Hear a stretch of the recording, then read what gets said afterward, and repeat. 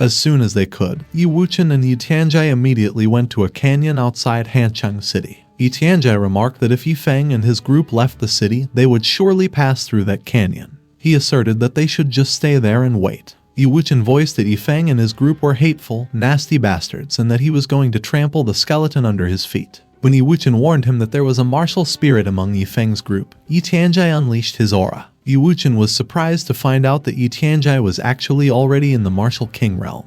Yi Tianjai boasted that with him there, regardless of whether there was a martial spirit or undead among Yi Feng's group, they all had to go to hell. Moments later, just as Yi Tianjai predicted, Yi Feng and his group arrived at the canyon.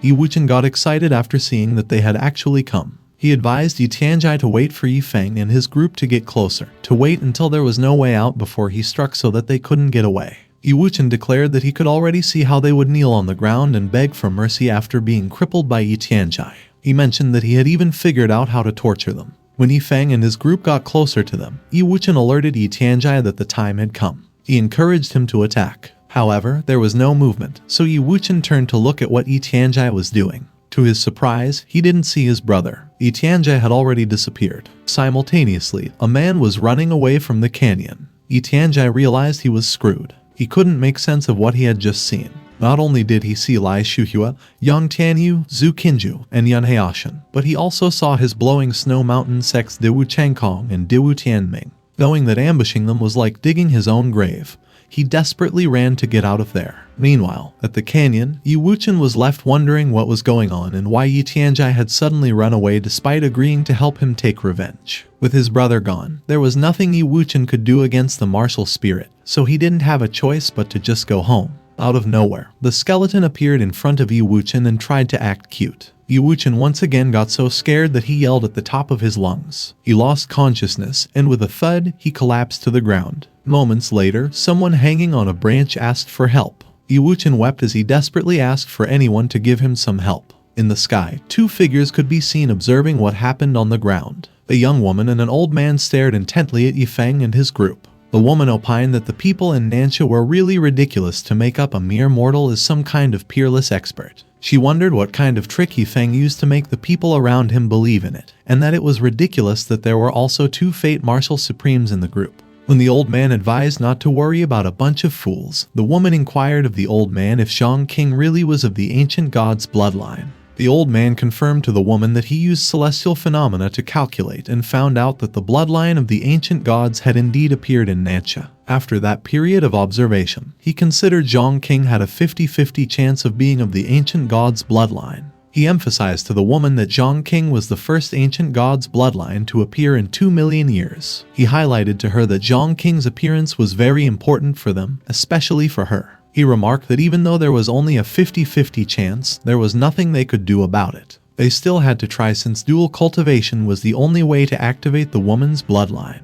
The old man asserted that they could only succeed if she was able to dual cultivate with the ancient gods and activate the body of the divine phoenix. When the woman claimed that she would go and capture Zhang King, the old man immediately insisted that she must not, explaining that he was not just talking about the physical aspect of dual cultivation. The old man clarified that if the other party was not willing enough, the phoenix bloodline could not be activated, and the only way to make it work was for both parties to be in love and willing. The moment the old man mentioned consensual dual cultivation, the woman got so embarrassed that she bashfully commanded him to shut up. Understanding that she had to relinquish her body to please Zhang King, the woman pondered if she needed to be a moron like those foolish people in Nansha who played along with the drama. Moments later, Yi Wuchen fell to the ground. After walking for quite some time, Yi Wuchen finally found his brother. He questioned him to explain why he suddenly left, even though he had agreed to get rid of Yi Feng and his group. Out of nowhere, Yi Tianjai threw a fist towards his brother. Yi Wuchen screamed in pain as he got commanded by Yi Tianjai to shut his loose mouth. Yi Tianjai remarked that seeing his face made him so pissed off. Yi Wuchen couldn't help but ask his brother what was wrong, mentioning that even his father never hit him. Instead of answering him directly, Yi Tianjai questioned Yi Wuchen if he knew the people he was dealing with. When Yi Wuchen declared that Yi Feng and his group were just a bunch of trash, Yi Tianjai criticized Yi Wuchen. He asserted that he must have been mentally retarded for saying that Lai Shuhua, Yan Heashan,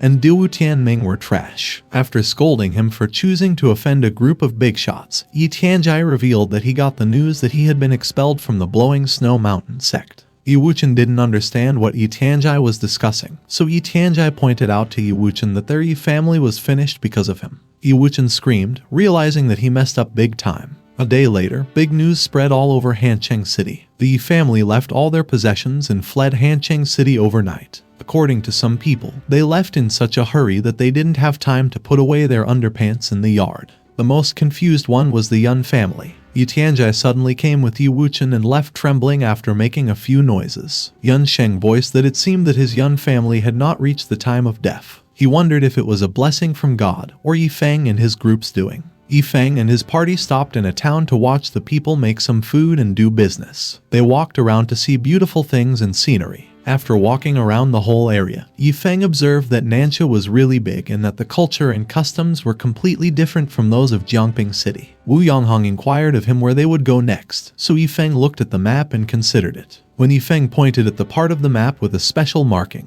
the old men turned pale, seemingly out of fear. Wu Yonghong questioned Yi Feng if he really wanted to go there. After stating that he would like to go since it's quite close, Yi Feng asked what's wrong with going there. Zhuo Rong remarked that that place was a special and peculiar place in Nansha. Uncle Wang clarified that it was precisely because of it that Nansha, such a small place, had a great reputation in the whole Xianzhong continent. Yi Feng paused for a moment to process what the old men had conveyed. Thinking that the old men meant that the place was a tourist attraction, Yi Feng decided that they would go there. The old men were shocked. They didn't seem to expect that Yi Feng would still want to go. They could tell that Yi Feng was excited to explore that place, but they were afraid that the place was not that special. Yi Feng and his group continued with their journey, but they didn't go home immediately because Yi Feng decided to have a spring outing in Nansha. Yi Feng found the scenery so beautiful that he called it divine scenery. Suddenly, the old men called Yi Feng. Wu Yonghong mentioned that he was afraid that they would have to leave first because they had some important business at home.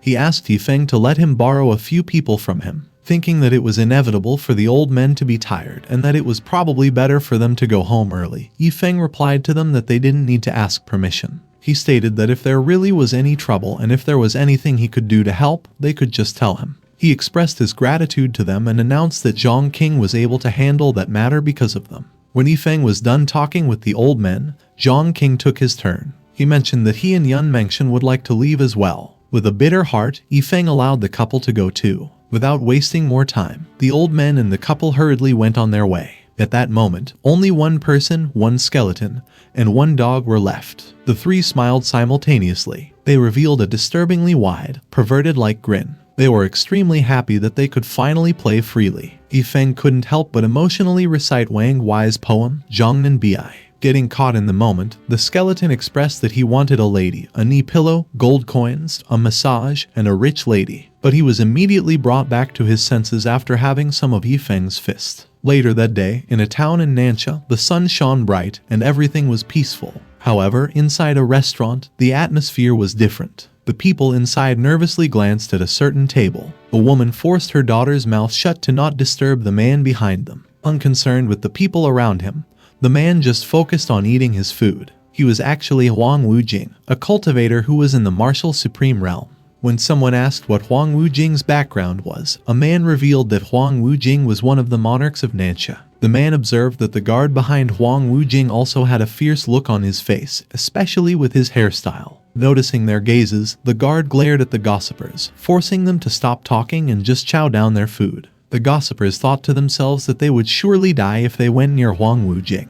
They just wanted to get out of the restaurant quickly. Out of nowhere, a man expressed how glad he was to finally find a seat. He remarked that it was the only restaurant in the whole place and that he was so tired. The man was actually Yi Feng. He approached Huang Wujing, and after mentioning that he was a little hungry, he asked him if he could share a table with him. The people inside the restaurant were shocked. They couldn't help but wonder where Yi Feng came from and if he was looking for death. They hoped that someone would go and warn Yi Feng to stay away from Huang Wujing. They heard that the last time a martial saint offended Huang Wujing, he chopped the martial saint's leg off on the spot. But they claimed that it's still not too late if Yi Feng gets down on his knees and begs for mercy. The guard stared at Yi Feng, wondering how ignorant he was to not know who Huang Wujing was. Huang Wujing's eyes narrowed. He found Yifeng interesting because the people who saw him were scared to death, yet Yifeng dared to sit across from him to eat. Huang Wujing decided to let Yifeng share a table with him. Appreciating how nice Huang Wujing was, Yifeng thanked him and called him brother. Everyone inside the restaurant was taken aback, even Huang Wujing's guard. They couldn't believe that Huang Wujing actually let Yifeng sit across from him. Moments later, after taking a bite off of a chicken leg, Yifeng remarked that the food was good. Yifeng saw the bottle of wine near Huang Wujing's plate. He nonchalantly inquired Huang Wujing if he could have some of his wine, stating that the wine in that restaurant was really awful. The guard couldn't hold himself back anymore. He was so furious that he started drawing his sword, but he stopped when Huang Wujing suddenly raised his cup. Huang Wujing addressed Yifeng as little brother. He mentioned that he must know that his wine is not something ordinary people can drink. At that moment, everyone believed that Yifeng was definitely going to die. They wondered how he would manage that kind of severe, life-threatening situation, thinking that it's not about the wine but the mismatch of identity and status. When Yifeng claimed that he could drink because he's not an ordinary person, Huang Wujing was intrigued. He queried him why he's not an ordinary person. He advised Yifeng to think of a good answer, suggesting that if he does not answer well,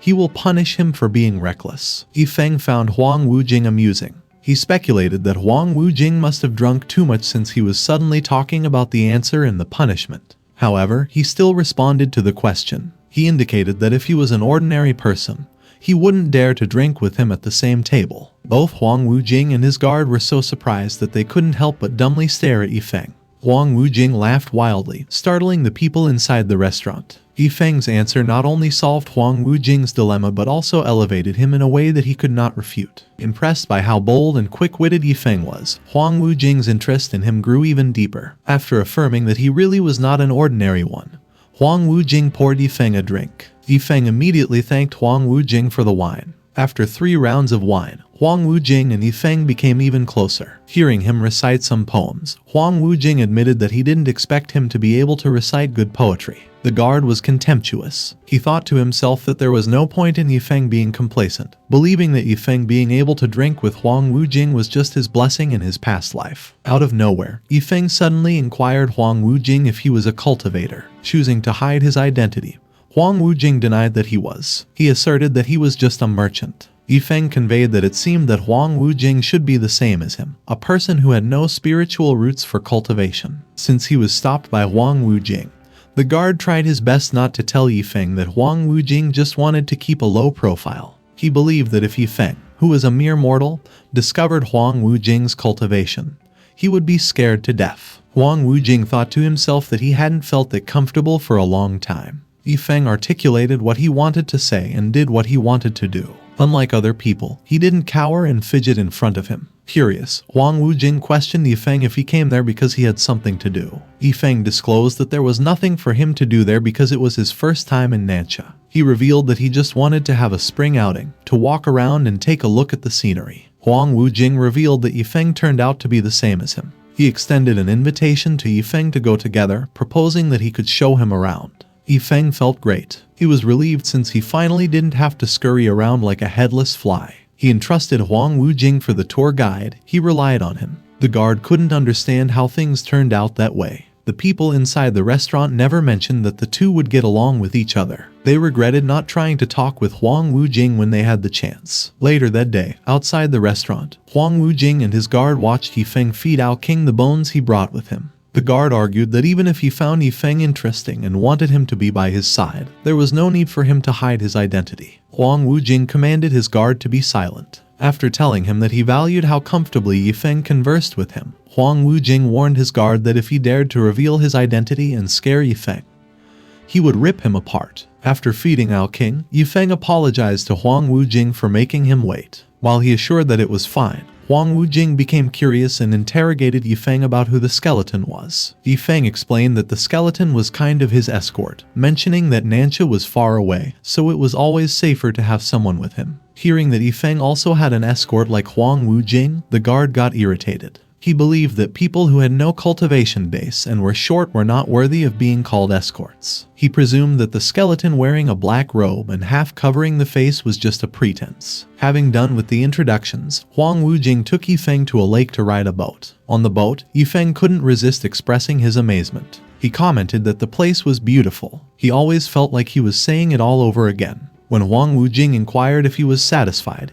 Feng confirmed that he was. He thanked Huang Wujing for taking him there. Meanwhile, from afar, the guard just silently watched the two. He couldn't accept being on the same boat as the skeleton, but there was nothing he could do since the boat could only take 3 people, and he was instructed to rent another one. He was convinced that, with his status, such a lowly mortal was not worthy at all. What irritated him even more was that the skeleton just sat there without uttering a word, pretending to be high and mighty. Due to Huang Wujing's order, he couldn't expose his cultivation, but he figured that it didn't stop him from teasing the skeleton by other means. He planned to mentally torment the skeleton. He was going to let the skeleton know the gap between them. Calling him Shorty, Yun Lang queried the skeleton what the green sphere was, but without waiting for him to respond, he braggingly declared that it is a king-grade elixir. He pointed out to the skeleton that one elixir alone is priceless to mortals like him. The skeleton just yawned, making Yun Lang feel even more irritated. Wanting to see how long the skeleton could pretend, Yun Lang took out an imperial elixir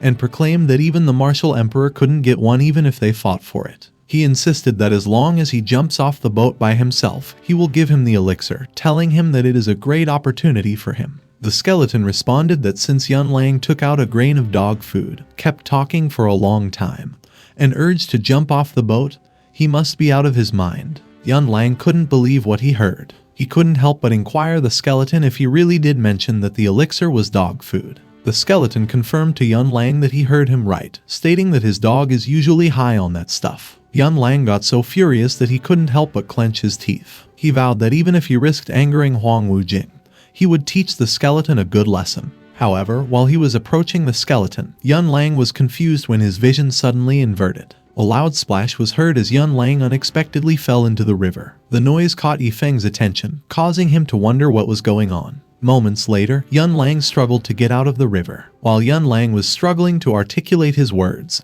Huang Wujing questioned him what had happened. Yun Lang recounted to Huang Wujing that he just wanted to teach the skeleton a lesson when he suddenly fell into the river without knowing why. When Huang Wujing dismissed that he's spouting nonsense, Yun Lang admitted that he deserves to die and that he will never dare to do it again. Despite thinking that Yun Lang was just spouting nonsense, Huang Wujing considered that with Yun Lang's strength, he wouldn't easily fall into the river. Seeing how comically Feng smacked the skeleton's head, Huang Wujing suggested that Yun Lang was probably just confused by his emotions. At night, Feng and Huang Wujing had a feast inside a big boat. Feng was flattered when the woman beside him complimented him handsome and observed that he's quite a drinker. He recited Lai Bai's poem, Drink Alone Under the Moon, seemingly trying to impress the girls even more. The skeleton stared at Feng and Huang Wujing with a jealous look on his face. He also wanted to be surrounded by sweet ladies. Out of nowhere, from another boat, he heard someone laughing wildly. A monk couldn't keep himself from laughing as he joked that they'd enjoy that night together. Seeing how the girl beside the monk playfully acted bashful when the monk tried to kiss her, the skeleton got so depressed that he unknowingly started strangling the life out of Ao King.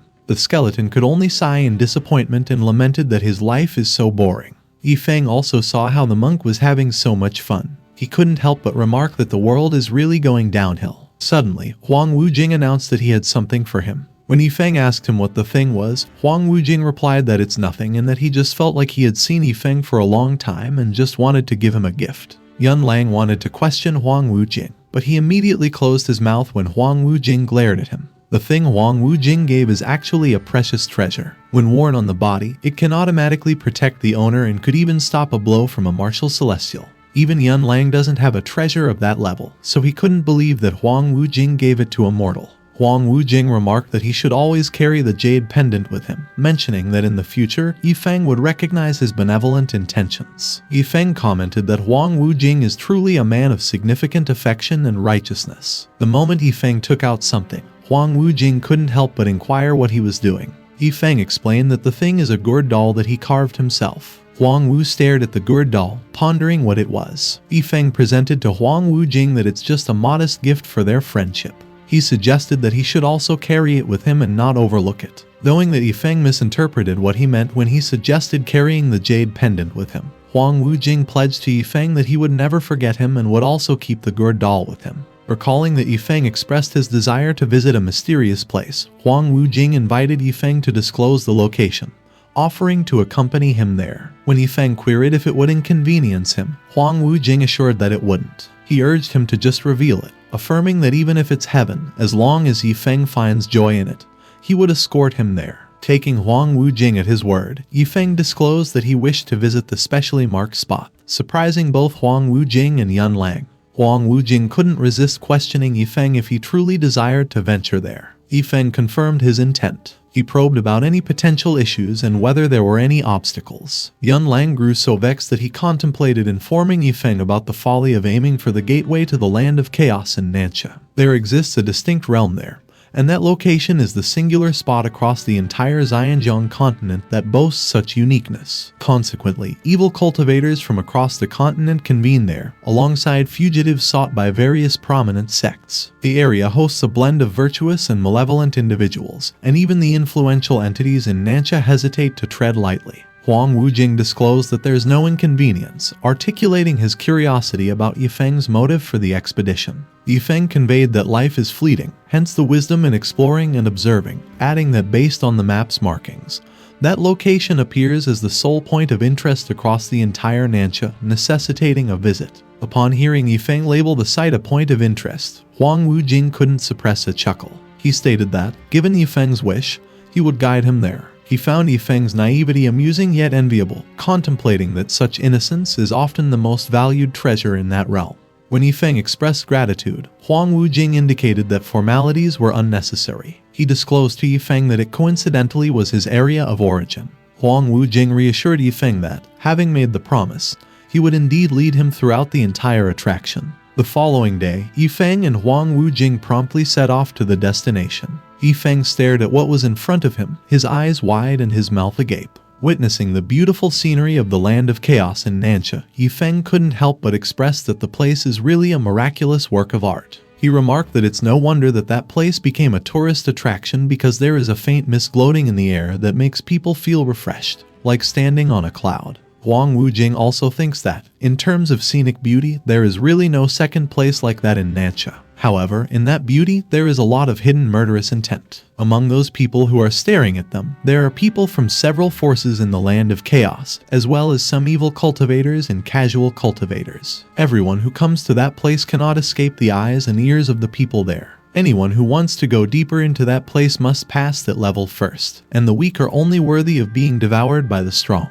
The cultivators snickered as they maliciously eyed Feng and Huang Wujing's group. Huang Wujing glanced at the cultivators behind them. He instructed Yunlang to get rid of those people. He pointed out to him that he must be careful not to make any noise so as not to scare Feng. To distract Feng, Huang Wujing suggested that he would take him to a city across that mountain range. Later that day, the mountain started to get covered by fog.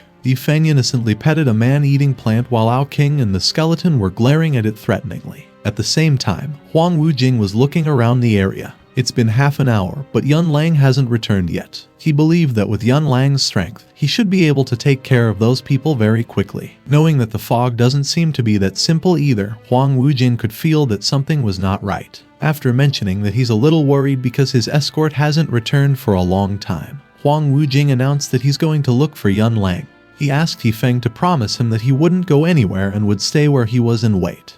Feng assured Huang Wujing that he wouldn't walk around, noting that he just happened to be tired too. Moments later, after walking a distance away from Feng, Huang Wujing used his divine sense. He was confident that, although the fog was blocking his vision, it could not block his divine sense. He closed his eyes and concentrated as best he could. However, to his surprise, the fog actually blocked his divine sense. Huang Wujing realized that it was not just an ordinary fog but some kind of formation or taboo. Becoming certain that someone was coming for him, he got worried about Feng's safety. Seeing their figures through the fog, Huang Wujing shouted to Feng. He was desperate to quickly get him out of there. He ran towards them, but before he could come closer, he suddenly got surrounded by arrows. Huang Wujing immediately gathered his power in his hand and threw a palm upwards to protect himself from the arrows. The arrows were destroyed, the clear sky was revealed, and Feng's figure disappeared. Huang Wujing was able to confirm that it was an illusion that led him there. He could tell that the arrows were sent out by some kind of forbidden formation,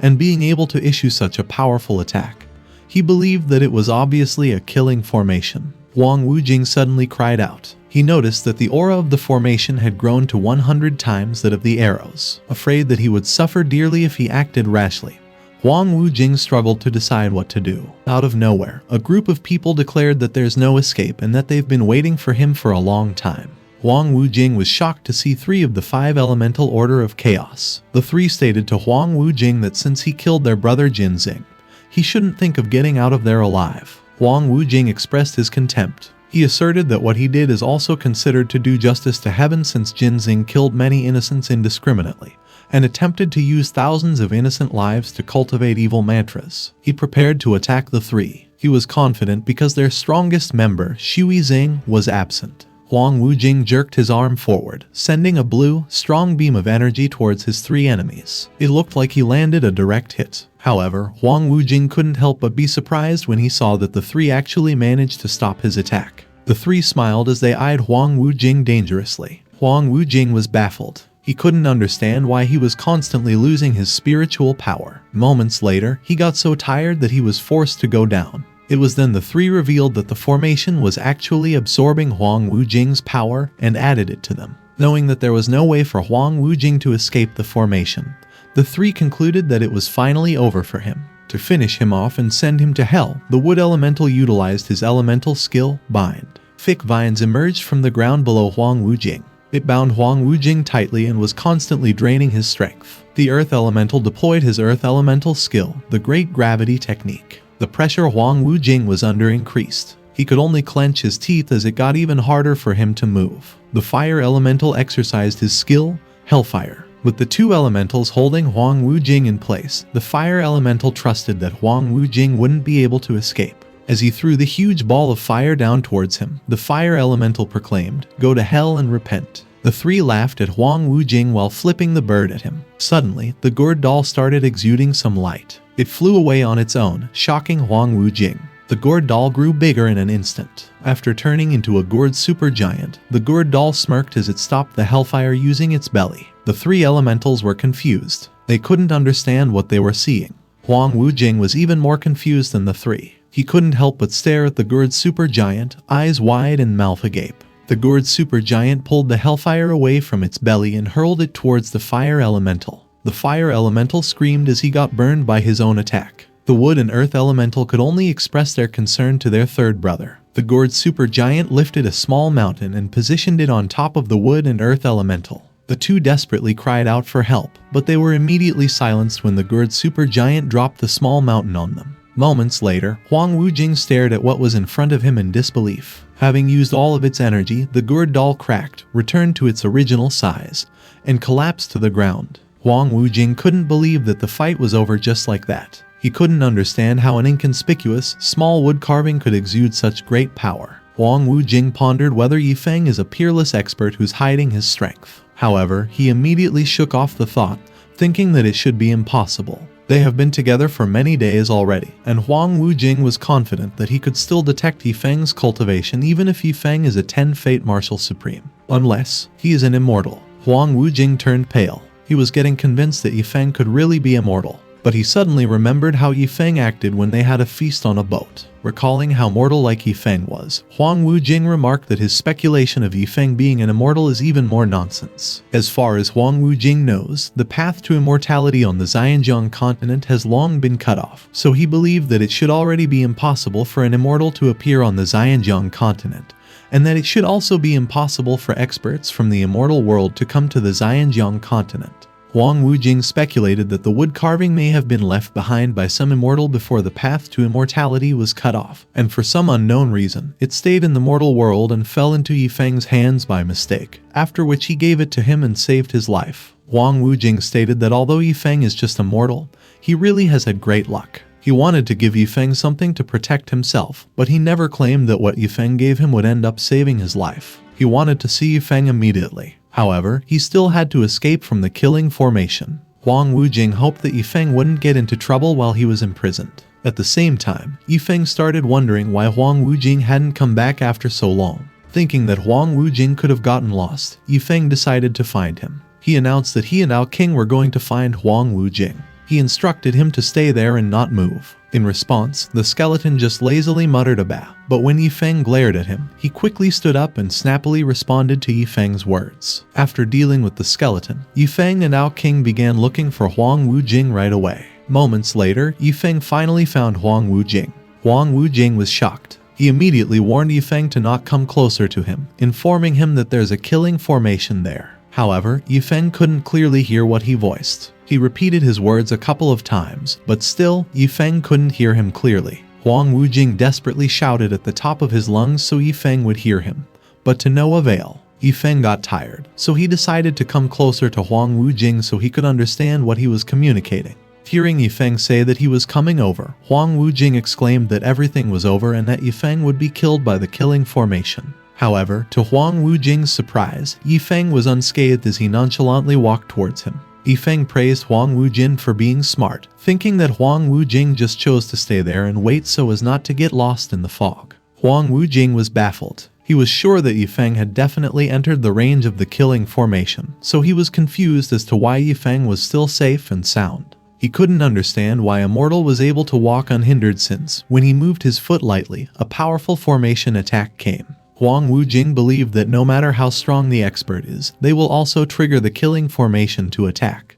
But at that moment, the formation was completely ignoring Yifeng's existence. While Yifeng was telling him that they wouldn't get lost because they have a dog with them, Huang Wujing wondered if the formation had already disappeared automatically when Yifeng came over. Deciding to give it a try, Huang Wujing reluctantly took a step forward. After successfully taking a step, he was extremely relieved when the formation didn't react. He became certain that the formation really did disappear on its own when Yifeng came. Seeing how Huang Wujing was shaking, Yifeng wondered if Huang Wujing's legs had gone numb after standing for a long time. Huang Wujing remarked that Yifeng really possessed the fortune of heaven since the gourd doll saved his life, and the timing of the disappearance of the killing formation happened to be stuck as well. When Yifeng asked him if he hadn't found Yun Lang yet, Huang Wujing just shook his head. He only survived the 5 elemental order of chaos trap because of the gourd doll, so he believed that Yun Lang should have fallen already. He also didn't want to talk about the gourd doll, thinking that if Yifeng found out about his identity,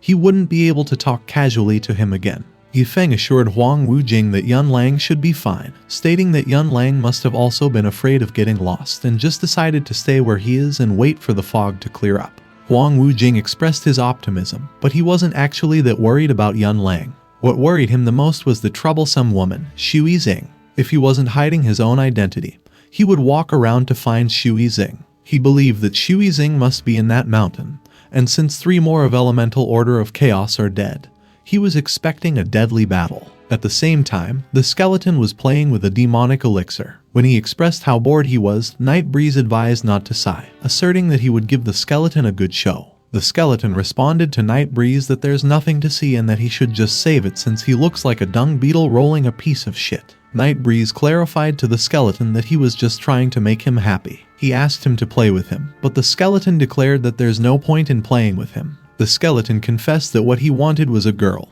pointing out that he hasn't touched one in a long time. After a while, Yun Lang arrived at where the skeleton was. After catching his breath, he immediately inquired of the skeleton where Huang Wujing was. But to his disappointment, the skeleton just yawned, dismissing him like he did when they were riding a boat together. Having had enough of the skeleton's attitude, Yun Lang wanted to teach him a lesson, but he stopped when he noticed that there was actually an extra person with them. A woman who was exuding a powerful aura confidently stood beside the skeleton, who was startled when he laid his eyes on her. Yun Lang was utterly shocked, realizing that the woman was actually Shui Zing. He couldn't help but wonder how long Shui Zing had been with them in that place. Knowing that it was not the time to be concerned about revenge, Yun Lang urged the skeleton to come with him, asserting that Shui Zing is not someone they could deal with. Out of nowhere, the skeleton expressed that Shui Zing is a beautiful lady, and that he hoped that he could spend a night with her. Yun Lang was momentarily stupefied by the skeleton's words. He immediately pulled the skeleton and insisted that he would take the skeleton away immediately. However, before they could walk away, Shui Zing called out to Yun Lang. She asserted that he should be the person who had lost his way out. Yun Lang was on edge. With him being recognized, he became certain that it's over and that he can no longer leave. Calling her senior, Yun Lang remarked to Shui Zing that it doesn't matter if he stays. After stating that the skeleton is just a mortal that just happened to be on the same road, Yun Lang urged Shui Zing to let the skeleton go. Yan Lang voiced that although it's true that he doesn't like the skeleton, it's also true that his quarrel with Shui Zing has nothing to do with him. He asserted that he would try his best to let him escape. He advised him that if he could get out, he should find Huang Wujing and tell him what happened there, and that if he couldn't find Huang Wujing, he should just get out of that place and never come back. When Shui Zing started making a move, Yan Lang desperately tried to clarify to her that the skeleton had nothing to do with him.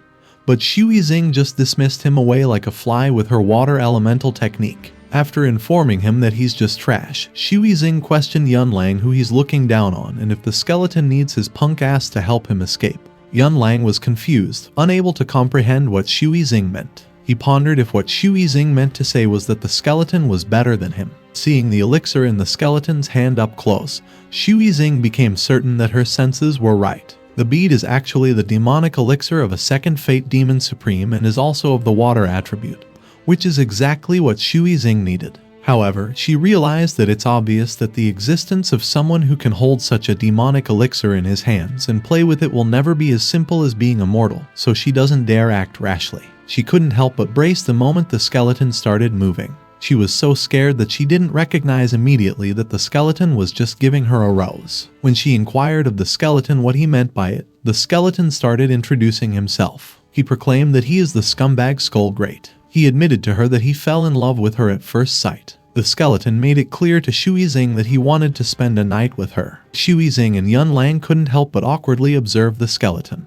Thinking that the skeleton was just joking with her, Shui Zing went straight to the point. She indicated that she wanted the bead in his hand. After inquiring if the skeleton could give it to her, Shui Zing noted that if the skeleton refused, she could only grab it forcefully. The skeleton stared at the demonic elixir in his hand. He concurred willingly. He offered that as long as she spends a night with him, chats with him, and drinks with him, he will give the elixir to her. Realizing that the skeleton is an oddball, Shui Zing decided to try to go along with him. She accepted the skeleton's condition. She guaranteed him that she would comply and requested for the bead. Taking Shui Zing for her words, the skeleton immediately handed the rose and the bead onto her hands. Shui Zing couldn't believe that the skeleton really gave the bead to her. She felt so happy, knowing that with the bead, she could make a breakthrough. The skeleton dusted off the rock next to him. He enthusiastically invited Shui Zing to come and sit beside him. However, to his surprise, Shui Zing just laughed and suggested that it's better for him to sit by himself. After calling him a fool and telling him that she'd see him later, Shui Zing expressed her gratitude to the skeleton for the demonic elixir. Yan Lang and the skeleton just gazed blankly at where Shui Zing was. Coming back to his senses, the skeleton screamed.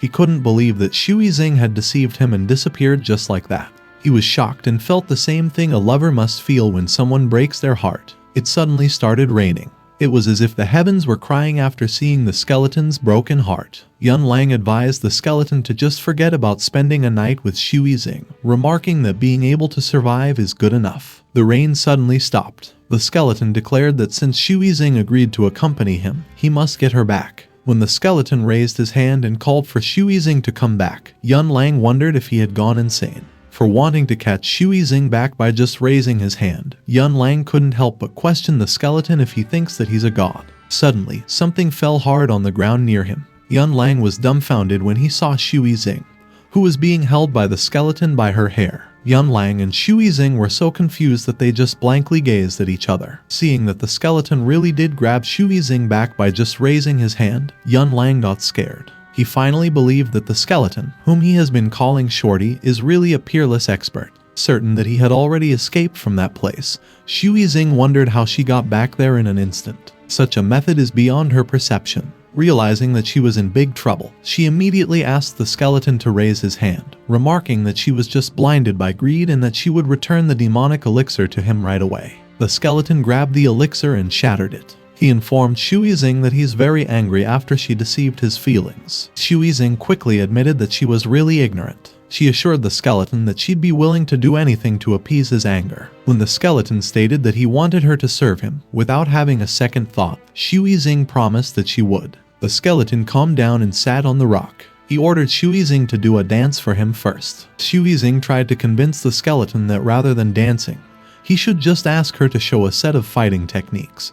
But the skeleton glared at her, so she just stopped talking and immediately started dancing. She even sang the song "Listen to Me Say Thank You" while dancing. Discontented by Shui Zing's performance, the skeleton commanded her to twist up. Yun Lang couldn't believe that the Shui Zing that Huang Wujing fears a little bit is singing and dancing like that. The moment the skeleton inquired if he had some wine, Yun Lang quickly took out the wine that he'd been keeping. The skeleton took the lead and drank the first cup of wine. He suggested they also drink the wine, to drink to their heart's content. Out of nowhere, Night Breeze inquired Shui Zing who she loved the most. Shui Zing got annoyed. She didn't like that a tiny demon centipede dared to talk to her like that. However, when Night Breeze mentioned that Shui Zing doesn't seem to care about him, the skeleton got angry, leaving Shui Zing without a choice but to apologize and acknowledge that she was wrong. Night Breeze urged Shui Zing to declare who she loves the most. Shui Zing trembled as she struggled to let go of her pride. In the end, she still confessed that she loved the skeleton.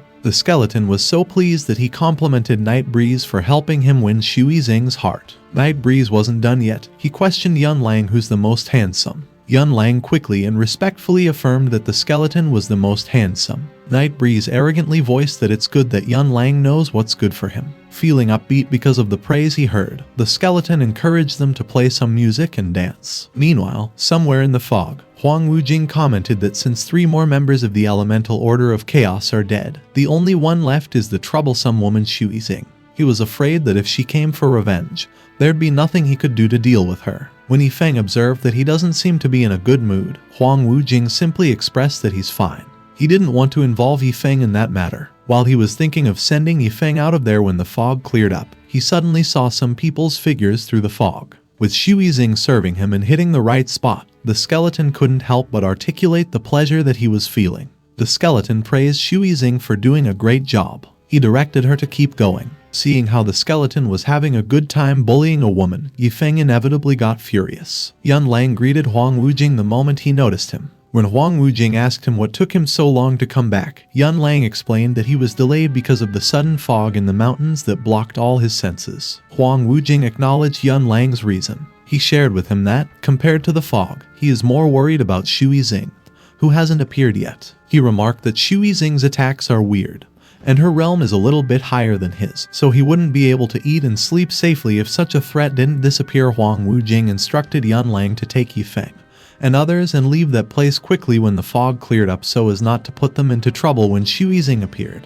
Yun Lang struggled to keep himself from laughing, causing Huang Wujing to ask what's so funny. Yun Lang asserted that, regarding the matter of Shui Zing, he thinks that he's just worrying too much. Huang Wujing couldn't help but get confused by Yun Lang's words. Huang Wujing reminded Yun Lang that he taught him not to take the enemy lightly, especially Shui Zing. Yun Lang stated that Shui Zing was no longer someone to be afraid of. When Huang Wujing asked him what he meant, he replied, "Just take a look at the woman who was dabbing the skeleton's legs." Huang Wujing took a closer look at the woman. After seeing Shui Zing's pitiful face, Huang Wujing was so shocked that he couldn't help but curse. Unable to understand how it was possible for her to end up like that, Huang Wujing wondered if the woman was really the Shui Zing who had been giving him sleepless nights. He queried Yun Lang to explain what had happened, and Yun Lang willingly complied. Huang Wujing was in disbelief, not to mention Yun Lang. Even he had never seen or heard such a method before. Realizing that the skeleton is some hidden, peerless expert, Huang Wujing started questioning Feng's real identity. Feng cursed at the skeleton and asserted that he would punish him hard. While Feng was stomping on the skeleton admitted that he was wrong and promised that he would dare not do it again. Yun Lang couldn't believe that Feng was stepping on the peerless expert. Huang Wujing observed that the skeleton was just being humble, but he suddenly realized that the real reason should be that Feng's strength is far above the skeleton. Huang Wujing started to wonder if his previous speculation was right, if Feng was really an immortal. Noticing his gaze, Feng innocently inquired if there was something wrong. Huang Wujing immediately took the opportunity to ask Feng where he got the wood carving from. Feng was shocked. Seeing that the gourd doll was cracked, he quickly apologized to Huang Wujing. He promised that he'd give him some more. When Huang Wujing expressed his surprise, Feng nonchalantly commented that the wood carving wasn't anything unusual. He mentioned that he still has 6 more in him, that is a matching set of the gourd doll. Huang Wujing was terrified. He couldn't understand how Feng was able to take out so many such powerful items at his will. Knowing that it's impossible to accidentally pick up that many treasures, Huang Wujing became certain that Feng really is an immortal. Thinking that Feng was the big brother who was purposely hiding his identity to not scare him, Huang Wujing couldn't help but cry. Seeing how he was in tears, Feng wondered if Huang Wujing liked his carvings that much. After confessing that he has no brain and no eyes, Huang Wujing pleaded with Feng to forgive him if he had offended him before. Being called senior by Huang Wujing, Feng was taken aback. He questioned him why their relationship suddenly changed into something else and why he's acting too much like a stranger just because of a simple carving. Feng expressed that he was glad to have such a good friend like Huang Wujing. He lamented exposing his carving skills, saying that if he had known, he would not have given Huang Wujing the gourd doll. Huang Wujing had a sudden understanding. He realized that Feng was looking at him the same way he was looking at him before. He was convinced that Feng must be lonely. Huang Wujing was used to being complimented, and it was not easy for him to find someone he could talk to. He believed that, in Feng's eyes, he was the interesting person. Knowing that Feng doesn't want to break up their relationship, Huang Wujing decided to go along and continue to be the interesting person. He was convinced that being able to make friends with Feng must be a blessing from his past life. Meanwhile, Feng approached Shui Zing. When he inquired if she was alright, Shui Zing got so scared that she screamed. She hurriedly asserted that she was fine. Witnessing how the skeleton was stomped on by Feng so easily, Shui Zing determined that Feng is definitely a more terrifying existence than the skeleton. With Huang Wujing being associated with Feng, Shui Zing remarked that even if her cultivation was stronger than his, she would never be able to defeat him. Feng advised Shui Zing not to run around next time, cautioning her that if she had met anyone else, she wouldn't be able to leave that day. He warned that it's really dangerous for a beautiful girl like Shui Zing to wander around in a place like that, where there is no village in front and no store at the back. He let her understand that if someone had evil intent, she would end up with a crippled body and broken membranes. Hearing Feng's warnings, Shui Zing confessed that Feng had already seen through what she was up to long ago, and just didn't care to take action against someone like her, so he let her off the hook. She quickly ran away while thanking Feng for not killing her. Seeing that she's so nervous that even her hair is falling out, Feng found Shui Zing strange. The skeleton wept as he reached out for his girl. His romantic dream was shattered. At the same time, at the entrance to the land of chaos, someone blasted the ground with a strong attack. Above the hole, two figures can be seen riding a cloud. Lin Mo asked Bai Lengzai, a 7-Fate Martial Supreme, why she's so angry after going to Zhongking to find out if he has an ancient god's bloodline or not. Bai Lengzai commanded Lai Mo not to mention Zhongking to her, stating that just hearing his name makes her angry. She was actually angry because, when she approached Zhongking and proclaimed that there's a saying that cuteness in front of sexy is worthless, Zhongking called her madam and sarcastically questioned her if she wanted the old cow to eat the tender grass. Remembering how she was shunned by Zhongking, Bai Lengzai questioned Lin Mo if she's not as good as Zhongking's big-breasted and brainless girlfriend. She urged Lin Mo to think it through and respond. Feeling her murderous intent, Lin Mo hurriedly assured Bai Lengzai that she is comparable, and that she is as beautiful as heaven. Bai Lengzai expressed her contentment with Lin Mo's response. She declared that she's not going to give up on Zhongking. Zhongking had actually already left Hangcheng City and was ready to rendezvous with Feng.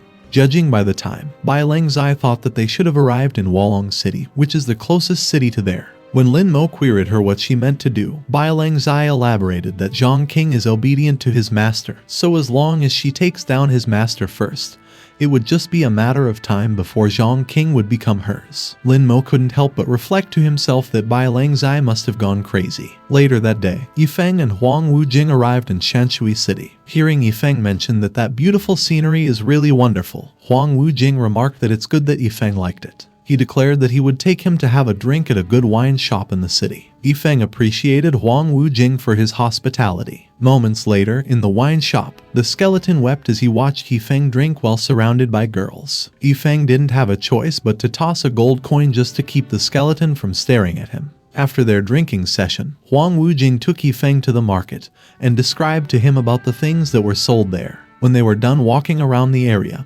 Feng observed that, just as he asserted, that place is really good. Huang Wujing proposed to Feng that if he is willing to visit, he has more interesting places to take him. Out of nowhere, Feng's transmission jade suddenly received a call from Zhongking. Feng pondered why Zhongking called when he was supposed to be on his honeymoon. As soon as Feng answered his call, Zhongking immediately confessed that he missed him. Some time later, Feng arrived at the front gate of Wolong City. Zhongking actually planned that they would meet there. He hasn't seen him in a while, so he couldn't help but wonder how he's been doing. While he was walking in the street, someone called him master. With Zhongking being his only disciple, He expected that it should be him. However, when he saw the man, he did not recognize him. When the man revealed that he was Zhang King, Feng felt awkward. He voiced that Zhang King's appearance had truly changed. Since he is a single dog, Feng could only admit that it really is good to have a woman. He invited Zhang King to a drink, to which Zhang King excitedly agreed. The two went directly to a restaurant. After drinking a cup of wine, Zhang King inquired of Feng if all men faced difficulties like his. When Feng queried him what he meant, Zhang King explained that it was about Mengshan. He disclosed that although everything was fine, he had lost some weight since being together with Yun Mengshan. Despite the clues, Feng still couldn't understand what Zhang King meant. Zhang King voiced his frustration. He suggested that he should just forget about it, stating that Feng would never understand him since it's about men and women and the situation has to be the same. Feng got annoyed. He demanded Zhang King clarify what his words meant. Zhang King cautioned not to blame himself. He acknowledged that although Feng is very old, he is just a single dog, so it's very natural that he couldn't understand his suffering. The sound of someone getting smacked suddenly echoed inside the restaurant. Calling him little brat, Feng questioned Zhang King if he's making fun of his master. Zhang King immediately apologized. He outlined what his problem was without beating around the bush. Feng was so shocked that he unconsciously dropped his cup. Feng queried Zhang King if what he meant was that Yun Mengshan pestered him several times a day, so he came looking for him because he could no longer stand it. Zhang King confirmed that Feng understood it right. He conveyed that he had come all the way, and his legs and feet are all weak from the journey. Feng got scared. He couldn't help but muse if it was a human thing or if the people in that world were just so fierce. He concluded that he'd rather stay single. Feng advised to not be afraid. He promised him that when the time came to go back to Jiangping City, he would make him a good tonic to make up for it. He guaranteed that it would get him back on his feet. Moments later, a woman entered the restaurant. Everyone inside the restaurant was mesmerized. They couldn't help but stare at Bai Leng Zai's beauty. The restaurant owner approached Bai Leng Zai, and he was sorry to inform her that there were no seats available at that moment. When Bai Leng Zai asked what she should do, the men in the restaurant immediately invited her to sit with them. With so many people scrambling to invite her, Bai Leng Zai was confident that Feng and Zhang King wouldn't be indifferent to her. Feng mentioned that he had grown up, so it's time for him to understand some things. The moment Zhang King uttered the words "the golden lotus," Feng quickly instructed to be silent. After informing him that there is some knowledge in the book that can be of great use to him, Feng reminded Zhang King to read it quietly. Curious, Zhang King asked Feng why he had hidden away the book.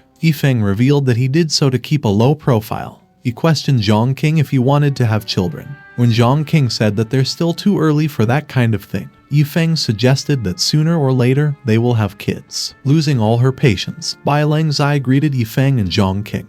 Feng coughed and quickly hid the book. He inquired Bai Leng Zai if something was wrong. Having seen an opening, Bai Leng Zai expressed her dilemma. She voiced that she's a bit tired from a long journey and that she wanted to eat at the restaurant, but there are no extra seats. She complimented the two by telling them that she could see that they were graceful and elegant and must not be bad people. She asked if she could share a table with them. She finished everything in a logical and natural way, but still, Feng didn't agree. He apologized to her, stating that it was inconvenient. Bai Leng Zai thanked Feng. She remarked that after they became acquainted with each other, she would ask to travel with them, and she would finally find out whether Zhang King had an ancient god's bloodline or not. Suddenly, she realized that Feng actually didn't agree. She couldn't help but scream in shock and ask Feng why. Feng explained that it was simply inconvenient. With him and Zhang King talking about such a topic, he wouldn't feel comfortable if a woman joined them. But seeing how miserable she was, Feng just forgot about it and invited Bai Leng Zai to sit down. Thinking that men are naturally weak against women, Bai Leng Zai was confident that she could take Feng down. After thanking him, Bai Leng Zai asked Feng for his name. Feng welcomed Bai Leng Zai's thanks. He introduced himself and Zhang King. Bai Leng Zai just hummed in response. She became certain that Feng really was just a mortal since she could not detect his cultivation at such a close distance. Bai Leng Zai just waited for the two to talk. After some time, when the two still didn't talk to her, she couldn't help but be in disbelief at how early their chat ended. To get their attention, Bai Leng Zai started coughing. When Feng asked her what the matter was with her, Bai Leng Zai confessed that she didn't know and that her stomach suddenly ached.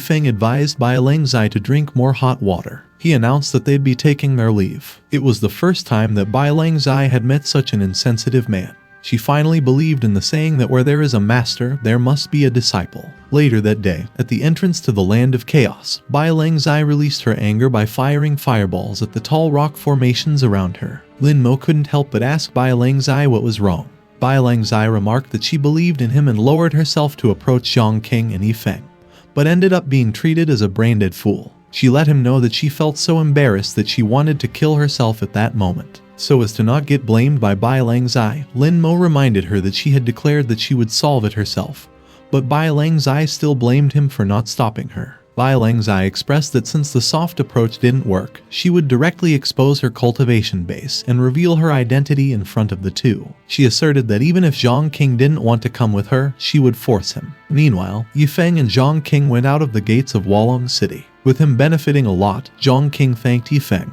He became confident that Mengshan and him would definitely be happier. Yi Feng insisted that he doesn't have to be polite, adding that the happiness of the two is also his happiness. Out of nowhere, a figure of a woman appeared above the two. They were taken aback and confused when the woman purposely landed in front of them. When the dust cleared up, they realized that it was actually Bai Langzai. Bai Langzai went straight to the point. After introducing herself and stating that she's of the Dingsheng Continent Void sect, she announced that she came there to take away Zhang King. Yi Feng inquired of Zhang King if he was still stealing food outside. Bai Langzai stated not to worry about his little duck. She reassured him that she wouldn't hurt Zhang King and that at least half a month, at most 2 months, she would return him, declaring that no matter what happened in the past, she would still give him a chance. Remembering that Zhang King wasn't good enough to enter the Qingshan sect and considering that he could even be more useless than him, Yi Feng couldn't resist querying Bai Langzai why she would take Zhang King. Bai Langzai replied that she could not tell him the exact reason, but she assured him that with her status, it's not worth it for her to deceive mortals like them.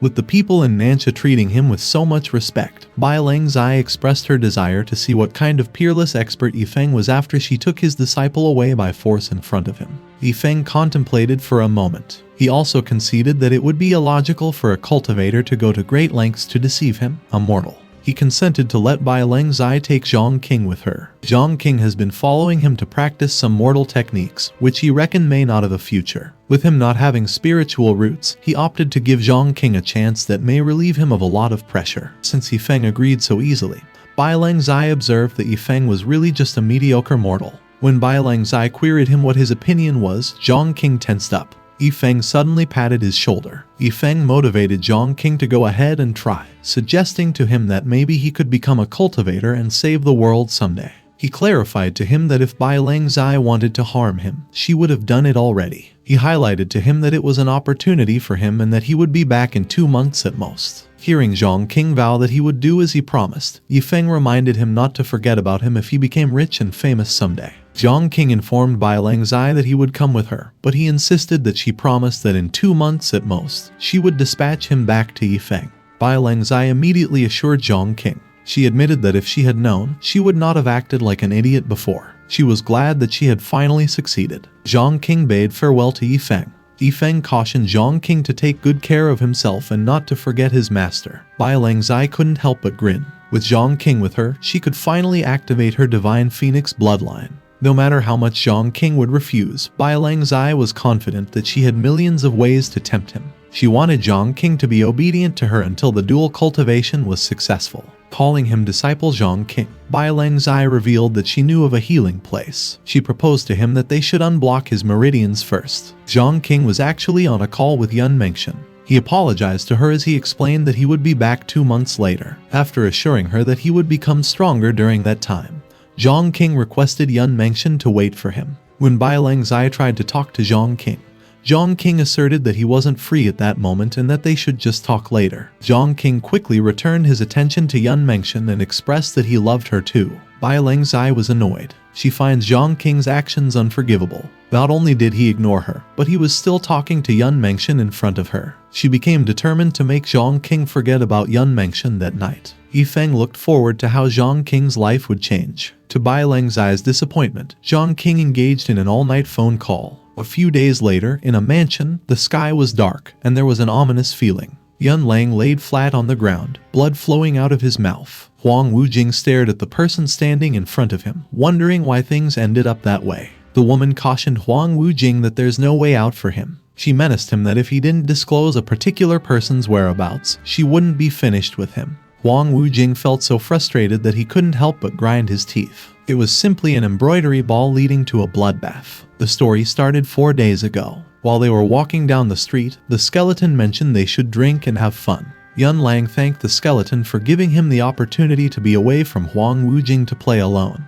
The skeleton boasted to Yun Lang that as long as he showed him around, all of it was good to discuss. When the skeleton inquired if he knew what he wanted, Yun Lang confidently replied that he did, stating he had fully grasped the skeleton's preferences. He plans to bring the skeleton to a drinking party with female entertainers casino. He articulated that, not to mention ladies and gold coins, he could find everything there. When he didn't catch the skeleton's response, Yun Lang glanced to his side to observe what the skeleton was up to. Yun Lang's eyes widened in surprise when he saw a crowd behind him going wild about something. There were signages saying that, "Heavenly Fury Fate of the Husband, if you are brave enough, come." The woman expressed gratitude to everyone for coming. She proclaimed that those who wish to have a wedding with her just need to catch the embroidery ball. She assured that as long as anyone secures it and not perish, no matter who it is, even if he is a woodcutter in the mountains, she would wed him. Yun Lang turned pale when he saw that it was actually the bane of all existence, Su Moi. He had encountered her once because of Huang Wujing. Although Su Moi was born beautiful, she carries a husband's curse. There used to be a lot of people who coveted her beauty, but even if it's just to hold her hand for a moment, all will be struck directly to death by thunder. But the event that really rendered her famous was when she first arrived in the Land of Chaos. At that time, the Land of Chaos was ruled by a 5-fate Martial Supreme. That Martial Supreme was extremely strong in both means and power, and in addition to his violent personality, all the other forces were subdued by him. That Martial Supreme took a liking to Su Moi, who was only a Martial Celestial at that time, to be his dual-cultivation partner. However, as soon as he abducted Su Moi, an accident occurred. A spatial rift emerged out of nowhere in the air and pulled that Martial Supreme in. The violent spatial turbulence instantly pulverized that Martial Supreme into dust. After that incident, Su Moi became notorious in the Land of Chaos. After all, she was the woman who altered the entire layout of power in the Land of Chaos by herself. Yun Lang assumed that kind of dangerous existence, only men who have lost their minds would dare to approach Su Moi. Just as he was about to depart, he saw something that seized his attention. The skeleton leaped from the crowd and proclaimed that the embroidery ball was his. Yun Lang was so shocked that he couldn't help but swear. Su Moi was surprised when she saw the skeleton. With him having caught the embroidery ball, the skeleton announced that she had become his woman. The moment Su Moi was about to pull the skeleton towards her, the skeleton suddenly disappeared. Su Moi got annoyed. She couldn't understand what just happened. Behind the crowd, someone was running as fast as he could. When the skeleton inquired why he stopped him from marrying his wife, Yun Lang explained that the appointed time with Feng was almost up. He suggested that they should just come back next time because if he didn't leave, he would get beaten up.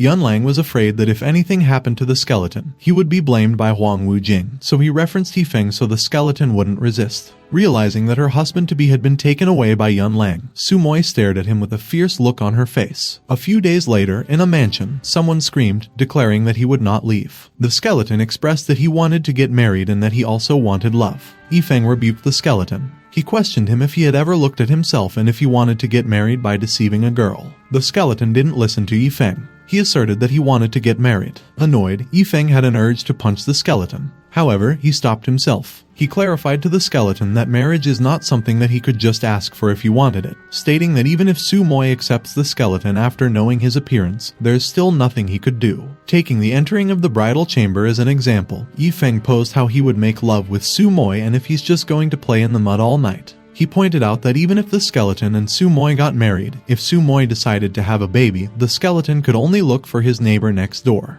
Feng advised him to get out of there and not play with a girl's happiness. He promised him that when they got back, he would show him around a deserted tomb to dig a skeleton shelf for him to play with. Seeing how Feng didn't care about the skeleton's feelings, Ao King couldn't help but think that Feng really has a cold heart. Feng bid farewell to Huang Wujing and went on his way, going back to the time when Su Moi arrived at Huang Wujing's mansion. Huang Wujing revealed to Su Moi that the one who grabbed her embroidery ball had already left. He implied that she wouldn't find them, so she'd better give up. Su Moi was furious. For a long time, all the men she had been involved with met with misfortune. She has had a hard time finding one that has lasted so long and not died, so she couldn't just let the skeleton get away. Huang Wujing opined that the skeleton is not an ordinary person but an expert with strength beyond her imagination. He advised her not to put herself in trouble. Hearing that the man she's looking for is a powerful expert, Su Moi showed an amused smile. She asserted that by grabbing her embroidery ball, even if the man is an immortal, as long as he does not die, he is her man. Su Moi immediately flew away to look for her husband. Huang Wujing couldn't help but sigh, knowing that it had made trouble for Yifeng. At the same time, a distance away from Huang Wujing's mansion, the sky was clear. The skeleton demanded that Yifeng let him go. He insisted on wanting to see his wife. When Yifeng ordered the skeleton to stop being so annoying, the skeleton replied that he wouldn't stop and asserted that he wanted a wife. Losing all of his patience, Yifeng threatened the skeleton that if he didn't stop, he would put him in the storage ring. The skeleton voiced that he's really pissed. Every time something good happens, Yifeng always gets in his way. Not only that, Yifeng also always confiscates his gold coins. The skeleton proclaimed that he's fed up and that he's running away from home. Yifeng was surprised to see the cicada break out of the shell. Annoyed by how the skeleton chose to go on his own, Yifeng told the skeleton that he would let him go and that he better not come back. He wanted to see what the skeleton would do if something happened. Ao King heard what Yifeng uttered. With the skeleton being so powerful, he couldn't help but wonder what Yifeng's words meant. Moments later, Yifeng suddenly stopped walking. He instructed Ao King to go and get the unlucky bastard back. Ao King was surprised. He immediately went to look for the skeleton. He mentioned that Yifeng still couldn't let go of the skeleton and that there seemed to be some hidden meaning in it. Meanwhile, the skeleton was crawling on the ground. He was in great disbelief. He had only been away from Yifeng for 3 minutes, but there's already a strong feeling that entangled his heart. The skeleton felt extremely good after finally having the freedom to do whatever he wanted. He finds the air so fresh, and he feels that the flowers seem to be smiling at him. The most important of all was that he could finally look for his wife. Although they have only met for a short time, the skeleton has already been deeply attached to Su Moi's proud curves. He trusted that his happy little life would soon come. Out of nowhere, a lightning bolt struck the skeleton. A rock rolled off the cliff and fell to where the skeleton was standing. The skeleton exclaimed when he noticed the rock. He threw a casual punch, which easily broke the rock into pieces. Since bad things were happening to him for some unknown reason, the skeleton's mood was affected. Suddenly, a woman near the skeleton indicated that, with the commotion that has been happening, her husband could be nearby. The woman was actually Su Moi. Seeing his wife once again, the skeleton couldn't help but get excited. Simultaneously, somewhere in the Shuanda mountain, a scary-looking beast bared its fangs at the person in front of it. The beast jumped forward to attack, but it achieved nothing before it was easily decapitated by Yifeng. Yifeng observed that there are really so many cannibal beasts. They were coming at him one by one, and it was almost too much for him to clean up. Suddenly, Yifeng noticed something behind him. A two-headed winged beast roared fiercely as it leapt towards Yifeng. Out of nowhere, a bright light hit the two-headed winged beast, making Yifeng cry out in shock. Yifeng realized that the sword light is really not a special effect. He finds the scene so spectacular to watch. Seeing how the strong-looking beast disappeared into dust, Yifeng couldn't help but wonder who used such an attack. A woman suddenly appeared. She floated above Yifeng and just silently observed him. After determining that he was just a mortal, the woman queried Yifeng how he appeared in that place. Yifeng explained that he was going to cross the Shuanda mountain and pass through the Shanhao mountain to reach Zhongping city. The woman advised that just one beast was enough to make him cower and that there are things inside the mountain that he couldn't imagine. She suggested that she thinks it's better for Yifeng to go back the way he came. Yifeng expressed that the woman was worrying too much. He bragged that he has experience surviving in the wilderness and revealed that in order to deal with wild beasts, he had prepared a lot of poisonous needles and poisons. The woman didn't utter more and simply flew away at great speed, leaving Yifeng covered in dust. Although Yifeng complained about how the woman covered his mouth with dust when he wanted to voice a few words of thanks, he still finds her so awesome. Yifeng looked disappointed as he remarked that in front of the woman's eyes, a mere mortal like him is just a mere ant. He commented that it's really dangerous to rush through those mountains, where there's no telling what might pop up. However, he thinks that a vicious human is much more dangerous than a wild beast, so he determined that it was necessary for him to make more preparations. Yifeng started mixing Mo Yu grass, a highly poisonous grass, with the white dead leaf, which is reputed to be able to paralyze 10 elephants with 1 drop of its juice. He used a bamboo feather to create bamboo needles. After coating the bamboo needles with the poison he created, Yifeng successfully made a poison blow arrow. Moments later, a bolt of lightning seemed to be forming in the sky, a distance away from Yifeng's location. Noticing the anomaly, Yifeng looked up and observed that something seemed to be flying over. The lightning bolt struck the ground, sending dirt flying around the area. Curious as to what fell from the sky, Yifeng quickly went to where the bolt of lightning struck. Yifeng exclaimed the moment he saw a woman in the pit. He immediately recognized that it was the female cultivator from before who did the special effect. Feng wondered who beat such a powerful cultivator like that and if there was anything more terrifying in that mountain. But he immediately stopped thinking about those things, recognizing that it was important to save the woman's life first.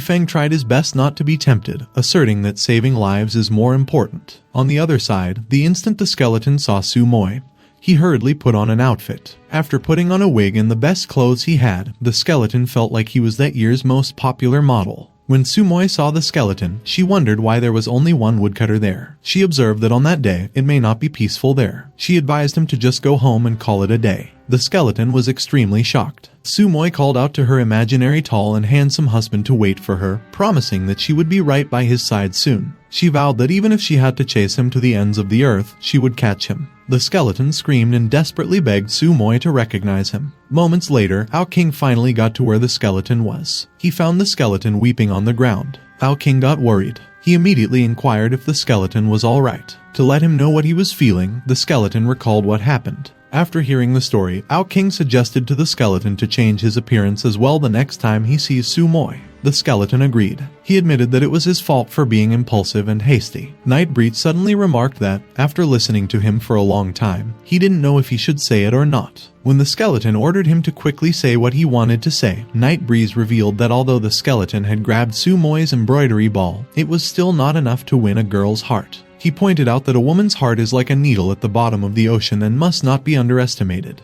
The skeleton got excited. He implored Nightbreeze to quickly teach him more about it. Nightbreeze advised the skeleton that he must first know about the suspension bridge effect. He explained that after men and women experience a tense heartbeat together, it's easier to mistake the sense of tension for the sense of heartbeat and fall in love with each other's effect. When the skeleton requested that he say something that they could understand, Nightbreeze outlined the steps of his plan. The skeleton acknowledged that what Nightbreeze thought of was really a good idea. A few hours later, the night had come, but Su Moi still didn't stop looking for her husband. She found it strange that, except for the woodcutter, there was not a single living person on that mountain. She mused if her perception was wrong. Suddenly, she noticed something behind her. Ao King bared his fangs at Su Moi. He threatened that he's so hungry, so he's going to eat her. After claiming that he was inevitable, he demanded Su Moi to scream and beg for mercy. Su Moi was amused. With her being a martial supreme, she questioned why a mere demon celestial dared to stand in her way. She pondered if her aura was not strong enough. Ao King just laughed after hearing Su Moi express her contempt for him. He looked as if Su Moi was nothing to him. However, deep inside, he actually wanted to cry. Their plan was called Hero Saves Beauty, and the role of the villain was assigned to him by Nightbreeze and the skeleton. While he was thinking that he really was a fool for messing with a martial supreme, Ao King simultaneously used the beast breath and heaven-devouring technique, the Great Golden Shield of Protection. He put all the cards he had in action and just hoped not to get spiked. Su Moi cried out when she saw Ao King leap towards her. She whipped him in the jaw, knocking him out in mere seconds. Seeing how easily Ao King got defeated because of the two big realms difference, Nightbreeze started to think that that plan might be doomed.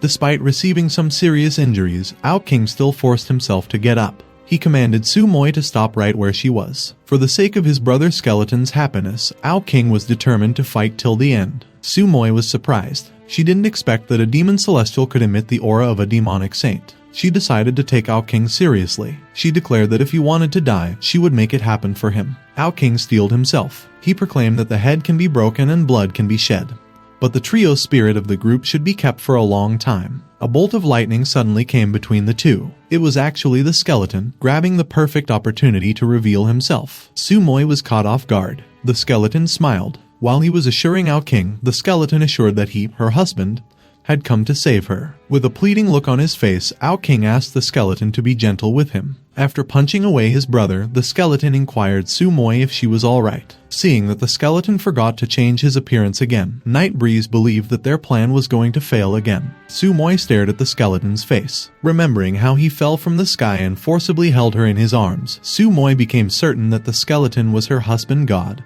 whom she had been looking for. Nightbreeze was taken aback. He found Su Moi's taste in men unique. Su Moi asserted that he is the first man who has ever dared to hug her. Calling her his dear wife, the skeleton confided to Su Moi that just a hug is not enough. He asked her if they could have a good time under that beautiful scenery and kiss. The skeleton slowly moved his head closer to Su Moi, but he suddenly stopped when he heard some rumbling sounds. He looked around to see what was going on. Having a very bad feeling about it, Night Breeze decided to quickly leave that area. Su Moi apologized to the skeleton. After telling him that she was born with a husband's curse, she revealed that every man who has something to do with her will suffer misfortune. In the face of the heavenly thunder, the skeleton just smiled. A scythe suddenly appeared. After revealing his aura, the skeleton looked at the heavenly thunder and expressed his amusement. The heavenly thunder got extremely horrified. Su Moi was surprised. She could tell that the skeleton's aura was not the aura that humans could have. She became certain that her husband was really not a human. Meanwhile, on Yifeng's side, after confirming that her arm bones were in place, Yifeng chose to check the injury first so as not to let it get worse. He checked the woman's legs. After inspecting them for quite some time, he found that they were okay as well. The only problem he found was the injury to the woman's chest. The bruises were very severe. The ribs were broken, and they had already pierced the internal organs. Yifeng decided to help the woman deal with her injuries. Suddenly, the woman woke up.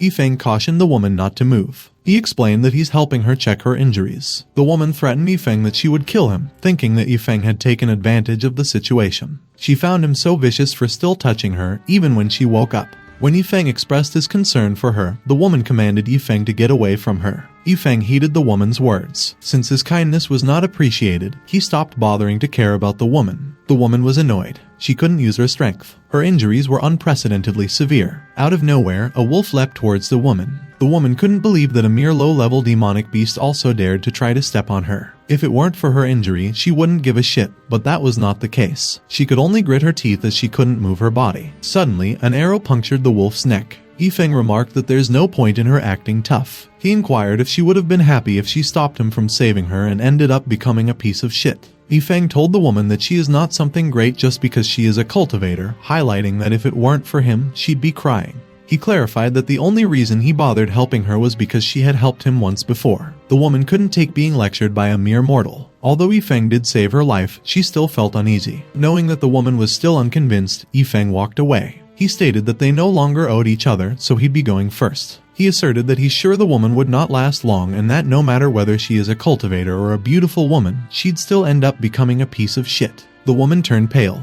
After imagining herself turning into fresh poop, she got so scared that she screamed. She shouted at Yifeng. She commanded him to come back. Yifeng curiously glanced at the woman. The woman acknowledged that she understood Yifeng's intentions and apologized. Yifeng teased that it would have been good if she had that attitude. When Yifeng queried the woman how her injury was, the woman replied that it was not so good. After mentioning that he heard that cultivators could recover by themselves, Yifeng questioned the woman how long it would take for her to recover from her injury. Although she doesn't think that Yifeng would understand even if she explained, the woman still indicated that she couldn't recover in a short time because her meridians were sealed by the 6 fate bull demons she fought. She assured him that he didn't have to worry about it, announcing that she'd take care of her injury herself when the time came. Yifeng criticized the woman. He made her understand that since they're both together, she'd just be a burden if her injury problem was not solved. Seeing that she was glaring at him, Yifeng queried the woman if he had uttered something wrong. Being reminded by Immortal that her cultivation base is sealed and that she can't heal herself, the woman could only grind her teeth out of frustration. When Yifeng offered that he would help her look at her external injuries or something, the woman quickly backed away. Yifeng reassured the woman that he knows how to treat her. He elaborated that if her broken ribs are not fixed, it would be a big problem and her mobility would be affected. Yifeng observed that it was fortunate that her ribs should only be fractured. Seeing that there are no obvious fractures in the woman's other parts of the body, Yifeng couldn't help but admire the cultivator's strong defense. He concluded that it would only take some time to recuperate before the woman could walk. Realizing that he was really helping her, the woman expressed gratitude to Yifeng. Yifeng could tell that the woman was being sincere. The woman suddenly exclaimed. She asked Yifeng what he was doing. After explaining to her that he would take her to a safe place, Yifeng urged the woman to quickly get on his back. Realizing that Yifeng intended to carry her, the woman bashfully declined. Yifeng urged to hurry up if she didn't want to go by herself by rolling on the ground. Since even Martian Celestials and Martial Saints don't dare talk in front of her, the woman couldn't take being scolded by Yifeng. She questioned Yifeng if he was not afraid that she would kill him for daring to talk to her that way. Yifeng suddenly grabbed the woman's hand and slammed her to the ground. Having no strength to push Yifeng away, the woman could only interrogate him about what he was trying to do. After asking her what was wrong with being immortal, Yifeng reminded the woman that, with the situation she was in, she was no better than a mortal like him. He informed her that he could cut down her throat and send her to heaven directly, and that he would not hesitate to eliminate someone like her. Yifeng emphasized to the woman that if she wanted to survive, she had to put aside her pride first. The The woman didn't react, she just stared aggressively at Yifeng while clenching her teeth. Later that night, somewhere in the Shui Mountains, inside a cave, the woman couldn't keep herself from grinding her teeth. She couldn't accept that her pride as a martial supreme had been trampled on by a mere mortal. Yifeng asserted that he didn't mean to offend her, explaining that he didn't have a choice but to knock her out since there are a lot of wild beasts at night, and he didn't want to lose his life because of the woman. When the woman replied that he should have just left her alone, Yifeng clarified that he just saved the woman because she helped him kill the two-headed beast. He urged the woman that she has to promise not to kill him, pointing out that no matter what she says, he is her savior. Although she finds Yifeng an eyesore and has wanted to kill him several times, the woman admits that he did save her, so she decided to promise Yifeng that she would not kill her. Yifeng demanded the woman to swear on her cultivation, on her Dao heart, and on her whole family. He insisted that she say that if she kills him, she will wash her hair upside down for the rest of her life. The woman just gritted her teeth as she complied with Yifeng's demands. Yifeng instructed to wait there first. He announced that he would go out to find some herbs for her. Moments later, outside the cave, Yifeng walked cautiously. He wished that he would not come across the demonic beasts on that mountain. From afar, someone was eyeing Yifeng. It clenched its fists as if it got irritated after just seeing Yifeng. It was actually a six-fate demon supreme, bull demon. It voiced that since he had seen Yifeng, he had to dispose of him. The bull demon roared. Having realized that the sword in Yifeng's hand is the sword of the woman he killed before, he concluded that Yifeng is even more unlikely to be kept alive. The bull demon flew towards Yifeng as fast as he could. He flew so fast that the ground crumbled the moment he landed. The bull demon immediately leapt towards Yifeng. He gathered his power in his hand. He wanted to finish Yifeng off in one blow. However, when he got closer to Yifeng, the bull demon felt something unusual. Without him knowing why, the bull demon changed back to his original form. Yifeng was glad to see a buffalo. He had been worried about finding some good tonic to make up for Zhong King, so he was extremely happy to see that it actually came on its own. Yifeng swung the woman's sword. He stated that he would gladly accept the buffalo with a smile. Since his swordsmanship looked so mediocre, the bull demon immediately found out that Yifeng was just a mortal. The bull demon was contentious, thinking that Yifeng really didn't know what was good for him. But to his surprise, Yifeng easily slashed his head into two. Yifeng sneered. He commented that although he couldn't cultivate, he was still strong enough to kill a mere bull. Having tasted its blood, Yifeng complained about how stinky the bull was. He decided to just take the bull's essence. After cutting it, he grabbed the bull's essence with his bare hand. It was so big that Yifeng couldn't help but stare at it in amazement. He was certain that it was enough to give both him and Zhong King a good meal. With him getting the tonic that he wanted, Yifeng continued looking for herbs for the woman. Meanwhile, inside the cave, the woman focused on cultivating so she could recover immediately. Moments later, her state of mind was disturbed. She remembered the time when Yifeng held her arm and pushed her onto the ground. Remembering how close Yifeng's face was to hers and how serious and strict he looked, the woman couldn't help but blush. She couldn't focus on cultivating. Out of nowhere, Yifeng arrived. After informing her that he had gotten the herbs, he suggested letting him put them on for her. Noticing that the woman was shocked, Yifeng inquired why she looked as if she had seen a ghost. The woman just advised not to mind her. After taking out the herbs he picked up, Yifeng immediately started making the medicine for the woman. Realizing that he still didn't know who the woman was, Yifeng queried what her name was. The woman simply revealed that she's Yun Tianchen. Curious, Yifeng questioned Yun Tianchen about what it was that beat her like that. Yun Tianchen disclosed that it was a 6 fate. She confided that she was beaten by a 6 fate supreme level bull demon. Yifeng was shocked. When Yifeng queried Yun Tianchen to confirm if a 6 fate supreme level is much more powerful than a martial spirit, Yun Tianchen realized that, in Yifeng's eyes, the most powerful one is the martial spirit. Yun Tianchen conveyed that on that day, inside the mountains, things were more complicated than he might have thought. She revealed that the bull demon is not supposed to be a demonic beast circling around that area. Yun Tianchen explained to Yifeng that the only reason why the bull demon rushed over from the western demon forest in the west of the continent was that the relics of the immortals in that mountain were about to come out. She indicated that it is the reason why so many experts have rushed to Shuanda Mountain. When Yifeng inquired whether she's also after the immortal relic, Yun Tianchen affirmed that he's right. She reminded Yifeng that the western demon forest is a gathering place for demon beasts, a paradise for demon beasts, and that the strength of the bull demon is not something he could imagine. Having realized how powerful the bull demon was, Yifeng wondered if he could escape if he encountered it. Yun Tianchen bluntly opined that if he encountered it, he could only pray for himself. Yifeng suddenly screamed. He was so loud that he startled Yun Tianchen.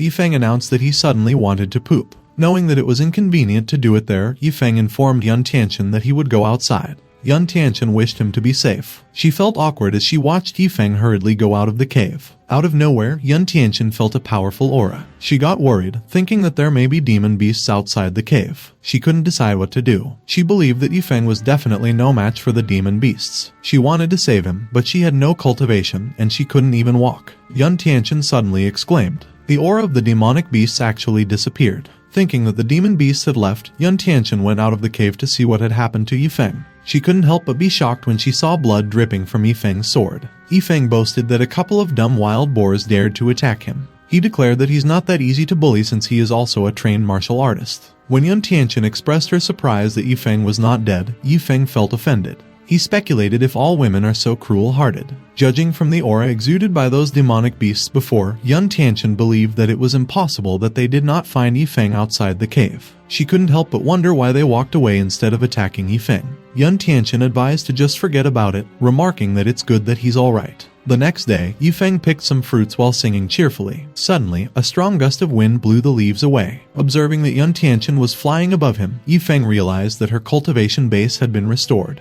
Yun Tianchen directed Yifeng to stay there, to wait for her, and to not run away. She mentioned that as soon as she finished her business, she would send him out of the mountain. When Yifeng asked her what she was going to do, Yun Tianchen revealed that she would get revenge on the bull demon. She acknowledged that she was careless the last time they fought, and since she gained experience, she was confident that she would be able to defeat the bull demon. After flying around the area for quite some time, Yun Tianchen didn't find the bull demon. She couldn't understand why she couldn't perceive his aura. Although she didn't want to waste her spiritual power before the fight, she couldn't think of another way. She didn't have a choice but to use her divine sense. Even though there was only a faint aura, she still detected the bull demon's location. When she arrived at the location, she pondered why that place felt so familiar. Realizing that it was near the cave they were just in, Yun Tianchen was alarmed, suspecting that the bull demon was lurking around. Moments later, Yun Tianchen found half of the bull demon's corpse. She turned pale as she stared at it in disbelief. She refused to believe that it was the corpse of the demon beast that almost killed her. However, based on the aura, even though it was faint, she could tell that it was indeed the bull demon and that it was dead for days. With it being a 6th-fate demon supreme, Yun Tianchen couldn't help but wonder how it ended up dead like a wild animal in the wilderness. She found it so unreal. She didn't know someone who was powerful enough to do it to the bull demon. Yun Tianchen moved closer to the bull demon's corpse to investigate. After finding out that its thing was cut off, she remarked that evil really has its retribution. Suddenly, she realized that, judging by the time of its death, she should have been in the cave when it was killed, and yet she didn't notice. Seeing that there are many other corpses of demonic beasts on the ground, all of which happened to be near the cave and was killed by the same person, Yun Tianchen wondered why the person would do it. Since she didn't see anyone on that mountain, she started to suspect that it was Yifeng who did it. Yun Tianchen suggested that if it were Yifeng, a lot of things would make sense, which includes the fact that he, a mere mortal, was there unharmed. She decided to go directly to him to ask him about it. Yun Tianchen peeked inside the cave to see what Yifeng was doing. A while later, Yifeng exclaimed, causing Yun Tianchen to get worried. Yifeng desperately asked for help, explaining that the thing in front of him was as scary as hell. Noticing that Yun Tianchen was back, Yifeng voiced how glad he was that she was finally back. He reported that there was a big caterpillar inside the cave. Seeing how scared Yifeng was, Yun Tianchen thought to herself that she was a fool to actually think that Yifeng was a mysterious expert who cut down the bull demon with just a sword. When Yun Tianchen asked Yifeng if he had met anyone near the cave before, Yifeng responded that he hadn't and affirmed that there were only wild animals out there. Although she was curious who the mysterious person was, Yun Tianchen decided to just take her time and find out later. She thinks that it is also possible that the person was just passing by. Curious, Yifeng asked Yun Tianchen if there were good things in the immortal ruin. Yun Tianchen asserted that there surely were. She conveyed that the owner of the ruin should be the immortal Lai Yong, who came down to that world to travel when the path to immortality was not broken. She claimed that according to legend, Lai Yong had an immortal weapon in his hand, the Celestial Tablet. The Celestial Tablet was alleged to have suppressed immortals and killed gods and demons, and the runes on it may also have contained some immortal techniques. Yun Tianchen emphasized that at that point in their lives, they had no use for ordinary opportunities, and that she came there because of the possibility that Lai Yong had left the Celestial Tablet inside the ruins. Hearing Yifeng's weak response, Yun Tianchen realized that he was not interested. Out of nowhere, a pillar of light appeared ahead of Yun Tianchen and Yifeng's way. Another pillar of light appeared from the sky. Yun Tianchen exclaimed as she and Yifeng both unexpectedly got caught inside the pillar of light. The beasts below them screamed, seemingly suppressed by the light. Yun Tianchen admitted how bad their situation was. She disclosed that the ruins were open and that the Pillar of Light was the unique dimensional decompression of the immortals. She explained that dimensional decompression meant that under the immortals, they were just mere ants, because under that coercion, both cultivators and demonic beasts would lose all their cultivation. Yifeng's face darkened upon hearing Yun Tianchen's words. With Yun Tianchen's cultivation gone, they inevitably started to fall from the sky. Yifeng turned pale. He shouted at the top of his lungs. The water in the pool splashed as Yifeng and Yun Tianchen fell straight into it. When Yun Tianchen got out of the water, she was surprised to see that a vortex had actually formed. She immediately got worried about Yifeng, who hadn't come up yet. She attempted calling Yifeng, but there was no response until the vortex slowly disappeared. Simultaneously, Yifeng found himself lying on the floor, still feeling a little bit dizzy. After taking a glance at his surroundings, he couldn't help but wonder what place he was in. Out of nowhere, Yifeng detected a screech. It freaked him out so much that he wanted to get out of there as soon as possible. Moments later, Yifeng entered a particular room. Lai Yang, who was waiting there, couldn't believe that someone found that place so quickly. He hoped that Yifeng wouldn't disappoint his expectations. Yifeng walked around the room while voicing his complaints about how hard that maze was to get through. His attention was drawn by a hall, which he found cool. Lai Yang left. The next step was to see if Yifeng could break the triple barrier that he had placed in that hall within a month. He mused to himself that if Yifeng could have broken it, he would have reluctantly accepted his body. To his surprise, Yifeng just nonchalantly stepped towards the hall. Lai Yang couldn't understand what was going on. He was sure that he had put down the triple barrier there. Furthermore, when he was alive, he had laid down a dimensional decompression that would have made anyone lose their cultivation, so he couldn't help but question how Yifeng had done it. Lai Yang exclaimed. Seeing how intently Yifeng was staring at him, Lai Yang speculated if he had found him. He immediately asserted that it must have only been a coincidence, believing that he couldn't be seen by the naked eye. Yifeng admired how beautiful the pearls were. He thought that it should have sold for a lot of gold coins. Lai Yang yelled in pain. The pearl was actually the jade that he used as his eyes, and there was a part of his soul attached to it. Yifeng observed the other pearl with interest, but he decided to just forget about it, declaring that he already had one, so he wouldn't be greedy. However, just when Lai Yang was acknowledging Yifeng for being a good boy, Yifeng announced that good things should come in pairs. Lai Yang berated Yifeng. He couldn't understand why he was doing it to him, why he was taking his precious eyes. With his pearls pivoted and souls dissipated, Lai Yang's condition, who already been in a state of death, gotten even worse. Yifeng was in such a good mood that he couldn't help but sing while staring at the pearls in his hand. Lai Yang chuckled, getting lost in his thoughts. It didn't take long before he realized what just happened. He was sure that when he was still been alive, he put a barrier on that wall that even immortals would not have been able to see through. Thinking that one pearl could be sold for 10 gold coins, Yifeng pondered buying 20 bowls of beef noodle soup. Lai Yang was irritated by how unpromising Yifeng was. He believed that those 2 pearls could even buy the whole Nansha. Not caring who he was or how he ignored the formations he set up, Lai Yang rushed towards Yifeng. He could only use Yifeng's life to pay for the mistakes he made. Although he was reluctant, Lai Yang resolved to just accept Yifeng's body. However, before he could come closer to Yifeng, Lai Yang heard a bleeding sound. He was extremely surprised when he realized that Yifeng was actually farting. The fart was so strong that Lai Yang got blown away by it. After eating a lot of wild radishes in the cave, Yifeng was glad that he finally let out the stomach gas he was holding in. Lai Yang couldn't help but wail and be in tears. He couldn't understand how things ended up that way. For that day, he planned for 10,000 years, and he tried to maintain what little spiritual power he had left. In order to reduce the flow of spiritual power through time, he hid in the dark in his soul state. Lai Yang even spent a lot of money to make the pair of eyes, which was also to reduce the state of the mind so that the soul did not dissipate too much. He never imagined that more than half of his soul would be blown away there, and it was by a fart. Lai Yang was so angry that he decided to kill Yifeng, no matter who he was. He called out his High Kui and ordered it to kill Yifeng. High Kui was an immortal-level demonic beast. Although its strength was weakened on the Xianzhong continent because of the code, it was still absolutely invincible on the Xianzhong continent. Lai Yang believed that Yifeng would die for sure, after which he would take his body. High Kui directly went for Yifeng's neck. But before it could harm Yifeng quickly grabbed its neck. Lai Yang was inevitably surprised by what he just witnessed. Yifeng was glad to have caught such a huge snake. It was a long time since he had eaten meat, so he was excited to cook High Kui and enjoy the meal. He slammed High Kui to the ground to kill it first. Lai Yang screamed. It was hard for him to accept that High Kui, who was with him for countless years, was gone just like that. As soon as he was done cooking High Kui, Yifeng immediately drank the soup.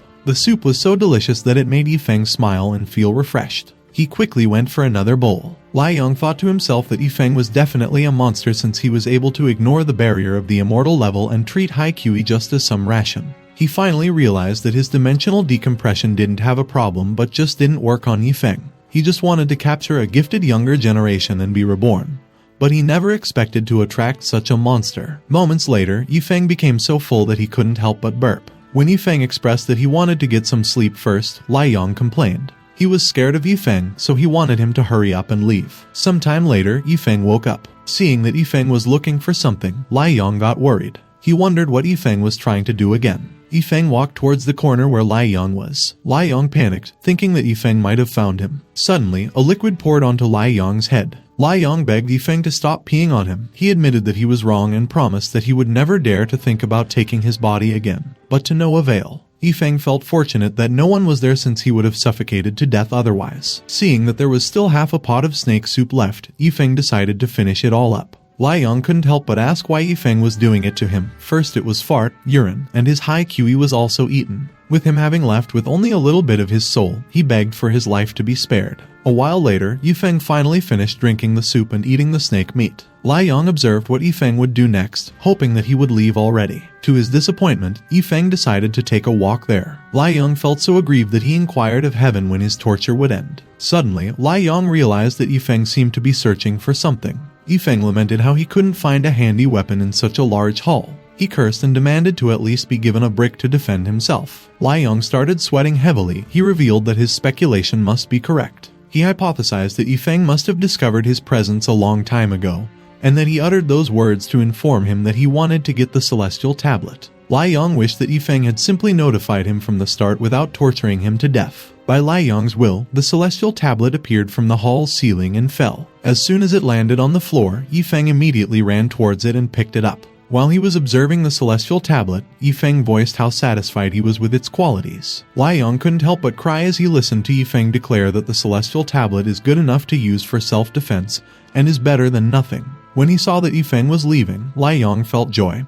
He was elated to see that his giving up his treasure had saved his life. A few days later, somewhere inside the immortal ruin, Feng found himself lost. Suddenly, he saw two figures ahead of him. As he took a closer look, he saw that it was a woman fighting someone. The collision of their attacks was so strong that they were pushed back. While she struggled to regain her balance, Yun Tianchen stared intently at her opponent. Yan Laomo asserted that since they did not have their cultivation and were just fighting through physical combat, a woman like her could never be his opponent. Yun Tianchen challenged Yan Laomo to stop talking nonsense. She insisted that if he wanted to fight, he should just proceed. Yan Laomo expressed curiosity about who Yun Tianchen was searching for there. While he was commenting that there was not a single living person around there, so no one could save Yun Tianchen, someone kicked him in the back. The person questioned Yan Laomo what he was discussing and if he wasn't considered a living person to him. Yan Laomo gritted his teeth as he fiercely looked at the person who attacked him out of nowhere. Yun Tianchen was surprised to discover that there were actually other people there. She got even more astonished when she realized that it was actually Feng who kicked Yan Laomo.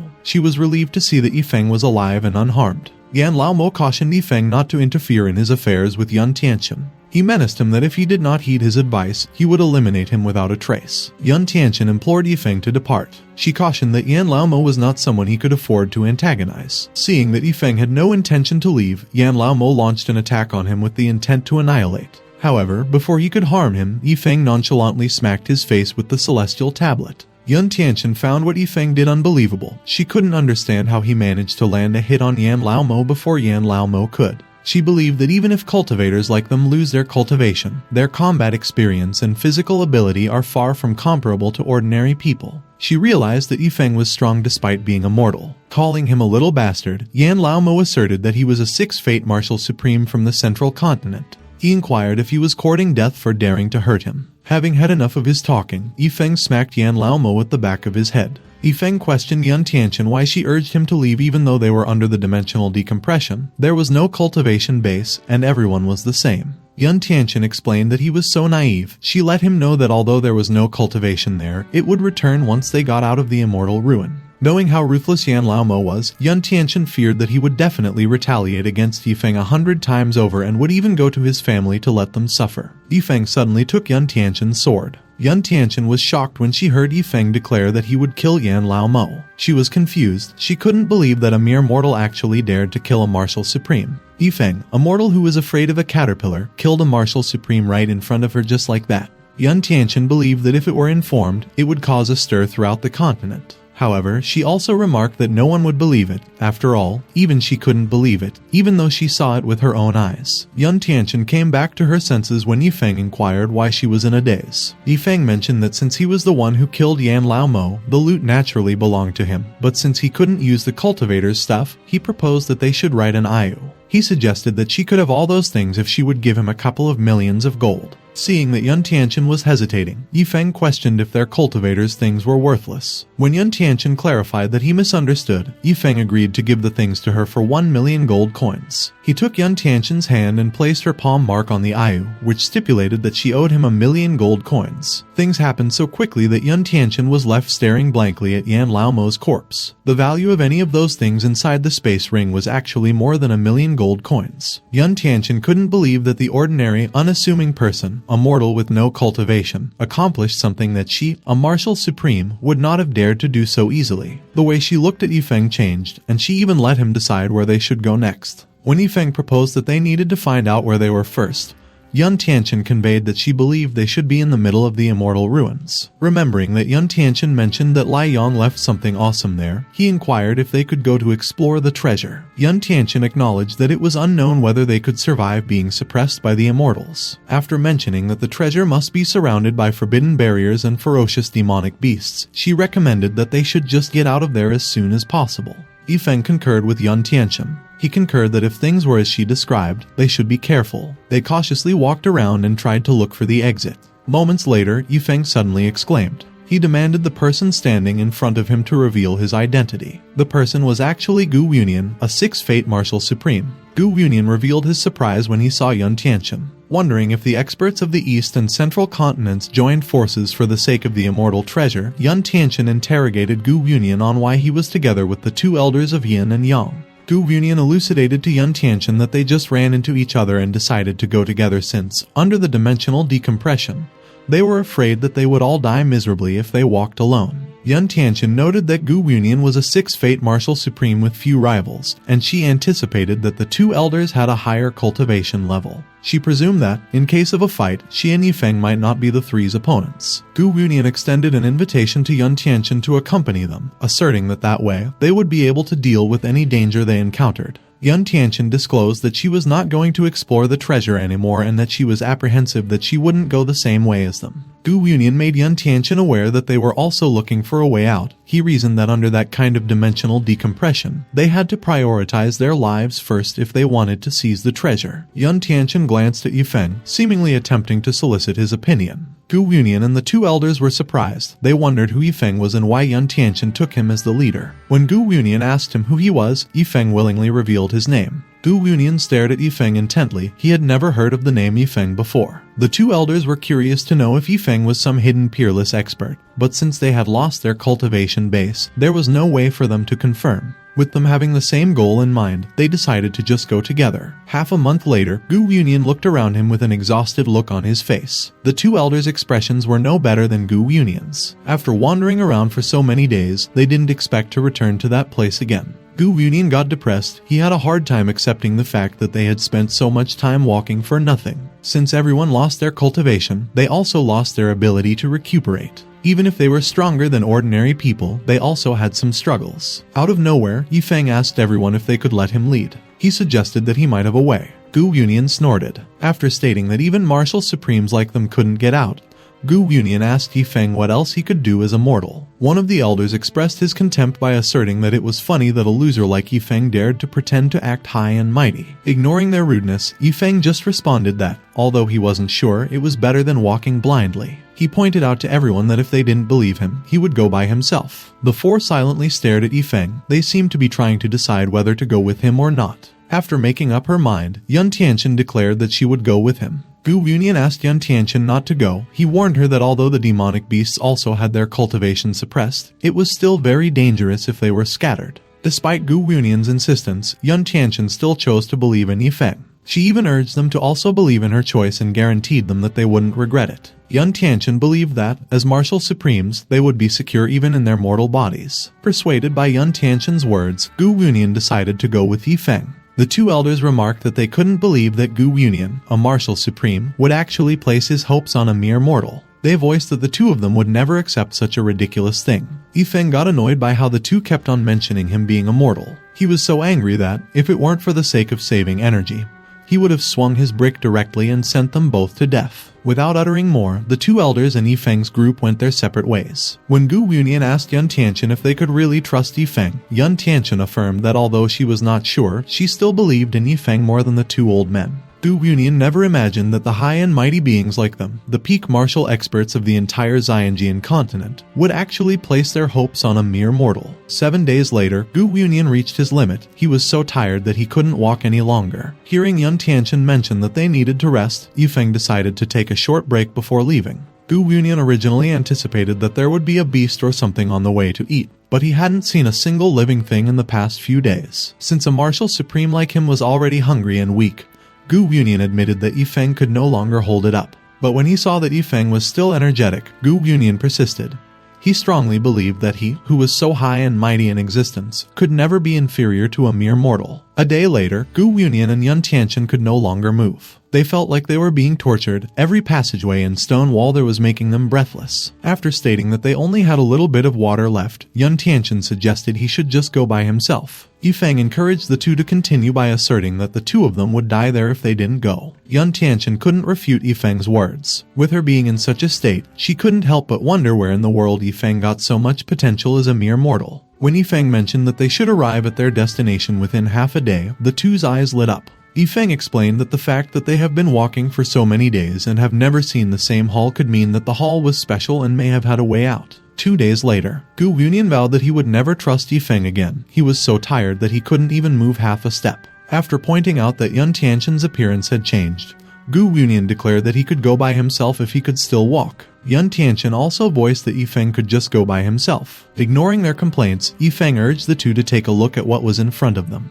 He directed them to come with him, mentioning that hall was connected to many passages, so the way out should be inside. Gu Yunian and Yun Tianchen stared at Yifeng in disbelief. They couldn't help but wonder if he was really a human. Simultaneously, inside the hall, after so many days of stabilization, Lai Yong's state of soul finally became stable. However, it was still much weaker than before, so he didn't have a choice but to lower the standard of seizure. He mused to himself that no matter who walked into that hall next, he would take the body. He decided to undo the test of the formation so that anyone could easily enter the hall. Out of nowhere, Lai Yong suddenly heard a noise. Realizing that someone had arrived, he excitedly flew towards the first person that he saw. He didn't have the intention to be polite anymore. When Lai Yong got closer and saw that it was actually Yifeng, his eyes bulged out of shock. He wasn't expecting that Yifeng would return. Since Yifeng already had his celestial tablet and had eaten his high QE, Lai Yong had no idea what else Yifeng wanted to do. When Gu Yunian remarked that the hall should be the core of the immortal ruin, Yifeng opined that the place was a little too shabby for a ruin. Unable to understand why Yifeng came back, Lai Yong just sulked in a corner. However, when he overheard Yifeng mention that they should find the way out as soon as possible, his eyes couldn't help but light up. The three were roaming around, looking for an exit when suddenly the hall started shaking. Moments later, a passage appeared out of nowhere. Lai Yong purposely revealed the exit to Yifeng. He was so desperate that he would even give Yifeng a ride if he wished to. Although he didn't know why that passage suddenly appeared, Yifeng confidently proposed that it should be the exit. The three immediately ran towards the passage, seemingly excited to get out of that place. Lai Yong cheerfully bade farewell to Yifeng, but to his horror, Yifeng insisted to go first, claiming that he had some business to do and that he'd be right back. Lai Yong panicked. He voiced his fear that Yifeng was going to kill him. While he was fleeing, Lai Yong cried out when something suddenly pierced out of his chest. With Yun Tianchen being with him before, he didn't have a choice but to hold it in. But since he found the opportunity to separate from them, Yifeng immediately took the opportunity to relieve himself. Lai Yong felt aggrieved. Being peed on for the second time in a row, he couldn't help but suspect that Yifeng was doing it on purpose to bully him. Sometime later, as they walked through the exit, Yun Tianchen felt so exhausted that she used the wall to support herself. Yun Tianchen and Gu Yunian hadn't eaten anything since they entered the immortal ruin, so it was already hard for them to walk any further. Yifeng tried to encourage the two to keep going by remarking that they would be out soon. But the two insisted that they really couldn't stand it anymore. Yifeng opined that the physiques of cultivators were way too poor. He remarked that without cultivation, they were nothing. The two inevitably felt offended. They wanted to inform Yifeng that it was his mortal physique that was too abnormal. Gu Yunian was even starting to think that Yifeng was actually a peerless expert. Seeing that the two were really tired, Yifeng stopped forcing them to continue walking. The moment Yifeng revealed the piece of beef jerky that he kept with him, Gu Yunian and Yun Tianchen's eyes bulged, and they couldn't keep themselves from salivating. Without being polite, the two immediately gobbled up the beef jerky. Curious, Gu Yunian inquired Yifeng why he hadn't given them the food earlier. Yifeng clarified that if he had taken it out earlier, it would have been eaten up, and they wouldn't be where they were. The two couldn't believe that, in such an extreme hunger situation, Yifeng was still able to conceal it. If it were them, they would have eaten it long ago, which also meant that they simply couldn't make it to where Yifeng had brought them. Yun Tianchen was amazed at how Yifeng always brought a lot of surprises. Yifeng was always there to offer them new hope when they were desperate and unable to hold on. When Gu Yunian mentioned that he was very grateful for the choice he made, Yun Tianchen acknowledged that she was glad as well. Yun Tianchen couldn't help but stare at the back of the person who had saved her life many times and brought her hope for life. For the first time, she felt what it was like to be dependent. She stared at him so intently that Yifeng felt that his back suddenly got hot.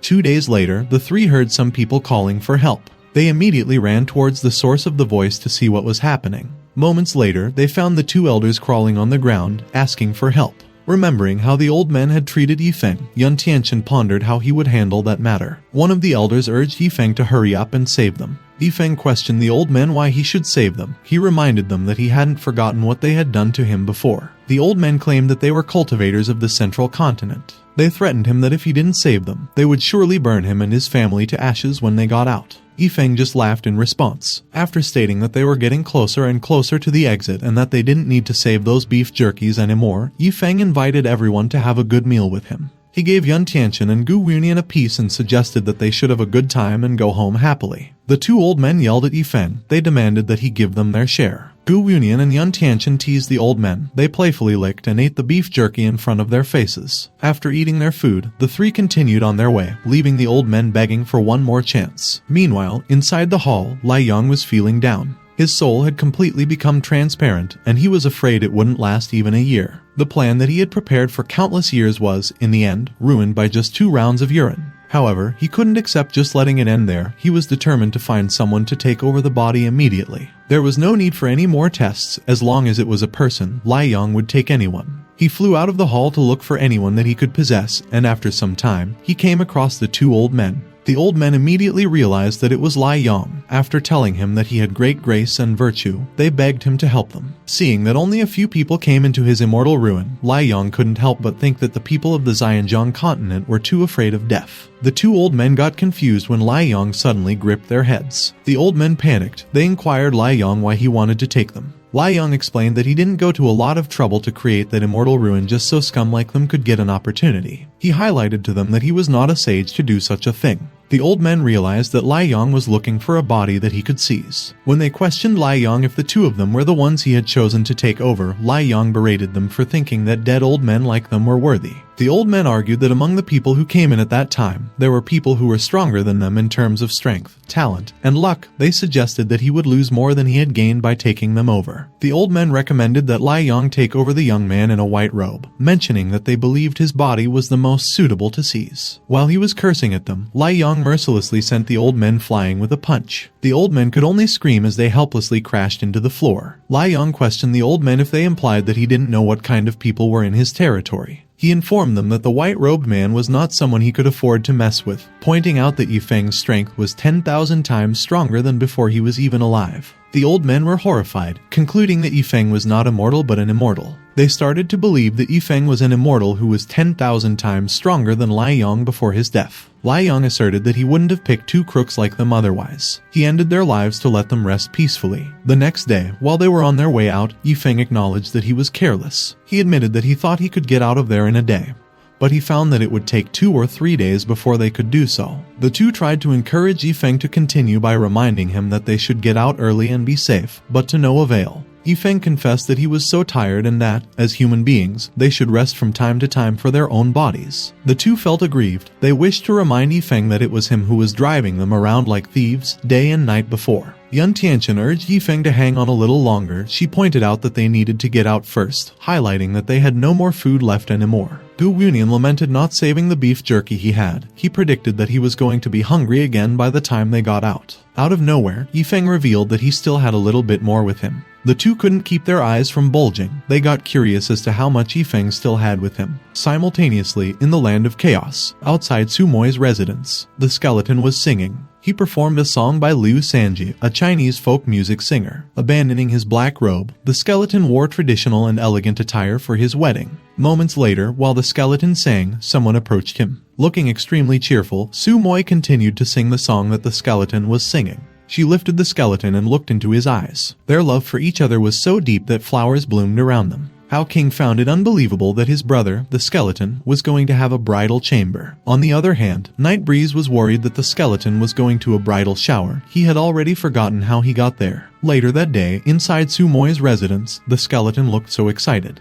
After going through a lot of hardships, he finally got the beauty that he was dreaming of. He felt so complete that he wanted the Manhwa to end already. Suddenly, Sumoi implored the skeleton to come over quickly. She asserted that a moment of spring night was worth $1,000. The skeleton asked Sumoi to wait. He assured her that he would come to her soon. Although he was a skeleton, he was still a person with common sense. He knew that that kind of stuff was something he couldn't continue with normally without being naked. The skeleton looked at his pelvis. While he claimed that that little problem was not difficult for him to fix, he made it transform. The skeleton confidently approached the bed. He was so excited that he bounded his way towards Sumoi. After a brief silence, the skeleton inquired Sumoi how she was feeling. Sumoi looked confused. She questioned the skeleton what he was waiting for, pointing out that she was still waiting. The skeleton calmed himself. He realized that it must be the problem with his thing. Since Sumoi didn't respond, he decided to make his thing bigger. Sumoi praised the skeleton by telling him that he truly was great. The skeleton couldn't help but blush after getting complimented.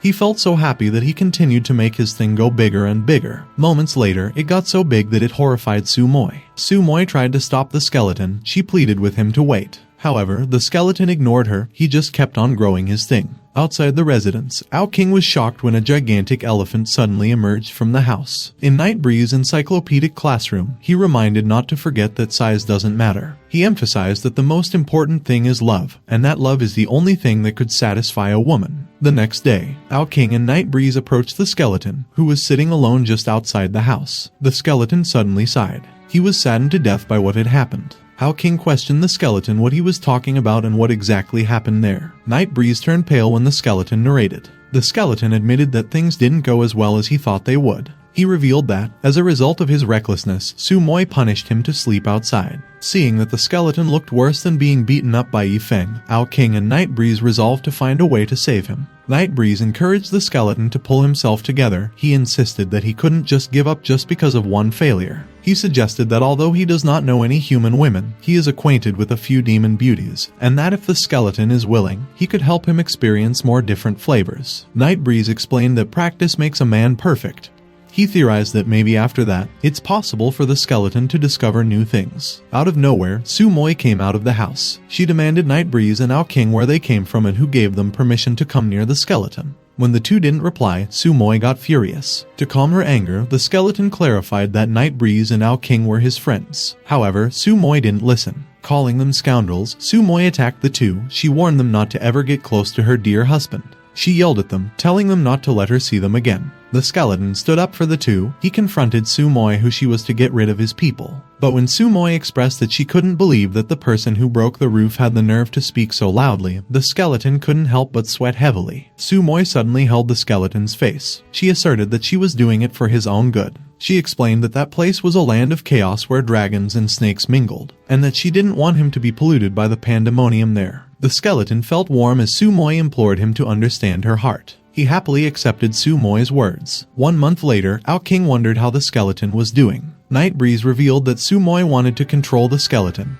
He confidently asserted that with the skeleton's character, he must have already made Su Moi submissive. The two moved closer to take a look, and they were surprised with what they saw. They saw the skeleton cutting firewood while singing merrily. The skeleton's aura and appearance looked so different that Night Breeze and Ao King observed that he was a different person. When Ao King inquired the skeleton what he was doing, the skeleton nonchalantly replied that he was working. He invited them to join him, telling them that doing labor was really fun. While he conveyed that he was glad to see that he was in such high spirits, Ao King noticed a round thing. Both he and Night Breeze were shocked when they realized that the skeleton was actually shackled to a huge metal ball. Ao King voiced that him being shackled was not right. He queried him what was going on. The skeleton shyly admitted that the shackles on his feet were called the bondage of love. The two could only shake their heads in disagreement. Seeing how much their tyrannical and cool brother had changed, the two wondered what method Su Moi used to brainwash the skeleton. Ao King urged the skeleton to wake up. He remarked that he did not look very happy. The skeleton insisted that he was mistaken. He showed them how happy he was. But he suddenly dropped the ribbon. He confessed that he was just somewhat tired. Realizing that the situation was very serious, the two became determined not to let the skeleton stay there any longer. Night Breeze stated that Su Moi was definitely mentally manipulating the skeleton.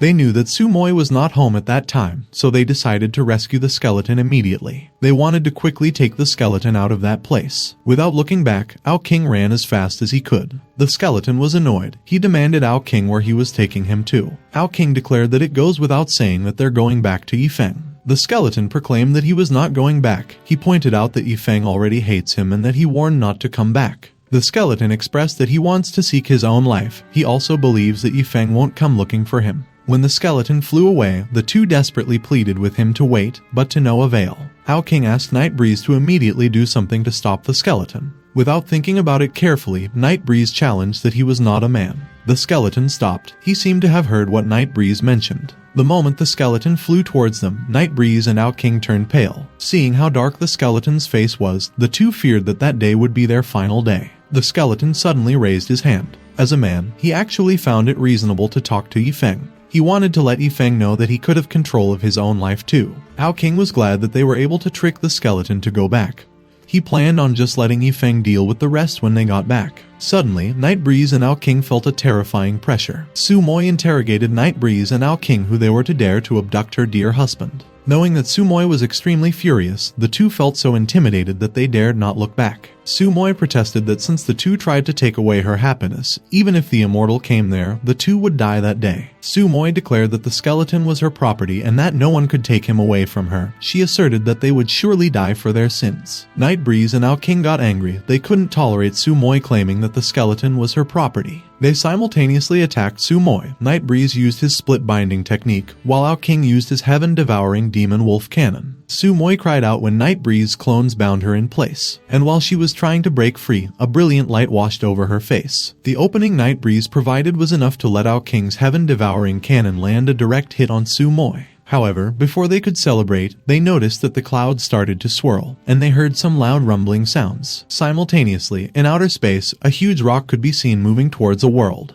It entered the world's atmosphere. Because of the collision of the molecules in the atmosphere, frictional heating started. As the meteor peeked out of the clouds, Ao King couldn't keep himself from cursing while running as fast as he could. Su Moi stepped out of the smoke. She proclaimed that for having the audacity to oppose her, the goddess of death, they must receive their punishment from heaven. Ao King exclaimed that Su Moi is insane and that he should run as well. Unimpeded, the meteorite fell straight to where Ao King and Night Breeze were. The impact was so strong that it blasted a huge area of the forest. The trees were blown away and burned into ashes. A distance away from the area affected, Su Moi protected herself from the shockwaves. She couldn't keep herself from laughing. Seeing that everything below her was wiped clean, she celebrated. She declared that everyone deserved it and that it is what happens when one goes against his wife. Moments later, Su Moi saw a bone. She picked it up. She begged the bone not to blame her for being cruel. She reflected that when she thought of the possibility of him leaving her, she couldn't help but think that, if she couldn't get him, she might as well destroy him. Su Moi voiced that she believed her relationship with the skeleton would last a little longer. She wondered what type of man she would try next. Inside a barrier, a beast asked his brother if he had heard everything.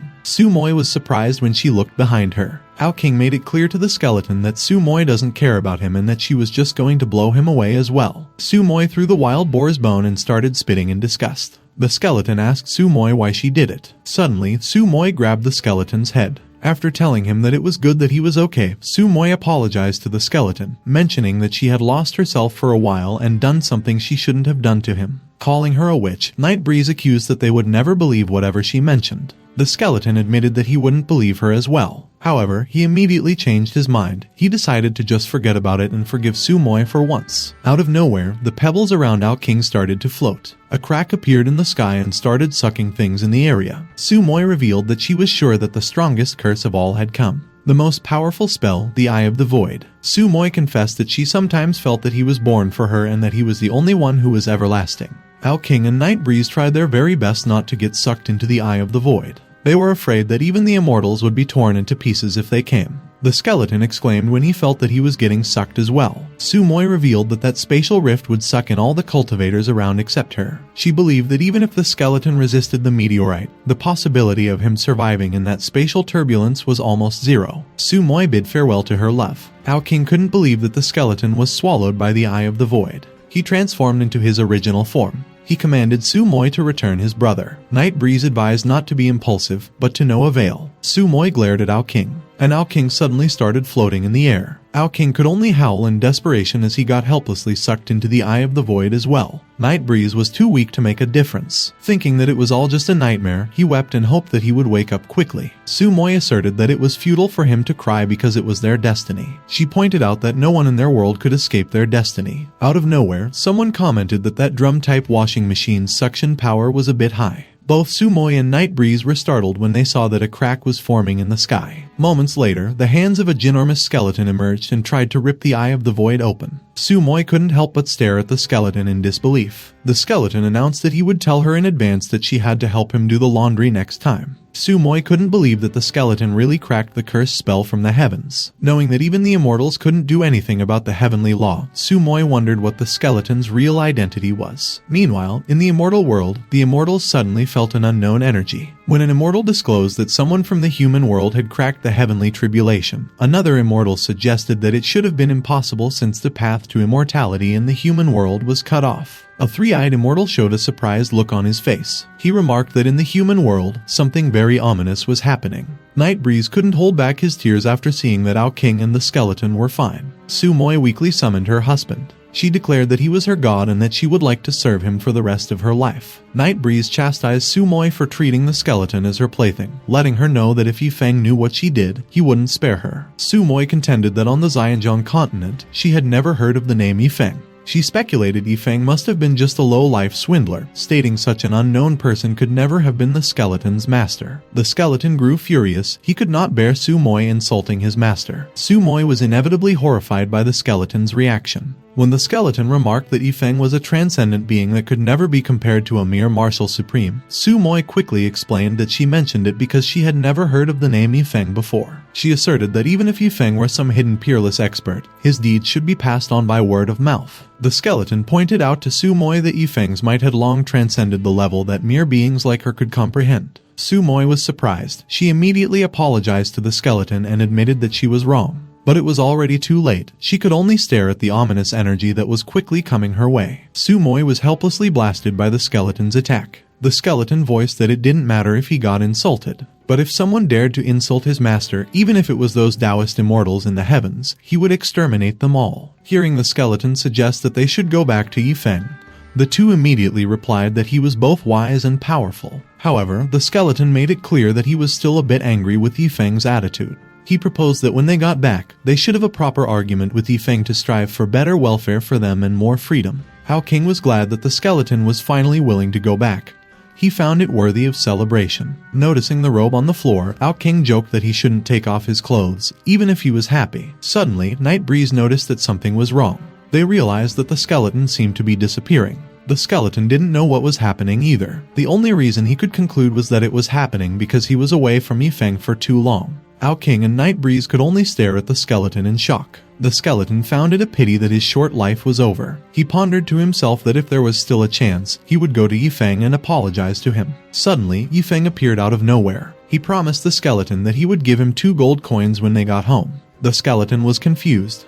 Feng assured not to go so far away next time. He observed that it was fortunate that he followed the markings left by Ao King and found them all smoothly. Feng let the skeleton stand on his own. He announced that it was time for them to go and that everyone was still waiting for them at the martial arts gym. The skeleton just nodded in agreement.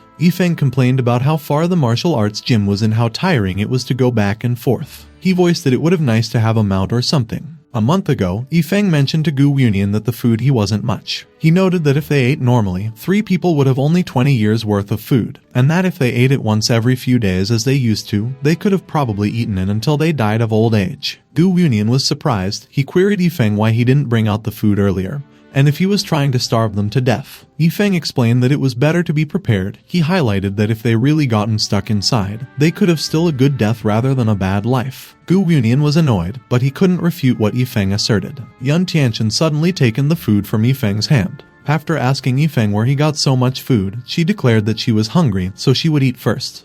Feng let the two know that when he was leaving Nancha, he asked one of his brothers to help him get some souvenirs. He revealed that his brother was nice that he prepared so much for him, afraid that he wouldn't have enough to eat. 3 days later, a certain mountain suddenly been blown into pieces. Gu Union and Yun Tianchen was glad to have finally escaped the range of the dimensional decompression. Gu Union was able to believe that Feng really was just a mortal.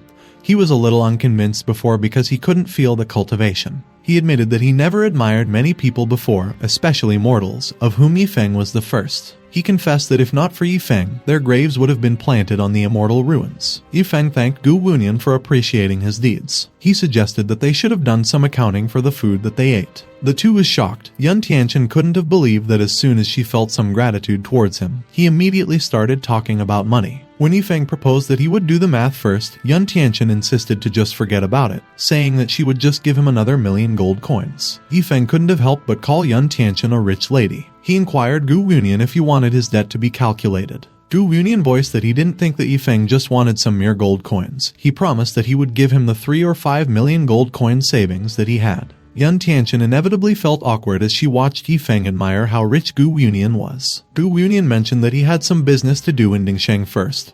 He promised him that when he finished his business, he would come to him and bring him the money. Feng cheerfully agreed. He encouraged to take care and that he's always welcome. He confidently opined to Yun Tianchen that he could tell that Gu Union was a man of great character. Yun Tianchen failed to contain a laugh. When Feng asked her why she laughed, she explained that she was laughing because, as a mortal, he was quite cute. She urged to just forget about it, saying that they should get out of the mountain first. Sometime later, outside Zhongping City, Yun Tianchen stated that she could only take him there because she also had to go back to Dingsheng for some business. Feng simply bade farewell to Yun Tianchen. The trip took him more than a month, so he was excited to go back. Yun Tianchen wanted to stop Feng, but she couldn't do so. She lacked the courage to express what she was feeling. Believing that it was not the way for her to go, she decided to just be on her way. Suddenly, Feng called Yun Tianchen big sister. Yun Tianchen looked extremely happy as she turned to look at Feng. She seemed to be expecting to hear something from him.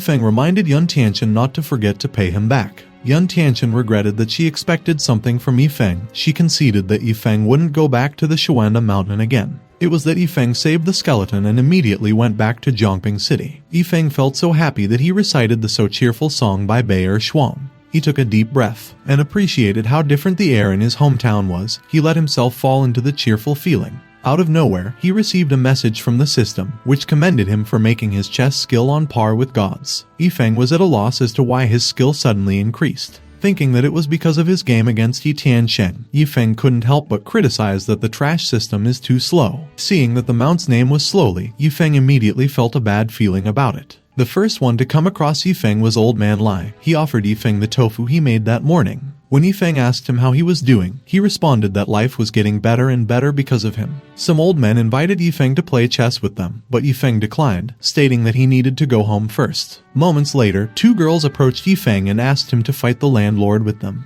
Feng promised that he would come to them in a couple of days. Later that day, near the martial arts gym, Feng asserted that it was better to be at home where everyone was warm and welcoming. Suddenly, someone called him master. Zhang King expressed that he missed him so much. Bai Langzai couldn't believe that Feng had really come back alive from the Shuanda mountain. Zhang King helped Feng carry his things, and they both went to the martial arts gym together. When Lin Mo asked Bai Langzai why she just let Zhang King go back, Bai Langzai ground her teeth out of irritation. She remembered that when Zhang King was done with his training, she attempted to seduce him, but she was ignored because Zhang King still had to call Yun Mengshan. For the past 2 months, she tried to seduce Zhang King from time to time, but Zhang King showed no interest. Bai Langzhai voiced that even if it was confirmed that Zhang King had a divine body, they couldn't force him since it was useless to force it. After being asked what she was going to do next, Bai Langzhai smiled. She outlined that she'd stay in Zhongping City and slowly try to get closer to Zhang King step by step, and finally reach that point. She believed that even if Zhang King was a tough guy after a long time, his love for her would grow over time. Meanwhile, Yifeng slammed open the door of the martial arts gym. He voiced that he felt good to be finally back at home. Yifeng was immediately greeted by the 4 old men, who were in tears. Yifeng turned pale at the sight of the old men's faces and their snot flying over to him. The old men didn't hold back and whispered Yifeng's cheeks. Moments later, Yifeng was surprised when he observed the back of his martial arts gym. Yifeng couldn't believe that the old men assisted him plant so much land. Chu Shiquang and Lu Desheng exchanged glances. Thanks to the work he did for Yifeng, Lu Desheng was nourished and nurtured by the great martial will every day. And by picking up dung alone, he achieved the martial saint in one fell swoop. The old men even drank the demon supreme soup, and during their farming, they planted the angel fruit, through which they advanced to the martial supreme in one fell swoop. At the beginning, they declared that they'd always be stuck at the realm of martial ancestor, but because of Yifeng, they reached new heights. Hearing Wu Yongheng announce that he'd plant another 500 seedlings that year, Yifeng felt glad that they were motivated, but he hoped that they were not doing it to increase their wages. He went back inside to see what kind of mount the system had allocated him. Yifeng was shocked to see a big snail.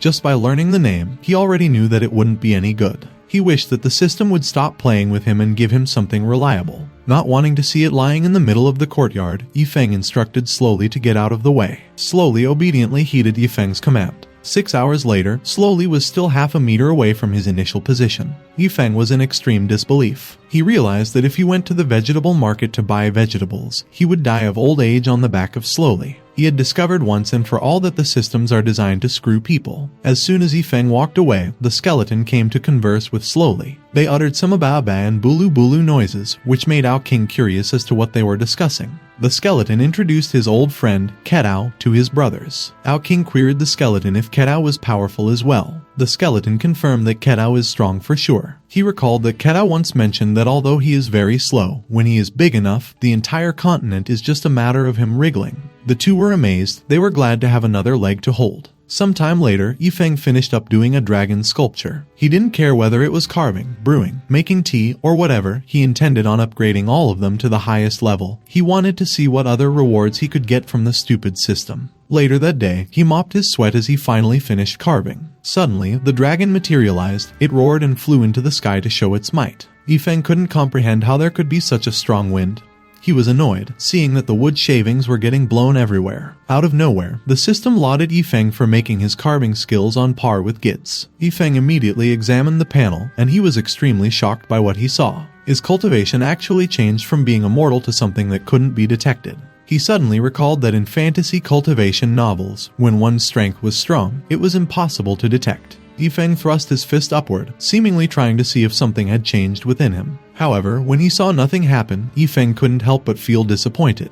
Thinking that he had become even more useless, Yifeng opted to just go back to sleep. Meanwhile, in the sky, something strange was happening. The people in the street couldn't keep themselves from gazing up at the sky. Taken aback by what they saw, everyone started sweating heavily. They were horrified, as they didn't have a clue as to what the ominous-looking hole in the sky was. At the same time, on the central continent, a cultivator excitedly flew out of a building. The cultivator landed on a cloud and gazed at the sky. It was a long time since he had seen that unusual sight. Meanwhile, in the western demon forest, the demonic beasts were fleeing in panic, and a woman was panting heavily. There was actually a suppressive aura that horrified them and was making them feel weak. The woman felt so weak that she turned back into her original form. In the southern wasteland, a walking giant suddenly stopped. It turned in the direction where the ominous-looking hole was. After seeing the hole, it submissively put its head on the ground. On the northern sea continent, the cultivators were wondering who did it. Just who it was that made the whole weather suddenly change. At the same time, in the immortal world, the immortals were wondering where the punch came from. Surprisingly, it directly broke the barrier of the immortal world, and the ground and space in a 10,000-mile radius of the immortal world were directly destroyed into nothingness. The immortal wearing a white robe inquired if it was possible that the punch came from the other side. The immortal wearing a yellow robe argued that it was impossible for the group of superior beings on the other side to do such a thing, and that the punch was more likely to have come from the world of mortals. Out of nowhere, everyone felt a powerful aura. A messy-looking immortal cautioned not to assume anything, stating that there should be no one in the immortal world who was powerful that they couldn't catch the slightest aura. The immortal claimed that if people in the mortal world could break through the barriers in one punch, they, the immortals in that immortal world, might as well find a crack in the ground and go down. Meanwhile, in the martial arts gym, Feng wondered why it was difficult to cultivate. He lamented that his life was boring when he suddenly heard a ring. The system announced that a new task would be released. Feng got so scared that he implored the system to stop popping out like that and just deliver the message through the system prompt. When the system suggested him to imagine a laser from his chest exploding someone's head, Feng retorted that he just wanted its head off. Without further ado, the system revealed that there were not many squares left, and that he had a new task. Feng snorted, asserting that even if he completed the task, he wouldn't be able to cultivate. However, he couldn't help but be surprised when the system prompt popped out. Feng's task was to expand the martial arts gym at his own expense and create a sect, and take in 100 disciples. Feng was disappointed. He voiced his concerns to the system, mentioning that expanding the martial arts gym would cost so much money. And when he opened up the gym, he couldn't even recruit disciples, so he couldn't help but question the system if it was trying to screw him over again. The system urged to take a closer look at what the task reward was. The reward for completing the task was actually to let Feng start cultivation.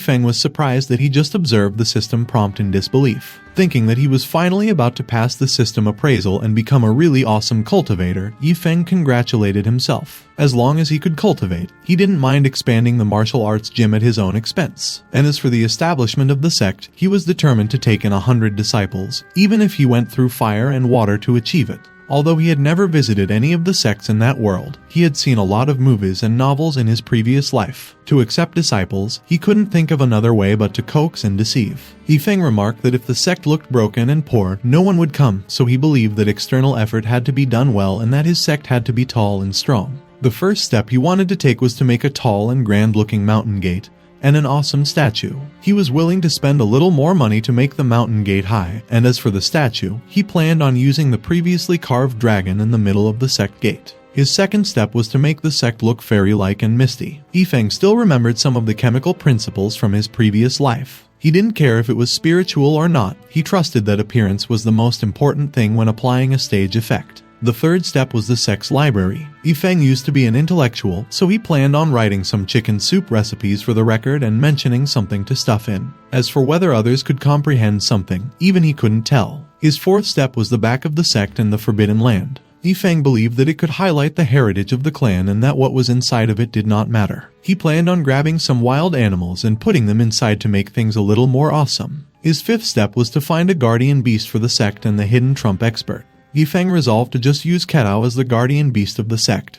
He asserted that maybe it could really hold people since no one had ever seen such a big snail. As for the hidden trump expert, Feng settled on the skeleton. He was convinced that when the time came to reveal his skull head, he should also be able to scare people. But the last and most important thing was what he would teach the people when they came. Since he'd be exposed if he taught them to cultivate, he decided to just start where he was good at. He had planned on teaching the disciples how to strum a lute, play chess, brew, carve, and so on. If someone asked its purpose, he would explain that it was to cultivate the body and the mind and to lay the foundation for the improvement of cultivation.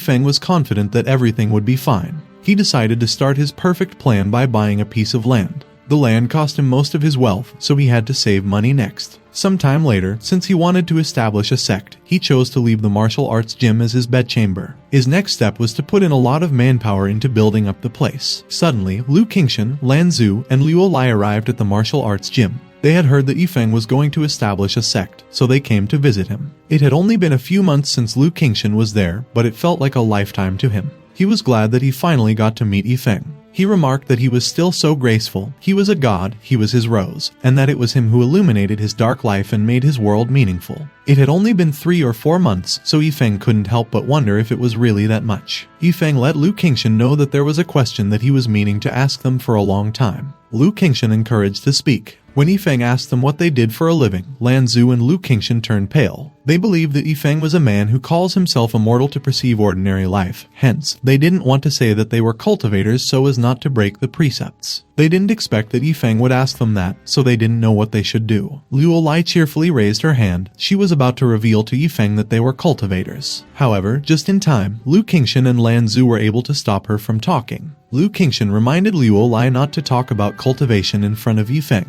Hearing what Luo Lai said, Yifeng queried Lu Qingshan what they cultivated. He wondered why they were still acting shy even after getting along for so long. Lan Zu suddenly noticed the trowel on the floor. She explained that they built houses. To support Lan Zu's bright idea, Lu Qingshan hurriedly assured Yifeng that they were professionals when it came to building houses. Yifeng felt great. He inquired Lu Qingshan how many people he had on hand and how many people he could call. When Lu Qingshan confirmed that he could have as much as he wanted, Yifeng invited the three to come and sit down. He mentioned that he just had something to discuss with them. Moments later, inside his house, Yifeng offered the three some tea. Lu Qingshan was touched. He never imagined that, in that life of his, he could drink tea made by Yifeng. Yifeng noticed how excited Lu Qingshan was to have a cup of tea. Thinking that it was because they could only afford to drink water because of how hard it was to move bricks, he planned to pour them some more later. Lu Qingshan suddenly felt a tremendous amount of power inside him. While the impurities in their bodies were being cleared out, their cultivation was being improved as well. Their cultivation bases had reached the critical point and would break through soon. Yifeng advised the three to take their time. Seeing how quickly they drank the tea, Yifeng speculated if they were not afraid of scalding their throats. Yifeng suggested that they should get back to the point. After revealing that he had a lot of houses to be built, Yifeng questioned Lu Qingshan if he would like to have the contract to build them for him. Lu Qingshan immediately accepted Yifeng's proposal. He mused to himself that even if it was to carry dung there, he would be happy. Yifeng was glad. He proposed that they should discuss the details next. Later that day, Yifeng and Lu Qingshan finally finalized their deal. Happy to have a construction team at such a cheap price, Yifeng felt generous enough to invite the three to stay for a meal. He announced that he was just about to make a bullwhip soup and that they should finish it together because he couldn't finish it himself. After revealing that he'd go pick some vegetables first, Yifeng directed Zhang King to go and get some herbs. Seeing how Yifeng does everything by himself, Lu Qingshan observed that Yifeng was really acting his mortal life to the extreme. When Lu Qingshan inquired of Yifeng if he required any assistance, Yifeng allowed him to assist in cleaning the bullwhip. The three inevitably gasped the moment they beheld the bullwhip. It was the inaugural occasion that they observed a bullwhip of such magnitude. Lan Zu and Luo Lai discerned that it was a connected meridian and that within that meridian, there existed an aura that hadn't vanished yet. Lu Qingshan pondered what it was that abandoned that segment that possesses a very rich spiritual energy. Suddenly, the three realized something. They discovered that it was not a mundane bullwhip, but a bullwhip of a formidable demonic beast with a strong cultivation that was at least at the demon's supreme level. Realizing how unimaginable its effects would be, the three voiced their determination to consume it as much as they could. Yifeng couldn't resist wondering if the three were that famished. After some duration of anticipation, the soup was finally prepared. Lu Qingshan pursed his lips as he gazed expectantly at the dazzling soup. Yifeng served Zhang King a bowl of soup first. Zhang King promptly consumed the soup. He mentioned that he was departing because Bai Lang Zai was awaiting him outside. Zhang King revealed that Bai Lang Zai had proposed a method for him to cultivate. He affirmed that he would visit her daily so that he could become a cultivator and acquire the strength to defend himself. At the same time, on a roof a few miles away from the martial arts gym, Bai Lang Zai articulated that her relationship with Zhang King had been improving progressively, and that Zhang King was no longer averse to her. Lin Mo cautioned Bai Lang Zai that although it was a positive development, she must ensure that Zhang King possessed a divine body. Bai Lang Zai confidently stated that she had verified it already. She unveiled that Zhang King's divine body had already begun to manifest signs and appearances under the stimulation of her spiritual energy during that period, and that as long as she infused special spiritual energy into his body, a golden phantom would emerge above his head. Lin Mo indicated his eagerness to witness the uniqueness of the ancient's divine body. Moments later, Zhang King appeared. As soon as Bai Lang Zai made her presence known, Zhang King queried whether she truly had the capability to enable him to cultivate. Bai Lang Zai affirmed her ability, asserting that if the individual with the divine body could not cultivate, then no one could. Without further delay, she immediately imbued her special spiritual energy into Zhang King's body. Lin Mo's eyes widened as he focused intently on Zhang King. Observing that the spiritual energy only made the handsome visage manifest, Lin Mo couldn't refrain from questioning Bai Lang Zai regarding the absence of the golden phantom and whether her actions were merely a superficial enhancement. Convinced that she hadn't erred, Bai Lang Zai resolved to attempt it again. However, the phantom still failed to materialize. After highlighting the discrepancy from her previous claim, Lin Mo interrogated Bai Langzai about the reason for causing visual discomfort. Bai Langzai conveyed that just that morning, she had successfully activated Zhang Qing's divine body. She was distraught, unable to fathom how such a mishap could transpire within a single meal. Suddenly, Lin Mo suggested promptly examining Zhang Qing's meridians. Bai Langzai hastily placed her hand on Zhang Qing's forehead.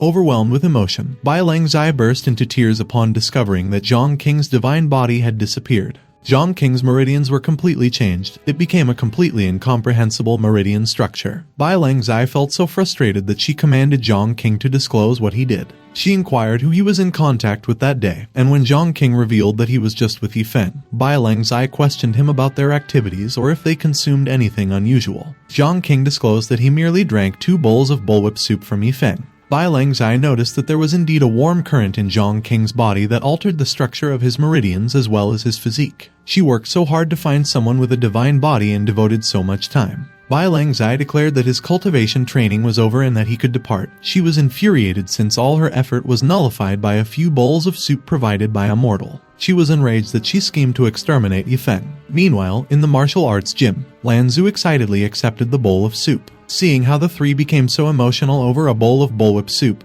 Feng commented that they truly were destitute individuals. Feng recollected that when he first arrived there, he also struggled to secure a single meal. But in the past 2 years, he experienced considerable fortune, amassing wealth by authoring books and encountering some unexpected fortunes. Feng encouraged the three to consume the soup promptly, asserting that it was merely a bowl of soup, so there was no need for embarrassment. After ingesting the soup, the three experienced something unforeseen. They observed that their physique and meridian structure seemed to have been transformed. They sensed that due to the alteration, there would be no bottlenecks for future realms. The three expressed their heartfelt gratitude to Feng for nurturing them like their parents. Thinking that breaking through there would disturb Feng, Lu Qingshan excused themselves, mentioning they'd return and assemble their people first. Feng valued Lu Qingshan's conscientiousness. He suggested him to enlist some dependable individuals, emphasizing that they must not be too feeble since they would undertake manual labor. At the same time, Bai Langzai emerged near the martial arts gym. Convinced that Zhang Qing might be the last individual with a divine body on the entire Xianzhong continent, she couldn't bear that a bowl of soup had depleted it. While pondering how challenging it was for her to vent her frustration without eliminating Feng, Bai Langzai spotted Lu Qingshan. Noticing that they concealed their cultivation despite such meager strength, she pondered if Jiangping City was brimming with such naivety. Bai Langzai shouted out of nowhere. The divine phoenix blood inside her body suddenly grew hot. It was the response that only occurred when encountering a divine body. With the pulsation level being 3 times higher than before, she ascertained that Lu Qingshan, Lanzu, and Luo Lai possessed divine bodies. Previously, she scoured the continent and identified Zhang Qing solely through Lin Mo's analysis. Bai Langzai was astounded that she encountered 3 of them simultaneously. She pondered when the divine bodies began congregating. She grew perplexed. She couldn't grasp what was transpiring there. Inside the martial arts gym, Feng was contemplating what to do with the leftover soup. He decided to summon the beef vendor who was passing by the martial arts gym. He observed that by examining his wife's physique, he could ascertain that she was a very formidable woman, even though she was already 34 or 35 years old. After informing him that his wife must have been like a wolf, he remarked that he happened to have a bowl of soup to make it up for him. Then, he requested him to bring the remaining half of a pot of soup and share it with tofu seller Lai, vegetable seller Zhao, and chess player Sun. Outside the martial arts gym, the beef seller distributed the soup with the old men that Feng had identified and with those who were close to him. Near the gym, while she was staring at the old men, Bai Langzai pondered why the 3 divine bodies had appeared in such a place where common people gathered. Suddenly, she shouted once again. The divine phoenix blood inside her body was stirring, and it was even more intense than the feeling of facing Lu Qingshan and his disciples. After drinking the soup, the old men's aura suddenly changed. It became vigorous and intimidating, as if they had become divine beings or something. Bai Langzai concluded that the 8 peddlers had possessed divine bodies. She was at a loss as to how 8 peddlers had divine bodies. A while later, Bai Langzai hypothesized that it must have been because of the soup. She speculated that the bullwhip soup had transformed the physique of those people into the ancient divine body in a short period of time. To confirm her theory, Bai Langzai resolved to take a closer look at the soup that Feng had made. Being the arrogant person that she was, she attempted to suppress the old men who were innocently drinking the soup. However, to her surprise, her suppression was ineffective. The old men just joyfully discussed how delicious the soup was and how effective it was as a tonic. One of the old men even claimed that the surge in his strength made him feel like he could slaughter pigs with his bare hands. To make her presence known, Bai Langzai flung the sword on the ground near the old men. When one of the old men inquired if something was wrong, she announced that she'd taken the soup with her. Hearing her assert that she wanted to grab the soup that they were drinking, the old man couldn't help but question Bai Langzai if no one ever taught her how to be polite. Bai Langzai slammed a bag of gold coins and bars on the table. She was confident that they were just a bunch of corrupt mortals. Unexpectedly, the old man didn't accept Bai Langzai's offer. He insisted that she should just leave them alone in their old age, stating that they were nothing but old men who were half dead and didn't need any treasures. Bai Langzai aggressively pulled out her sword. She proclaimed to the old men that it seemed that she needed to let mere mortals like them know their place. She declared that whether the old men agreed or not, she'd be taking the soup away with her. Losing all their patience, the old men simultaneously released their auras. They voiced that they felt like they were looking at a little brat running wild. Bai Langzai couldn't believe her eyes. The old men were actually 10 Fate Martial Supremes. One of the old men threw a palm at Bai Langzai. He expressed that he wondered how a mere 7 Fate Martial Supreme had the guts to run wild in Jiangping City. Bai Langzai pleaded with the old men to spare her life and forgive her. She admitted that it was her fault that she offended them. Bai Langzai was sure that the whole continent would be in awe if those old men went out. She couldn't understand why they were hiding in such a place. When the old man moved closer to her, Bai Langzai desperately asked the old man for forgiveness and for her life to be spared. The old man remarked that it wasn't a big deal if she offended them, but a matter of being tolerant if she spilled her guts in front of the senior's martial arts gym. Bai Langzai was confused by what the old man uttered. She remembered Feng. She wondered if the man who was honored as senior by the old men was the mortal she knew. When Bai Langzai asked the old man if the senior he mentioned was the one who made the soup, the old man confirmed that other than the senior, no one in heaven and earth could make such a soup. The old man pointed out to Bai Langzai that a mere 7 Fate Martial Supreme like her was not worthy of asking about the senior. Bai Langzai never mentioned that Feng was such a terrifying existence. She wondered if he was an immortal. Suddenly, the old men's faces changed when Zhang King came out of the martial arts gym. Hearing the old men call Zhang King a young master, Bai Langzai couldn't help but question Zhang King's identity as well. She was spending a lot of time with him, so she was confident that Zhang King was completely immortal without cultivation. She wondered if the old men acted that way just because Zhang King was Feng's disciple. After declaring that his hands were itching, Zhang King invited the old men to accompany him to practice martial arts again. He proposed that the 8 of them would come at him together like they usually did so he could improve his coping skills. Bai Langzai was inevitably taken aback by what Zhang King articulated. The old men immediately agreed to practice with Zhang King, remarking that every time they practice with him, it's worth cherishing. As soon as Zhang King announced that he was ready, the old men wasted no time and immediately charged at him. Bai Langzai was taken aback by Zhang King's posture. Out of nowhere, one of the old men appeared behind Zhang King. The old men surrounded Zhang King. On the surface, they appear to be mere mortals fighting with no power, but in fact, the actions of each one of them contain the strong power of the Great Tao. Bai Langzai couldn't help but wonder how Zhang King was able to withstand such an attack. Zhang King looked unfazed, despite the situation that he was in. He quickly moved to the side to narrowly dodge the deadly vertical swing of the old man. Not letting Zhang King have a little bit of rest, another old man swung his stick towards Zhang King. To counter the old man's attack, Zhang King immediately used the split/chop technique that Feng taught him. Zhang King's counterattack was strong that it overpowered the old man with a stick and everyone else around him. Bai Langzai couldn't believe that Zhang King actually managed to defeat the old men without much effort, and in a short amount of time. Bai Langzai was at a loss as to what she just witnessed. It was hard for her to accept that Zhang King was able to disperse the attacks that contained the power of the Great Tao just by simply waving his wooden stick. The old man felt awkward as he admitted defeat and declared that they had lost yet again.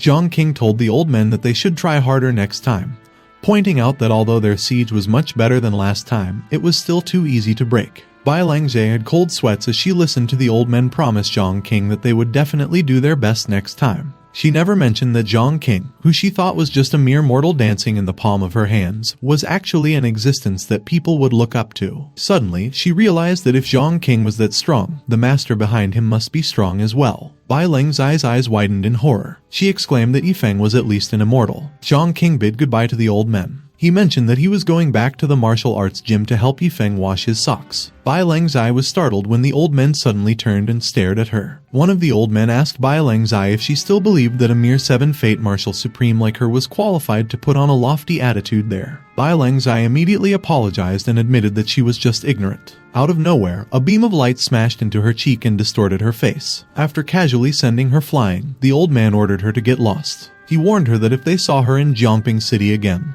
they would exterminate her entire sect. At the same time, in the Qingshan sect, Zhu Yun stated that according to Yifeng's instructions, the minimum cultivation level of the people that they should hire needed to be martial celestial to be qualified. Lan Zhu noted that, with Yifeng's strength, average workers would only give him a hard time. However, martial celestials are not easy to find, and the number of martial celestials in the whole of Dingsheng, combined, was actually not much. Suddenly, they recalled that over the years, they have also met some good friends, some of whom are patriarchs, elders, and sect leaders. They decided to go and try to bring them all together. Sometime later, in the martial arts gym, Yifeng was carving something. After finishing making a bow, he decided to go and grab some wild animals that he would put at the back of the mountain. But before going out, he looked around him first. He activated the system and chose Zhang King as his target. With just a single look, Yifeng determined that Zhang King's talent was ordinary. As if it had seen his efforts, the system turned on a new feature for Yifeng. It allowed him to detect other people's talents just by looking at them. Yifeng looked at Zhu Wu and found that his talent was trash. Lai Tian's talent was also trash. The talent of the people in the street was trash. Yifeng originally mentioned that Zhang King's talent was enough to pull it off. But he did not expect that everyone in that town was all trash. He thought to himself that those who could cultivate are really 1 in a million and that an ordinary talent like Zhang King couldn't get accepted in the Qingshan sect. Behind Yifeng, someone was eyeing him maliciously. Yan Laomo grounded his teeth. He couldn't accept that a 6th-fate martial supreme like him was actually killed by a mere mortal. Although it was just his clone, it was still getting on his nerves. Yan Laomo called Yifeng a little bastard and commanded him to stop. He insisted that he killed him that day because he was careless. While Yan Laomo was telling him that he'd die by his hands, Yifeng stared at Yan Laomo with a surprised look on his face. He actually didn't recognize who Yan Laomo was. Yan Laomo introduced his name, but Yifeng still couldn't remember him. Yan Laomo just forgot about it and decided to just send Yifeng to hell so he would remember. Yifeng activated the system and quickly checked Yan Laomo's talent. He found out that Yan Laomo's talent was actually super trash. Yifeng couldn't believe that a person with a super trash talent actually existed. He immediately prepared to shoot an arrow. After shooting him with an arrow, Yifeng scolded Yan Laomo for daring to pick a fight despite having a trashy talent. Yan Laomo couldn't understand how a mere mortal managed to hurt him using an arrow. Feng observed that that world was really not peaceful, noting that even just by walking a road, one could be met with hooligans. He found the system a lot more reliable. He became certain that the function of detecting cultivation was not deceptive. For so many years, Feng had been honest and was afraid of encountering some big shots and putting himself to death, but with the detection function, whenever he encountered a conflict, he could first look at the other person's talent. Feng thought to himself that from that moment on, there's no need for him to hold back anymore. He would directly kill any enemy with less than excellent talent. He concluded that those who are below excellent are just guys who couldn't cultivate. Meanwhile, in the Shanhao mountain range, a beast was expressing its surprise. Fushiaki, a demon supreme, didn't expect that several heaven-devouring demon wolf pups with their own self-imposed appearance of heaven and earth had been born. Since she was coincidentally near the area, she was determined to take the little wolves away. Out of nowhere, she suddenly felt the aura of a demonic beast. The aura was a bit special, so she couldn't tell what type it was. Driven by her curiosity, she decided to go and take a look. At the same time, somewhere in the Shanhao mountain range, Feng expressed that the beast that they would capture should be able to scare people with a scream. Suddenly, Ao King started barking. Feng immediately checked what Ao King had detected. Seeing that there was a skeleton of a dead person, Feng praised Ao King for doing a great job. When the skeleton showcased his invisibility technique, Feng and Ao King were unable to keep themselves from laughing. However, the skeleton immediately got scolded by Feng for messing around. What made Feng happy was not the skeleton they found, but the storage ring on its metacarpal bone. He knows that, except for cultivators, generally only rich people could own that kind of ring. When Ao King and the skeleton made some noises, Feng assured them not to worry, announcing that he'd take a look at what was inside the ring first. For some reason, Ao King turned his head in a certain direction. Something behind the bushes exclaimed the moment it noticed Ao King's gaze. Fushiaki was skeptical if Ao King really did see her. She was confident that with her realm, it was impossible for anyone to detect her presence. She found it strange that Ao King doesn't have the slightest bit of aura, despite him clearly being a demonic beast. Although Fushiaki couldn't tell what Ao King's race was, she still couldn't believe that he stooped to follow a human. Remembering that her grandmother mentioned that humans and demonic beasts are incompatible, Fushiaki declared that Ao King must have been controlled by Feng. She didn't care what method Feng used to control Ao King. She was determined to make him pay with his life for daring to treat the demonic beasts that way. Suddenly, the storage ring that Feng found finally reacted. Feng's eyes widened in surprise when he saw what came out of the ring. He couldn't help but throw a punch out of excitement. Inside the ring was a great deal of money. Tens of thousands of gold coins were contained inside. Ushiaki stared at the hole in the sky with a horrified look on her face. She realized that it was the same with the punch that forced her to be in her original form. Meanwhile, in the immortal world, the immortals became anxious after seeing that the punch had appeared yet again. They couldn't help but wonder if that level of attack was really caused by a human. The second punch was even stronger and coincided with the last one. It caused the range of 100,000 miles to turn into chaos, and the center of thousands of miles directly became nothingness. The immortals were at a loss if the punch was a warning from some kind of existence or if it was a harbinger of an unknown dimension that was about to attack the immortal world. In the Shanhao mountain range, beams of light can be seen passing through the hole in the sky. Ushiaki got scared, realizing that it was the mighty existence that she tried to deal with. Feng saw Ushiaki, but he didn't catch her since she looked cunning and not very intimidating. Ushiaki was glad that Feng spared her life. She thought to herself that she'd better hurry up and go to the heaven-devouring demon wolf clan to abduct the little wolves and run away. In Zhongping City, the clouds started to scatter. The old men couldn't understand why they couldn't figure out the situation that happened twice in a row, despite them being 10 Fate Martial Supremes. Suddenly, Lai Tian exclaimed. They realized that the immortal irrigation had appeared. In the past, when the 9th Fate broke through into the 10th Fate, they were able to receive the immortal irrigation, had the qualifications to enter the immortal world, and could be called true immortals. However, a barrier appeared on the Xianzhong continent, which blocked the influx of immortal irrigation and caused the realm of people on the continent to be stuck in the 10th Fate Martial Supreme. The old men celebrated since they could finally become immortals. They speculated that the immortal road on the Xianzhong continent may have been opened up by the mysterious punch before. The old men were amazed by the power they gained after becoming an immortal. They felt like they could wipe out the entire Xianzhong continent with just a wave of their hands. On that day, it was the carnival day of the whole Xianzhong continent. Half a day later, in the Xianzhong continent, central continent region, an old man expressed that he couldn't wait to go to the immortal world because it had been 3,000 years since he broke through to the 10 Fate Martial Supreme. When his brother mentioned that he pities him for being a loner and envies him for being able to just leave, the old man responded to his brother that it's not a big deal since it wouldn't be long before he had to come too. The old man's brother agreed.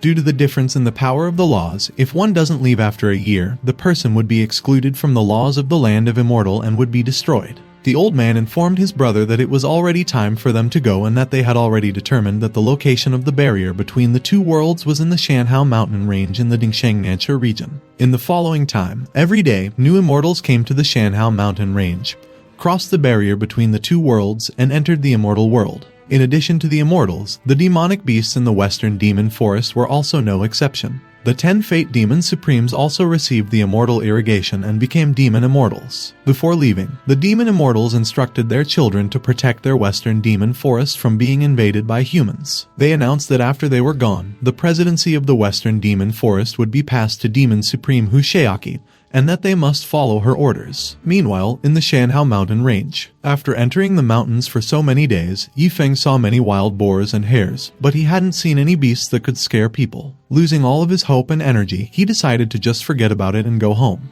At the same time, in the sky, the elephant immortal informed his brothers that the barrier was just ahead of them. He commanded that on his mark, they should pass carefully and be alert. Suddenly, the elephant immortal exclaimed. For some unknown reason, they had reverted to their original form. The three of them simultaneously crashed onto the ground, attracting Feng's attention. Feng was surprised to see three huge beasts. He wasn't expecting that they would come at a perfect time. Feng immediately loaded his bow with 3 arrows and aimed towards the 3 demon immortals. In response to Feng's aggression, the 3 demon immortals quickly fired a breath of their energy towards him. They wanted to kill the imbecile human who dared to attack them with an arrow. However, they couldn't help but be confused when they saw that their immortal level demon breath suddenly dissipated. The 3 demon immortals simultaneously jumped away to dodge the arrows, but to their surprise, the arrows still followed them wherever they went. They decided to just stay still. They were confident since even the 10 Fate Martial Supremes couldn't hurt their immortal bodies a bit. However, despite being demon immortals, the arrows still easily penetrated their skin, causing them to feel a great deal of pain. Horrified by the demon immortals' roars, the birds and other beasts hurriedly fled from the area. The 3 were furious. They were determined to make Feng pay the price of stopping them from stepping into the immortal world. Feng cheerfully ran towards the demon immortals. He actually liked how brutal their roars were. The demon immortals wanted to tear Feng into pieces. They couldn't take being looked down on. However, to their surprise, they suddenly felt a strong suppression the moment Feng got closer to them. Unable to understand what just happened, the lion immortal started questioning who he was and where he was. He couldn't help but wonder what they had bumped into that day. The three demon immortals could only scream in agony as Feng mercilessly beat them up. Immortal World Heaven's Immortal Palace Hall. He is in charge of the whole area of the immortal world, 108 immortal continents, and the supreme existence of the imperial city of the immortal world. The ones who are in charge of each immortal continent under his rule are also the immortal leaders, the strongest among the strong. The Green Jade continent ranks in the middle of the XDP ranking of all the continents and is also in charge of hundreds of lower ranks. As the saying goes, there is a heaven beyond the sky, and so are the immortals. Among the immortals, the vast majority of ordinary immortals are those who have ascended from the lower world, which are called human immortals and earth immortals. If there were any immortals in the hall, they would have noticed the strong aura emanating from the meat in the man's hand. It should have at least come from the body of a heavenly immortal who was at the top of the immortal world during his lifetime. The meat of a man with such astonishing skills was being fed to a crow by the Green Jade Immortal Province Lord, Suk-Shuan-Jun. A man reported to Suk-Shuan-Jun that a lot of people from the lower world called Xianjian continent had been ascending to their continent. Suk-Shuan-Jun was confused. He remembered that millions of years ago, there was an ascender from the Xianjiang continent who disobeyed his discipline, so he punished them for not being able to ascend forever. The man suggested that some kind of man-made event must have let the Xianjiang continent regain the immortal irrigation. Suk-Shuan-Jun declared that to the people of the Xianjiang continent, he is a god, and his will cannot be disobeyed. Confident that it was impossible for lower beings to break his seal, he believed that it was unlikely that there was a man-made event. Suk-Shuan-Jun turned to look at Haiyu, the crow that he had been feeding. He ordered it to go and see what was going on and to report back. Haiyu wasted no time. He immediately went out to follow Suk-Shuan-Jun's orders. He dove straight to the hole that was caused by Feng's punch. While Haiyu was descending, he noticed some people who were ascending. The two cultivators' thousands of years of cultivation had finally come to fruition. They really wanted to see what the immortal world was like right away. Suddenly, the bodies of the two human cultivators were cut into two as Haiyu casually slashed them with his sharp claws. Unable to accept that they would lose their lives before entering the immortal world, the two cultivators couldn't help but cry. Moments later, Haiyu had finally arrived on the Xianjiang continent. He found the continent weak. He was confident that he could destroy it with a wave of his hand. Haiyu snorted after seeing an unsightly bug. On the ground, the demon emperor Calamity Scorpion curiously stared at Haiyu. Calling it a maggot, Haiyu remarked that he would show him how vast the sky was. Haiyu started screaming. He was loud that his screams reached the ends of the mountain range. The Calamity Scorpion desperately covered its ears to somehow protect itself from the noise. Meanwhile, Feng was woken up by Haiyu's screaming. Not knowing what to do, the Calamity Scorpion could only scream in pain. Moments later, the Calamity Scorpion's head exploded like a watermelon. Feng got annoyed by Haiyu's endless scream. He expressed that since Haiyu liked to scream, he would drag him back to the back of the martial arts gym, where he could scream as much as he wanted. Without wasting more time, Feng aimed an arrow towards Haiyu. Haiyu gloated over the Calamity Scorpion's death. He boasted that ants like the Calamity Scorpion are not worthy of being in his sight. Suddenly, he noticed that an arrow was flying towards him. Haiyu couldn't keep himself from laughing. He bragged that even if he didn't dodge, Feng's puny attack wouldn't be able to hurt him. Haiyu was confident that a mere ant's attack could do nothing to him. However, he couldn't help but scream in pain the moment the arrow penetrated his belly. Haiyu realized how careless he was. He was confused as to how some mere ant managed to injure an immortal beast like him. Having lost all of his strength, Haiyu fell heavily to the ground. After a while, Feng found where Haiyu was. Realizing that Feng was the one who fired the arrow, Haiyu planned on screaming at him to death. But before he could do so, Feng quickly hit his head with a stick. Feng swung the stick in his hand. He didn't want to give Haiyu the chance to scream like he did before. Haiyu panicked. He wanted to catch his breath first. He just came down there, so he couldn't accept to fall just like that. Without a care for his well-being, Feng beat up Haiyu mercilessly. Feng stored Haiyu in his storage ring. He felt so happy thinking that, with the size of the beasts that he had caught, he would definitely be able to deceive a lot of people. Content with the harvest he had, he decided to go home. Meanwhile, outside the martial arts gym, a man was insisting that Lu Qingshan admit something. He asked him why he was trying to fool them into it. The man complained that instead of bringing them great opportunities, Lu Qingshan brought them to a place where even birds don't fish. Lu Qingshan immediately explained to the men that he was not lying when he claimed that he would bring them opportunities. After pointing out to them that everyone present there was either an elder or a sect master, Lu Qingshan asserted that if he had really fooled them all, he would have escaped long ago. Zhu told the elders and sect leaders that if they hadn't known them for so long, they would never have mentioned the good opportunity. The sect leaders and elders reminded Zhu that, with their status, they don't have time to waste. They insisted that if he wanted them to believe him, he should show them evidence that they could trust or reveal the peerless expert that he had been talking about. When Lu Qingshan couldn't show them anything, the elders and sect leaders decided to go back to their sect, stating that they were just wasting their time. Lu Qingshan wanted to stop everyone. It was hard for them to find those people, and he was afraid that if they all left, Feng would not be happy that no one would work for him. Lan Zhu claimed that they are all blind and that if they saw Feng, they would all try to stay there by all means. A few moments later, Feng finally arrived at the martial arts gym. After informing them Feng has come to their world to experience the life of mortals, Lan Zhu immediately warned the elders and sect leaders not to reveal their cultivation in front of Feng. Seeing that Lan Zhu was not faking, everyone wondered if there was really someone powerful hiding in that place where there was no bird fish. Lu Qingshan said that he had brought the first batch of workers. He asked everyone to hurry up and greet Feng. The elders and sect leaders eyed Feng from his toe to his head. Seeing how plain and simple Feng was, everyone couldn't help but doubt if he was really a peerless expert. When Lu Qingshan asked them why they didn't greet Feng, the elders and sect leaders retorted that it was because Feng is not a peerless expert. Lu Qingshan expressed that after knowing everyone for a long time, he just found out that they are ignorant. He remarked that if only they could see through Feng's strength, they would be amazed. The sect leader and elders bid farewell to Lu Qingshan. They claimed that they no longer needed to stay because they were already amazed by his acting skills. Lu Qingshan desperately tried to convince everyone to stay, but to no avail. Meanwhile, at the back of the martial arts gym, Feng let the beasts out since his efforts would be wasted if he suffocated them to death. He asked Zhongqing to take out his iron chains from his blacksmithing room. Moments later, Haiyu finally woke up, along with the 3 demon immortals. The 4 of them were surprised. They couldn't understand how they ended up being tethered so badly. Unable to take that kind of humiliation, the 4 screamed just to vent their anger. The people in Zhongping City were extremely horrified the moment they heard the 4 beasts' screams. Based on the pressure alone, the 3 old men knew that Feng had caught some demon immortals. They wondered if Feng would use them for food or for fun. On the outskirts of the city, some powerful individuals could be seen flying towards the entrance of Zhongping City. The group of people landed unceremoniously on the ground. The sect leaders and elders asked Lu Qingshan what the situation in Zhongping City was and why there were screams and strong pressure. Lu Qingshan just replied that what had happened could only be Feng's doing. He expressed that it's funny how the sect leaders and elders came back in a hurry just because Feng casually did something. Simultaneously, everyone flew towards the martial arts gym. Lu Qingshan tried to stop them, but no one even spared him a glance. At the same time, at the back of the martial arts gym, Feng asked them if they heard the scream. The old men confirmed that they did, pointing out that it was very powerful. Haiyu found his situation a great disgrace. He is a great demon of the green jade immortal continent, but in that low-level lower world, he is chained up with an iron chain. And from the very beginning, there has been a mysterious pressure that has prevented them from even talking. Contented by how powerful the beast's screams were, Feng sang and danced cheerfully along with the old men. Haiyu was inevitably annoyed when Feng requested them to let him hear their screams a few more times. A while later, people came running towards the back of the martial arts gym.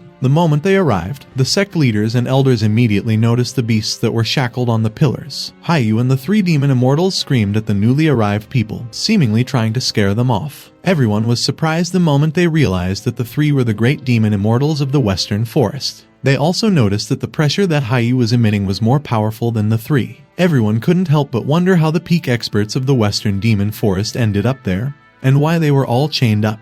Feng noticed that there were people behind him. He assured them that they didn't have to be afraid, insisting that the 4 were just a few wild animals that he caught randomly from the mountains. He emphasized that the 4 were all tied up and couldn't hurt anyone. Hearing Feng claim that the 4 were just some wild animals, the sect leaders and elders inevitably wondered what kind of peerless expert Feng was. Everyone finally believed Lu Qingshan's words, that the seemingly unassuming young man was really a terrifying peerless expert, since if he was not, the 3 demon immortals wouldn't be his prisoners. When Feng showed him the site where they would be working, Lu Qingshan mentioned that he'd show everyone around first. Feng told Lu Qingshan that he'd be taking his leave. He instructed him to call him if he needed anything. The sect leaders and elders were sweating heavily while staring at Feng and Lu Qingshan's backs. As soon as Feng was gone, they immediately apologized to Lu Qingshan and his disciples, claiming that they were just impulsive and that it was just a general understanding. They offered them some pills and spiritual elixirs, which they claimed to have wanted to give them long ago. Lu Qingshan couldn't help but be speechless as he was reminded by the sect leaders and elders how they forged a deep friendship. Someone even claimed that he and Lu Qingshan are somewhat distant relatives because Lu Qingshan's childhood sweetheart was the daughter of his uncle's nephew's aunt. Lu Qingshan scolded everyone for being shameless. He agreed to let them work for Yifeng, but he warned them that if they didn't keep in mind the things he had mentioned and offended Yifeng,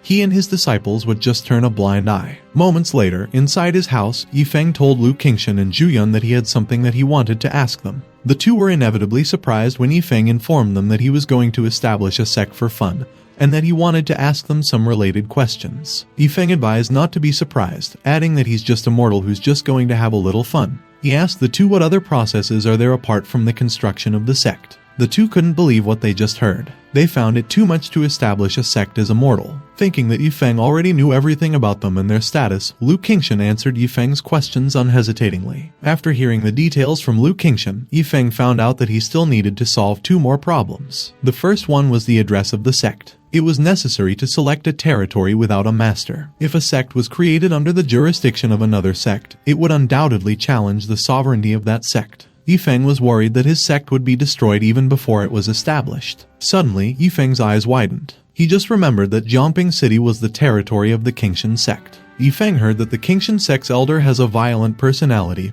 and does not hesitate to kill people, and that many young girls have already fallen into the poisonous hands of the sect master, who is even more eccentric and unpredictable. Someone claimed that the sect master seems to be into lowly, especially beast girls. While Yifeng declared that he definitely couldn't establish his sect in Jiangping City, Lu Qingshan and Zhu Yun wondered why they suddenly felt a chill down their spines. Yifeng's second problem was the most problematic, the qualification for the establishment of the sect. In order for a sect to be established, one must obtain sect association authentication, and the qualification must first be certified by the Sect Alliance. The Sect Alliance is an organization formed by many sects in Dingsheng. If Yifeng fails to have a certificate, he will not be recognized and will be ordered to dissolve his sect. There is a necessary condition for obtaining the qualification for establishing a sect. The first one was that the sect master must have a cultivation base. Yifeng was at a loss. If he had cultivation, he wouldn't have bothered establishing a sect just to complete the system task. He couldn't help but complain since he needed to establish a sect first in order to have cultivation.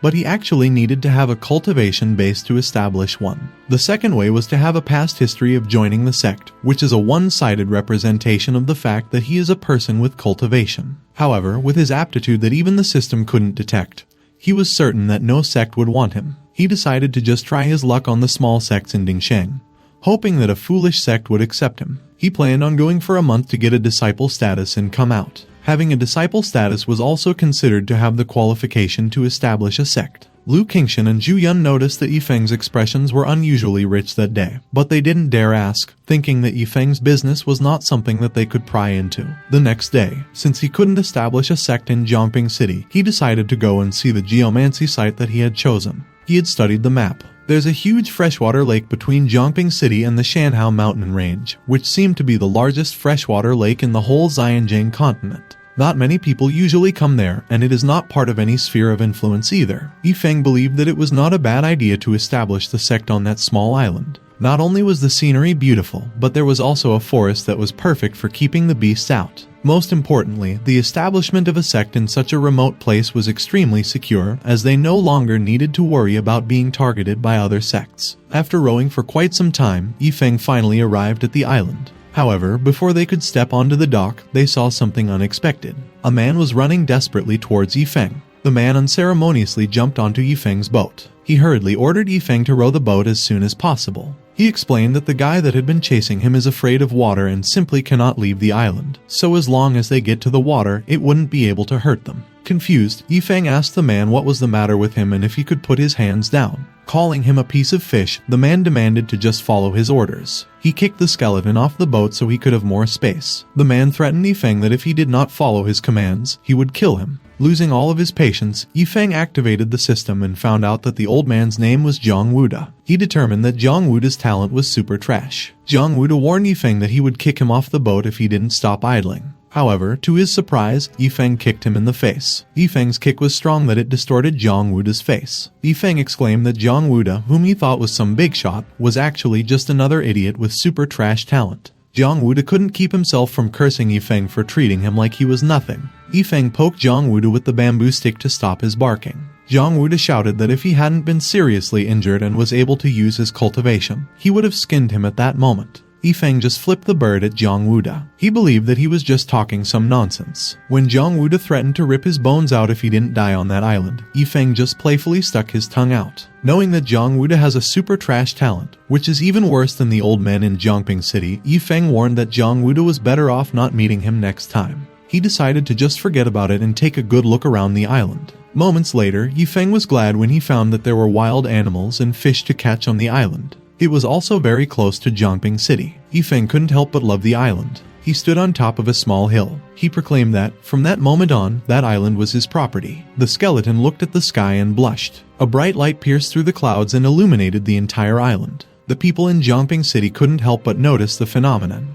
Uncle Wang couldn't keep himself from staring at the island, eyes wide and mouth agape. Zuo Rong remarked that Yifeng's realm was still beyond their original guesses. They couldn't believe that, in just one sentence, a small world was created on its own. The old men felt that their cultivation had been completely suppressed. Within that range, the laws had completely changed, and they didn't seem to be able to fly anymore. What's more peculiar was that they could no longer feel the call of the immortal world, and they felt like they didn't need to go to the immortal world within a year, which meant they could stay with Yifeng all the time. Because of Yifeng's proclamation, that place had become completely independent of the laws of the immortal world and the Xianzhong continent. When everyone followed Yifeng to the island, they expressed their surprise after seeing pregnant birds and trees with so many leaves and praised Yifeng for being so discerning. Yifeng remarked that he didn't expect that they would find out so soon. After telling them that they were all already acquaintances, he assured them that since they planned to come with him, he wouldn't treat them badly. Zhu Wu and Lai Tian excitedly talked about opening a milk tofu shop and tearful cow-berried noodles. Meanwhile, to express his respect for Yifeng, the old man who sells fireworks planned on naming his shop Firework Yifeng.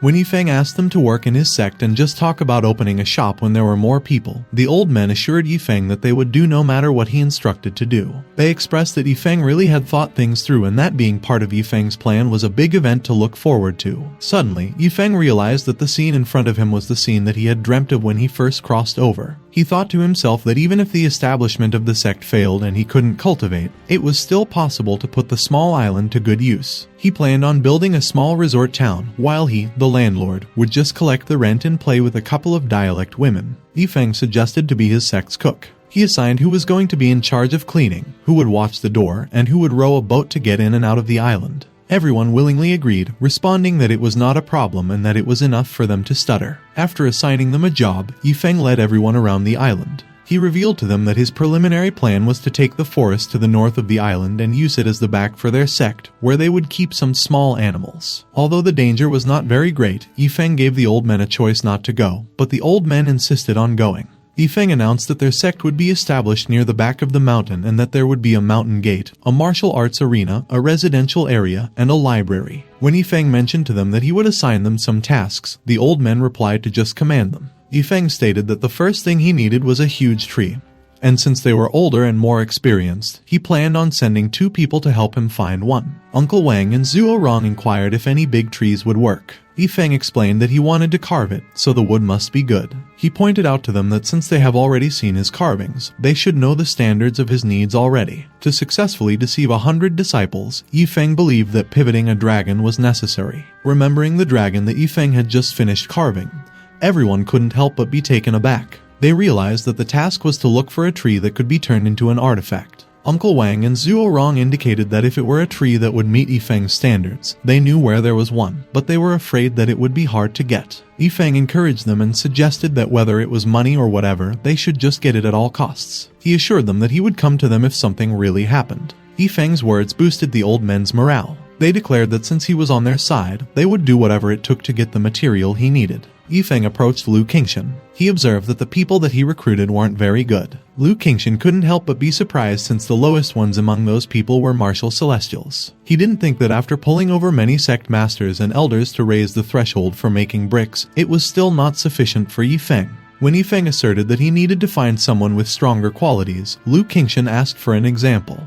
Feng pointed at someone and remarked that people like that person would do. Lu Qingshan stared at the young man, who was nonchalantly carrying a tree's trunk. Seeing that the person doesn't look ordinary, Lu Qingshan got afraid that he'd turn out to be a martial supreme or something. While the old men were discussing the tasks that they had been given, Feng checked the dirt. Moments later, Feng informed that there was one last thing that he had to tell them. He told the old men that they'd be making fire bricks by themselves. Feng explained that that island was not friendly in terms of transportation or materials, so he would teach them how to make fire bricks. He pointed out that he wouldn't allow jerry-built work there and that he would be giving them a finished product standard. Old men stared intently at the brick that Feng presented. After feeling the overflowing rustic aura, they realized that it was an immortal weapon. Although it was not strange for them to see Feng take out an immortal weapon, they were taken aback by the fact that it would be used to build a house because that gesture, even the real immortal world couldn't compare to it. Uncle Wang commented that he didn't think that their job would be so trivial compared to others. He urged that they should hurry up and find wood for Feng.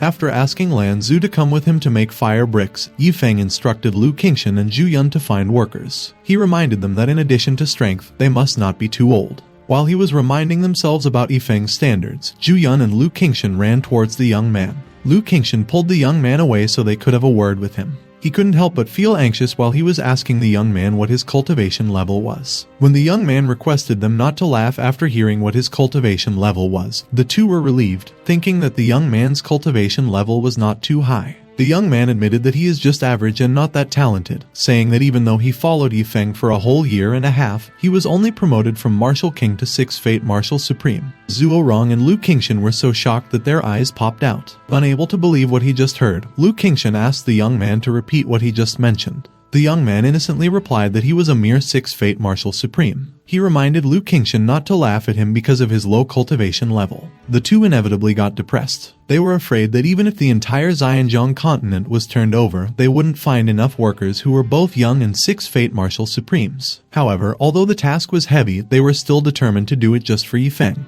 At the same time, somewhere on the island, the skeleton and Ao King were feeling bored. To relieve their boredom, Night Breeze suggested taking a stroll with the beasts. The skeleton was disinterested. He expressed that there was nothing great about a crossbreed of stupid beasts. Suddenly, he noticed that something was poking out of a giant rock. It was actually a beast. It was horrified because of the sudden arrival of scary people on that island. The skeleton mercilessly kicked the beast's ass. The bear couldn't help but scream the moment he saw the skeleton, Ao King, and Night Breeze. He ordered them not to come any closer to him. He warned them that he was very ferocious and that he would cut their throats if they didn't listen. However, to his surprise, the skeleton didn't care and just nonchalantly approached him. Seeing that the skeleton was not scared, the bear hurriedly admitted that he was wrong and that he was just a harmless bear. When the bear suddenly fell down and claimed that he was dying, Night Breeze couldn't help but recognize him as the strong one in that respect. The skeleton called Ao King, and Ao King immediately understood what he meant. Ao King ordered the bear to get up. He pointed out to him that it was useless for him to play dead in front of the skeleton. The bear immediately got up and confessed that he was just a little bear sealed in there. He explained to the skeleton that after seeing them descend in a majestic manner with golden light over their heads, he knew that it was the arrival of great beings and that he was afraid of bumping into some of them. So he hid there but accidentally bumped into them instead. Intrigued, Ao King asked the bear if he could tell them what kind of great beings they were. The bear seemed to have seen an opportunity. He praised Night Breeze for being a proper wise man. He remarked that although Night Breeze is short in stature, the shrewdness in his eyes could make people understand. He noted that Ao King is even more powerful, that he looks stern and behaves in a powerful way, and that his identity is sufficiently important. The bear praised the skeleton. He observed that he could tell that the skeleton was the most amazing one because he has the aura of the king, and after mentioning the skeleton's outfit, he expressed that if it were not for the jingling of bells under his crotch, he would have married the skeleton. The skeleton was pleased by the bear's praises. When Ao King and Night Breeze suggested that they should take the bear in because he is promising and open-minded, the skeleton agreed. The bear didn't expect that the words he just uttered would save his life and lead him to that destiny. He couldn't help but thank his natural ability to be sensitive to danger and strength. While the bear was thanking him, the skeleton declared that from that moment on, except for a man who loves money and a snail that is lying still, there was nothing else in that world he needed to fear. The bear was confused as to who the skeleton was referring to. The skeleton warned the bear that if he messed with the money-loving guy, even a god could not save him. Suddenly, Ao King cleared his throat. The bear quickly greeted Ao King and Night Breeze. Pleased by his attentiveness, Ao King assured the bear that since he was with them, no one would dare bully him for a lifetime. Out of nowhere, the mark on Ao King's forehead glowed. When Ao King informed the skeleton that someone from his clan was looking for him nearby, the skeleton replied to go ahead. The skeleton asked the bear to introduce him to any interesting items that he had.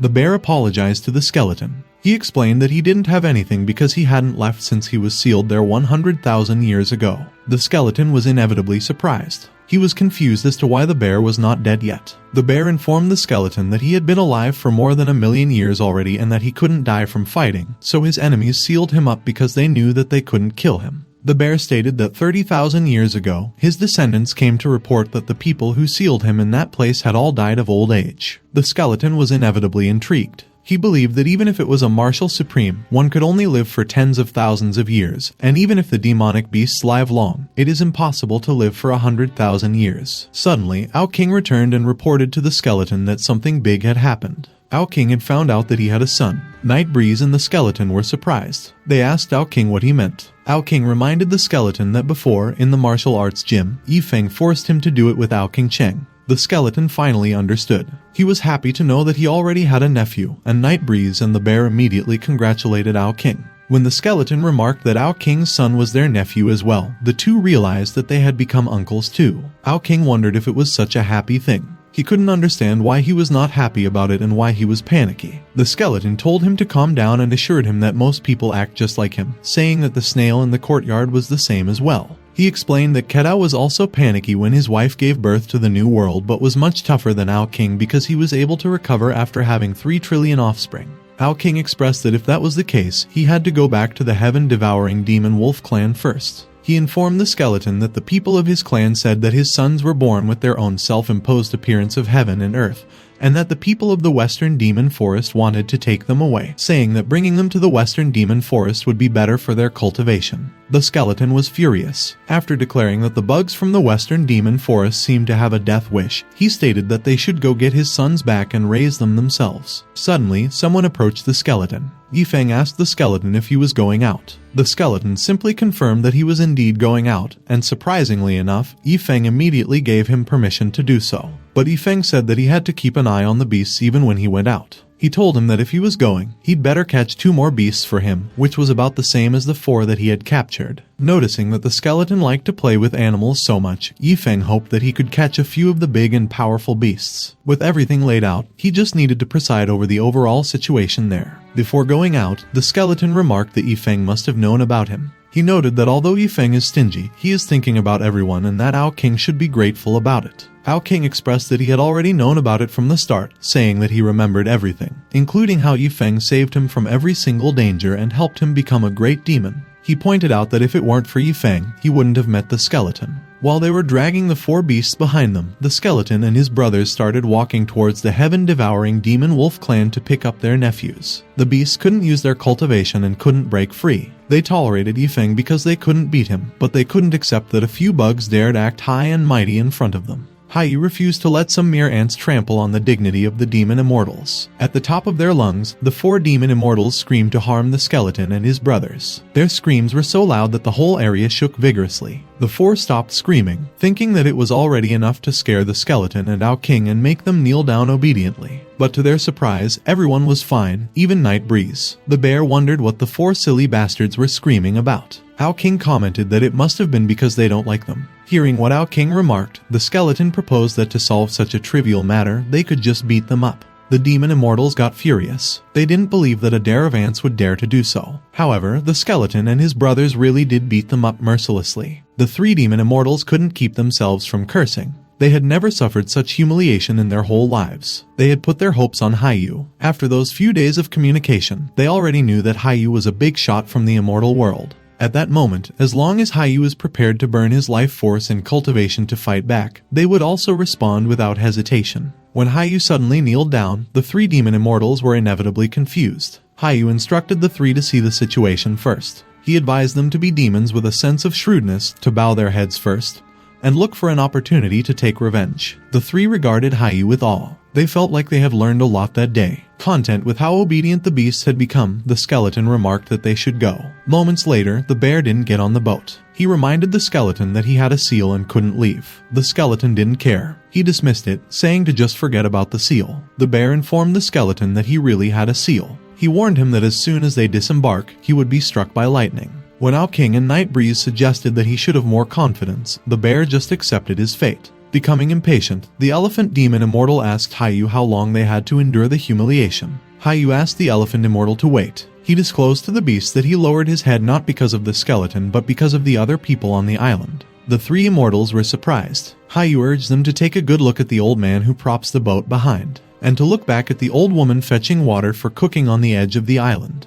and the guys who were fishing on the other side of the island. Hayu revealed to the three that those people were the former 10 Fate Martial Supremes who had become immortal cultivators. He clarified to them that once the fight starts, even if Feng doesn't make a move, just those people around them could make them feel overwhelmed. But he assured them that the skeleton and his brothers wouldn't be able to bounce around much longer, stating that the moment the skeleton takes them off the island, they will settle the old scores and new ones together. The three eyed the skeleton dangerously. They planned on tearing him into pieces. A while later, the bear anxiously stepped onto the land. When nothing bad happened, he couldn't help but express how glad he was. He speculated that the seal must have been in place for so long that it was no longer valid. Awaken suggested that even if the seal was still there, nothing would happen to him because the skeleton was there. With nothing else to fear, the bear eagerly asked the skeleton how they would go to the heaven-devouring demon wolf clan. The skeleton explained that since they have 4 fools with them, it was not necessary for them to fly over by themselves. Hayu decided to just let the skeleton have a little fun for a while, thinking that the more fun he has at that moment, the more miserable they will torture him later. Night Breeze inquired of the skeleton how the beasts could be their mounts if their strength was sealed by Feng. The skeleton reassured him that his concern was not a big deal. After breaking the shackle on the 4 beasts' feet, the skeleton proudly declared that the problem had been solved. The elephant immortal thought to himself that, other than being bloodless and fleshless, the skeleton was also brainless. He told Hayu to watch the 3 of them dismantle the skeleton in front of him right away. Hayu urged them to wait. He explained that although their cultivation base had been restored, they were still close to the island. The 3 couldn't help but admire Hayu even more. They believed Hayu was worthy of being the big shot of the immortal world and that, whether it was intelligence, cultivation, or a sense of shrewdness, they could not compare to him. Hayu advised the 3 to learn well. He stressed that if they don't have anything, in the world of immortals, the world of deceit and deception, they wouldn't be able to survive. As soon as each one of them had ridden their mount, the skeleton and his brothers immediately continued their journey towards the heaven-devouring demon wolf clan. The bear was heavy that its mount coughed up blood. Through telepathy, the elephant immortal asked the bird immortal to be shrewd and to carry on. When the bird immortal requested the lion immortal if they could switch, the lion immortal immediately excused himself. He reasoned that he heard Hayu calling him from ahead. Sometime later, the skeleton, Awaken, and Night Breeze arrived at the heaven-devouring demon wolf clan. Awaken looked around him with a proud look on his face. At the time when he left, he was just the unloved third prince, the trash talk of their clan. But after meeting Feng, the small heaven-devouring demon wolf clan was no longer worth it in his eyes. The skeleton couldn't help but be creeped out when Awaken expressed how glad he was that he followed him and Feng. It had been a while since they arrived, so Night Breeze wondered why the bear hadn't arrived yet. Moments later, they saw a bird flying awkwardly in the sky. The bird immortal was squashed as he fell heavily on the ground. He insisted that they not worry about him. He assured them that he would be fine after a little rest. Hayu informed the 3 that it was about time that they initiated their plan. The elephant immortal suggested to Hayu that he could just let the 3 of them take down the 4 mere ants. When the bird immortal asked the elephant to let him take care of the bear, the elephant immortal agreed. The 3 simultaneously transformed into their most powerful forms. Suddenly, the elephant immortal noticed something. They were surprised when they saw that there was a huge sphere of light in the sky. Knowing that it was because of the seal of the bear, the 3 wondered how a small seal triggered such a big thunder calamity for a black bear with normal strength. They believed that such a thing shouldn't be happening. Based on the oppression that he felt, Hayu determined that even if he came from the immortal world and surpassed the strength of an ordinary immortal, he may not be able to withstand such a lightning strike. So they wouldn't panic. Hayu told the 3 that the thunder calamity would only target the bear. He indicated that the right time for them to attack was when the bear was killed by the lightning. Hayu pointed out to the 3 that they must be cautious and observe the right time and place. The 3 demon immortals became certain that there was always something to learn from being around strong people. The elephant instructed his brothers that if something unexpected happens, they shouldn't hesitate to ask Hayu for help. Hayu assured the 3 that if something does happen, he would step in. He declared that the only reason he wouldn't act himself was because he didn't want to do anything with those scraps. The bear couldn't help but complain. He wondered why the heavens would do it to a harmless bear like him. The moment the lightning was about to strike the bear, the 3 demon immortals immediately made their move. Thinking that they could finally avenge their shame, the three excitedly ran and flew towards the skeleton, Ao King, and Night Breeze. When they heard that Ao King was comparing his fur with Night Breeze's shell, they couldn't help but think that they were really just a bunch of idiots. The skeleton suddenly raised his finger. With a thunderous roar, a thick bolt of lightning struck down and hit the finger that the skeleton raised. The lightning dissipated, and it didn't even leave a scratch on the skeleton's finger. The three demon immortals' eyes bulged. They were surprised to know that the skeleton was stronger than they had expected. To teach them a lesson, the skeleton nonchalantly attacked the three demon immortals. The three were extremely hurt by the attack. They couldn't understand how the skeleton could be that strong. The elephant immortal remarked that they didn't need to panic yet. He asked Hayu to come and help them. Hayu spread his majestic wings and flew up.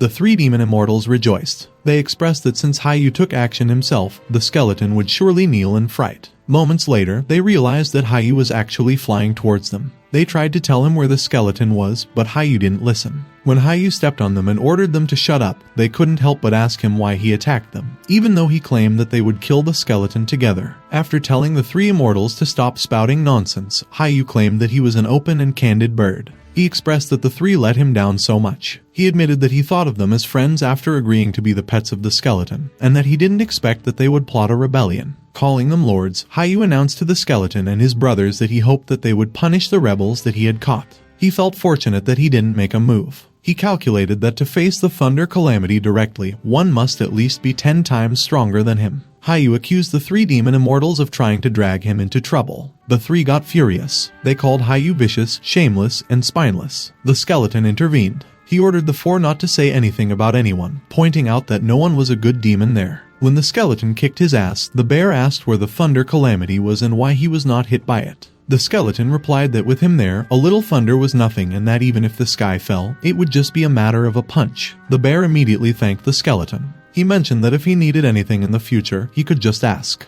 Taking up his offer, the skeleton asked the bear to slap the four demons 100 times. Hayu was overjoyed. He was glad that the skeleton didn't have the intention of killing him. After admitting that he was guilty of not being able to see through the evil schemes of the three demons, Hayu urged the bear to hit him hard. He was confident that, with the bear's cultivation, the slaps would certainly not be painful. When the bear asked if it was really alright, Hayu pointed out that it was an order from the skeleton. He insisted that since it was an order, he had to take the slap and that the bear had to do it no matter what. He asked the bear to go ahead and use his strength. Letting go of his concerns, the bear reluctantly swung his paw towards Hayu. Hayu smiled. He thought to himself that the bear's paw didn't look strong enough. Worried that the skeleton wouldn't be satisfied with the slap and decide to kill him, Hayu planned on acting like the slap hurt. However, to Hayu's surprise, the bear's slap was actually strong. It was strong that Hayu let out a gasp of pain. Hayu was at a loss. He couldn't understand how the bear managed to hurt his immortal physique. The bear apologized to Hayu. After telling him that he had to obey the skeleton's order, he reminded Hayu that he himself admitted that he'd take the slaps. The bear added that if that much strength was okay, he would continue. Hayu asked the bear to wait. He warned that he would be gone if the bear tried harder. Failing to hear what Hayu just said, the bear remarked that Hayu asked him to apply more strength. Hayu panicked. He desperately tried telling the bear that he heard him wrong.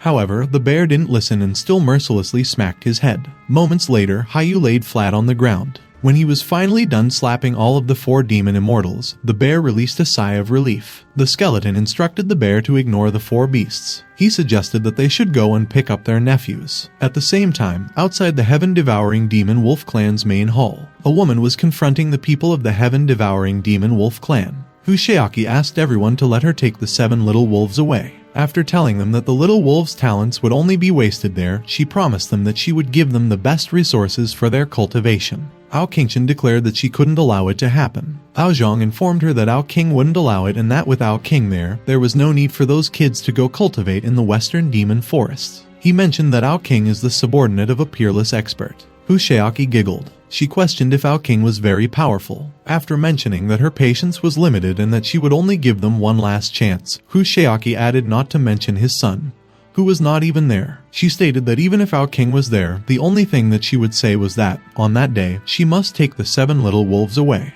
Hushiaki made it clear to everyone that whether they were willing or not, it wouldn't change the outcome. After failing to bluff Hushiaki, Ao Zhang wondered if there was really nothing that they could do. Ao Qingshan was frustrated. She didn't want her children to be taken away from her. Suddenly, the skeleton arrived. He questioned Hushiaki as to who she was and where she got the courage to act so haughty in front of him. He remarked that she didn't seem to want to live anymore since she wanted to take his nephews and nieces away. After transforming into his human form, Ao King greeted his father, mother, and elders. Everyone was overjoyed to see that Ao King had returned. The elders acknowledged that they had misunderstood him before and that they were glad to have him back. Not knowing how to approach him, Ao King Cheng just stared at Ao King. Husheaki grounded her teeth in irritation. While she was releasing her aura, she inquired if the people of the heaven-devouring demon wolf clan had overlooked something. Although Ao King could ignore Husheaki's suppression, the elders felt that his aura wasn't that strong. They got afraid that he was no match for Husheaki. The skeleton suddenly stood in front of Ao King. He insulted Husheaki by calling her a little creep.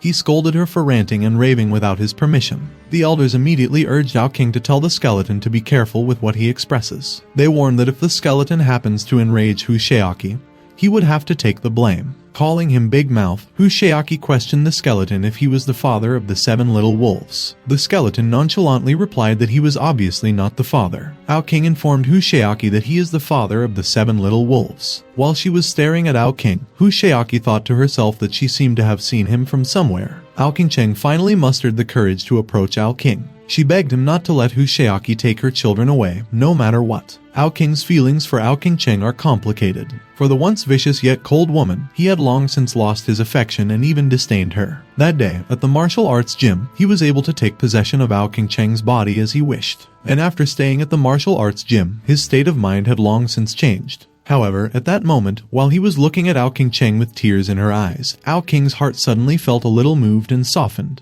He assured Ao King Cheng that he wouldn't let Husheaki take their kids away. Ao King Cheng just nodded in response. Husheaki laughed. She announced that since he is the father of the children, she would give him one last notice. She let him know that, on behalf of the Western Demon Forest, she would take away the 7 little wolves no matter what or whether he agreed or not. Suddenly, Husheaki exclaimed. She felt like she had seen Ao King's eyes somewhere. She remembered that while she was on her way there, she met a peerless expert who had a skeleton and a dog by his side. Her focus was directed on the expert's dog. Husheaki seemed to have noticed something. She finally realized that Ao King was the dog next to the peerless expert who punched the sky. Husheaki immediately kneeled down. She nervously uttered that she was just joking with them. The people of the heaven-devouring demon wolf clan couldn't help but be confused. They couldn't understand why Husheaki suddenly fell to her knees and acted that way. Ao King Cheng saw that Husheaki glanced at Ao King. She knew that it was that one look that made Husheaki, a demon supreme, go from high profile to a humble one. Ao King Cheng wondered what kind of strength one needed to have to do such a thing.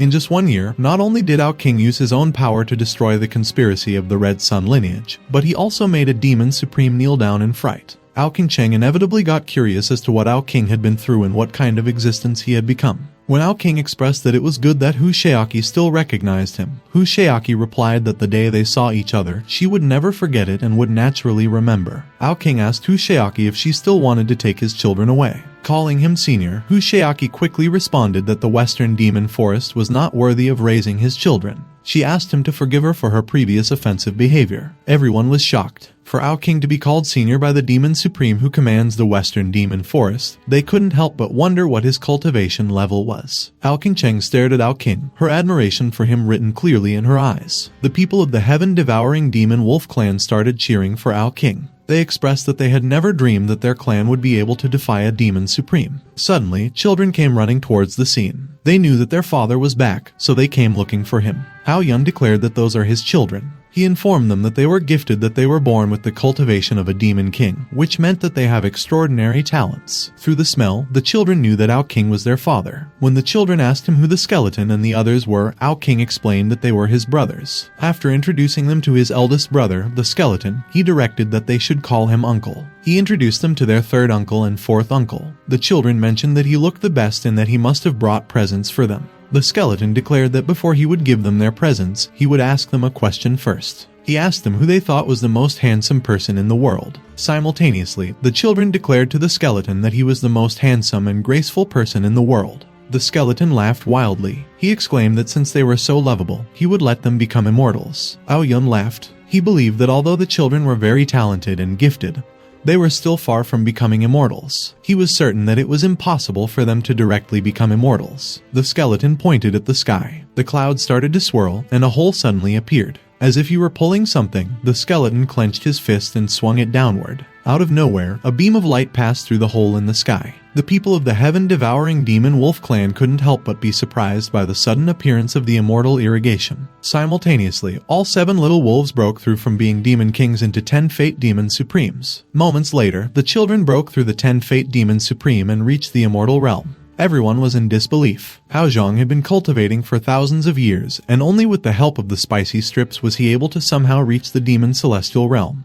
They couldn't help but wonder what kind of immortal technique the skeleton used. Fushiaki couldn't keep her eyes from twitching. She had been through thousands of years of cultivation and had eaten countless heavenly materials and treasures to reach that level, but she was easily surpassed by children who just came out of their mother's womb. Haozhong expressed that their heaven-devouring demon wolf clan was bound to rise on that day. He proclaimed that they should celebrate later and make another good son just like Ao King. Witnessing how he pulled the immortal irrigation with just one hand, the women in the clan were inevitably amazed by the skeleton. The skeleton informed everyone that to let the little ones ascend to immortality, it took a lot of toll on him. He mentioned that it would at least take a night of drinking to make up for it. Knowing what he meant, Ao Zhang immediately agreed that he would arrange it for him. When Ao Zhang asked Ao King if the skeleton was the peerless expert that he mentioned, Ao King clarified that the skeleton was his eldest brother, not his master. The skeleton announced to everyone that he was just a servant, the first-rate thug, the scumbag skull great. Everyone was extremely shocked. They couldn't believe that the person who made immortals with one hand was only a servant. They couldn't help but try to imagine what the peerless expert looked like. After thanking the skeleton, the children started praising Night Breeze, Scales, and the bear's belly. They expressed that they wanted to play. Night Breeze suddenly grew bigger. After instructing them to come to the top of his head, he offered to take them on a roller coaster ride.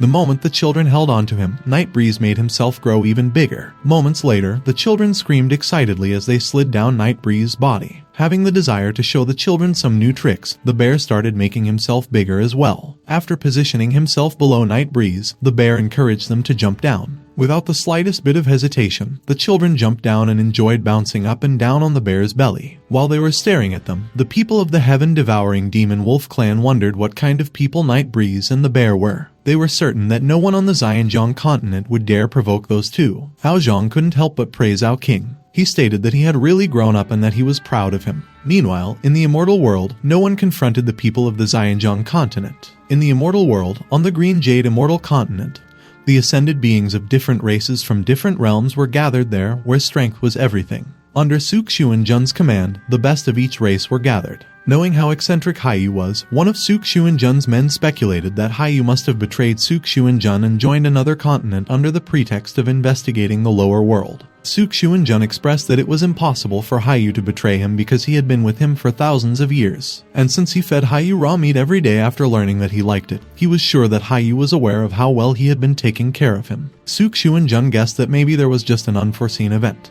At the same time, in the heaven-devouring demon wolf clan, Haiyu informed the skeleton that he was from the immortal world and a trusted aide of the Lord of the Green Jade immortal continent. He confided that Suk Xuanjun doesn't treat him like a bird, forcing him to eat raw meat every day for 10,000 years. After revealing that he also liked to drink wine and eat cooked food, he explained that he came down there to escape from Suk Xuanjun's clutches and that he couldn't doubt his loyalty. Haiyu thought to himself that serving Suk Xuanjun and eating immortal meat were all nonsense. He believed that following the skeleton and Feng was the real big deal. To Haiyu's disappointment, the skeleton remarked that he was not worthy of being his follower. The skeleton continued that Haiyu could be at most a pet bird in the back of the mountain of Feng's sect. Haiyu found becoming a pet a good thing. He believed that as long as Feng was in that place, there would be a lot of opportunities in the future. He immediately grabbed the opportunity. He requested to become Feng's pet. When the skeleton mentioned that there were preconditions, Haiyu asked the skeleton to tell him what the conditions were. After informing him that Feng wanted to enrich the back of the mountain with small animals, the skeleton tasked Haiyu with finding some more animals that were not much worse than him.